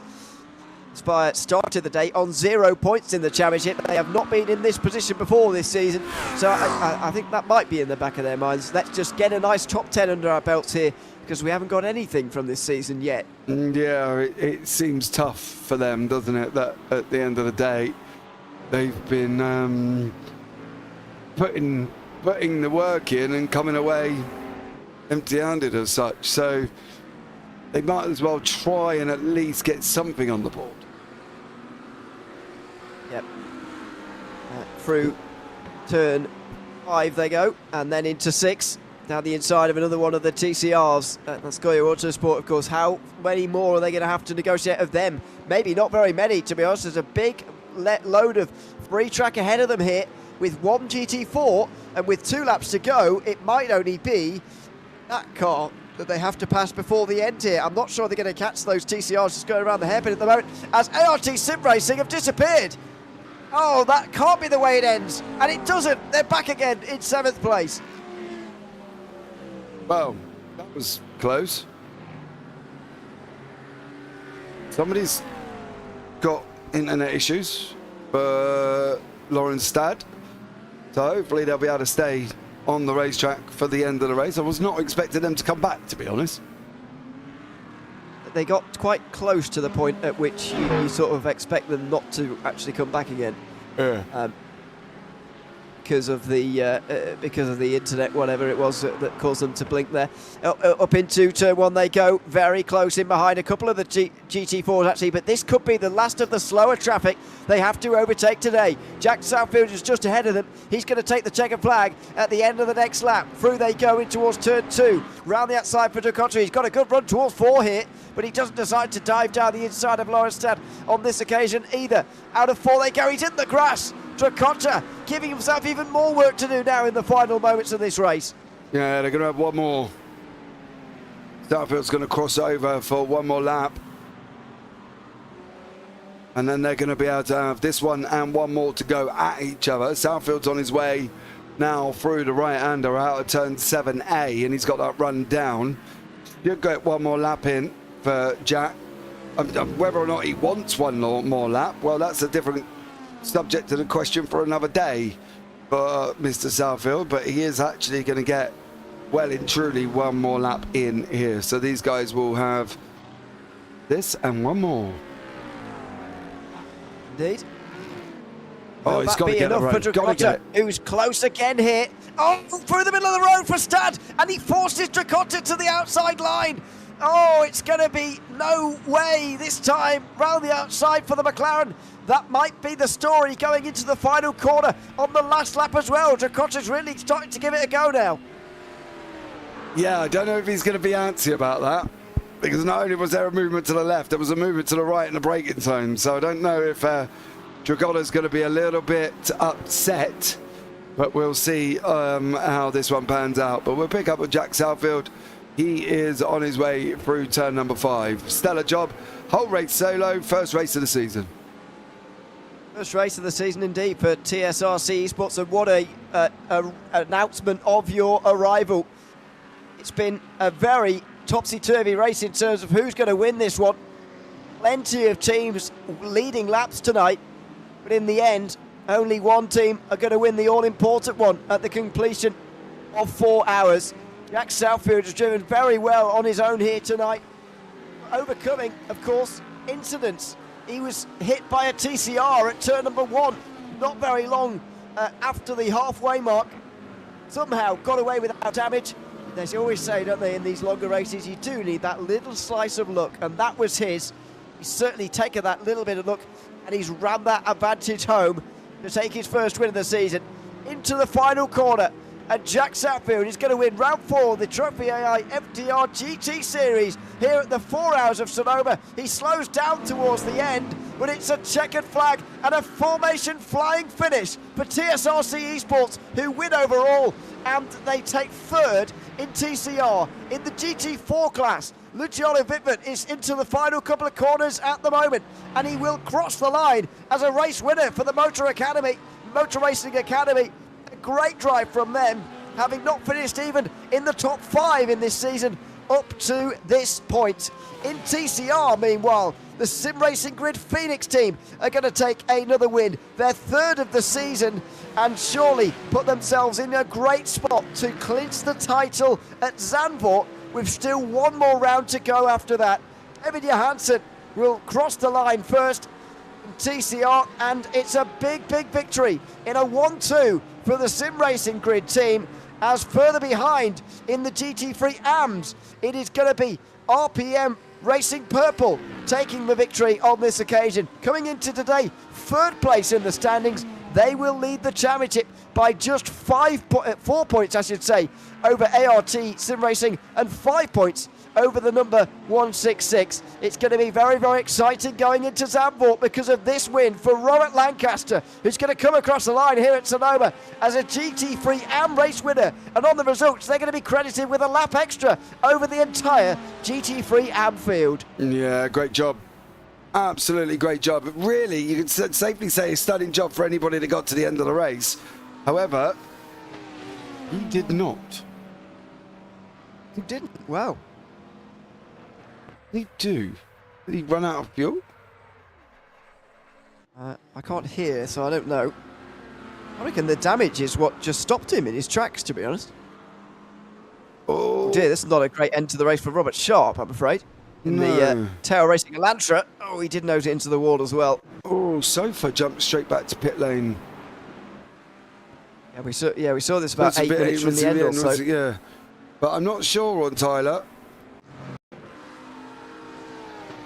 His front right was certainly down. I wonder whether this was because of him hitting the tyre wall at the hairpin. I don't know, but he did that not so long from the end, and that was the same corner in which he certainly had damage on there. Yeah, it's been a tough night for some of these guys. Tough night for some of the teams, but good night for others, and I think they've done well. I think some of these have done really well to be able to get to the end of this.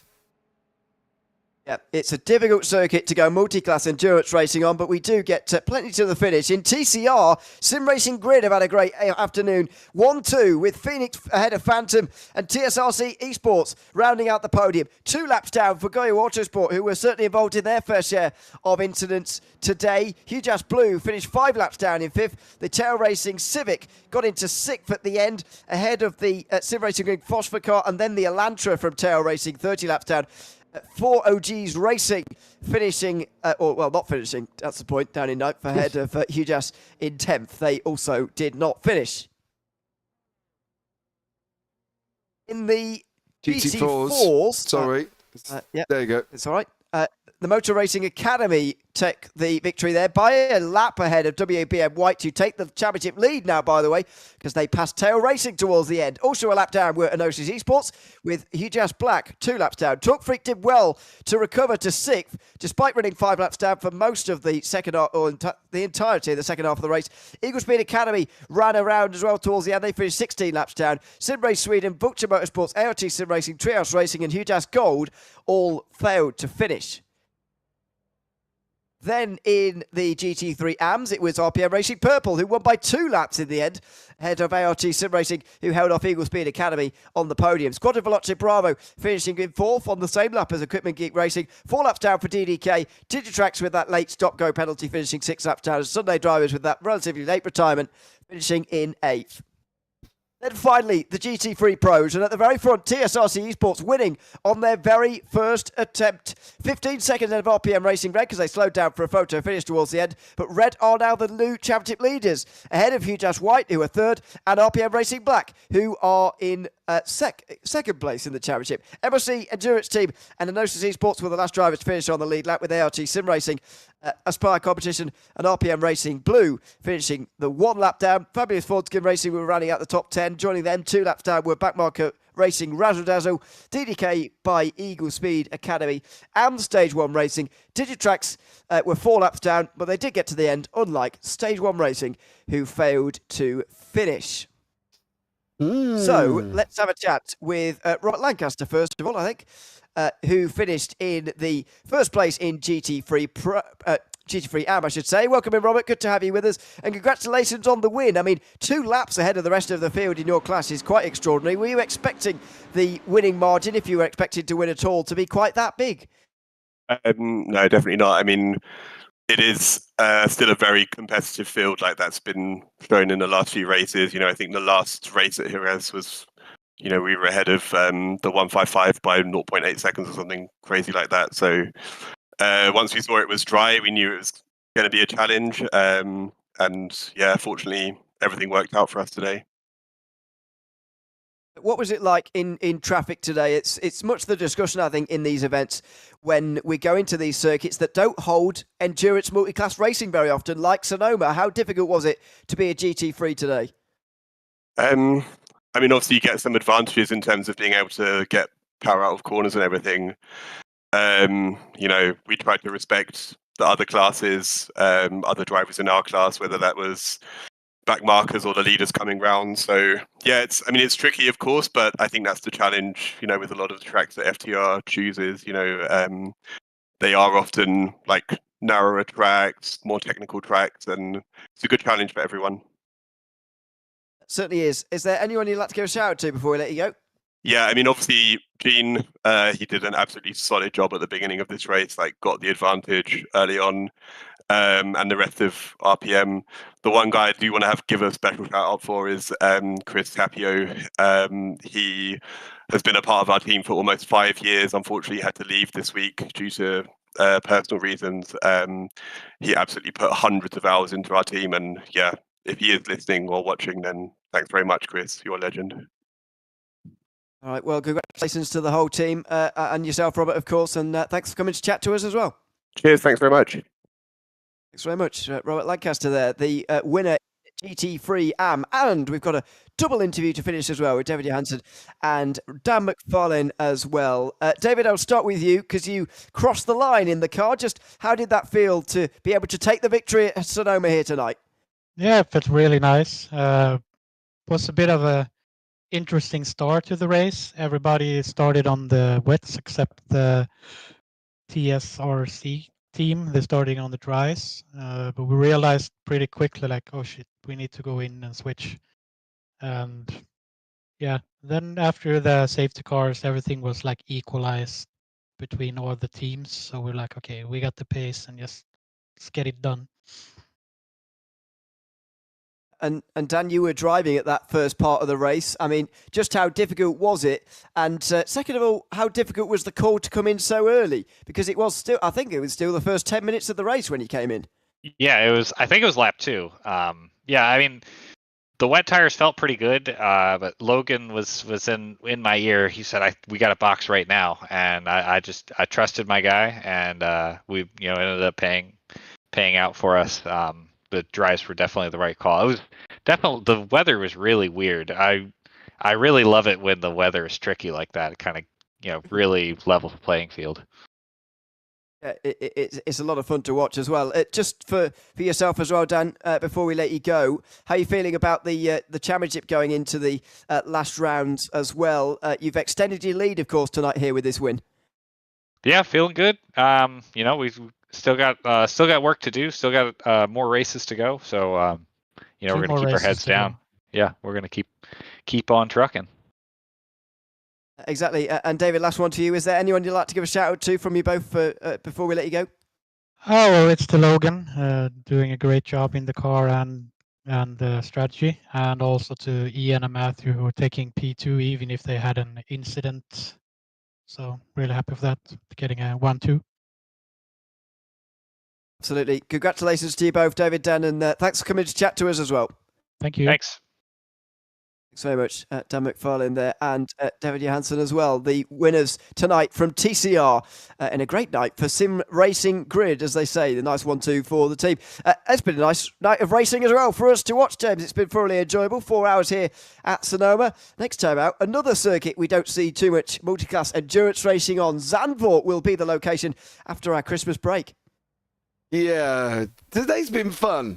I've enjoyed it. We've had its thrills, we've had its spills, we've had its ups, we've had its downs, we've had people on the roofs, we've had a bit of everything. And I think fair play.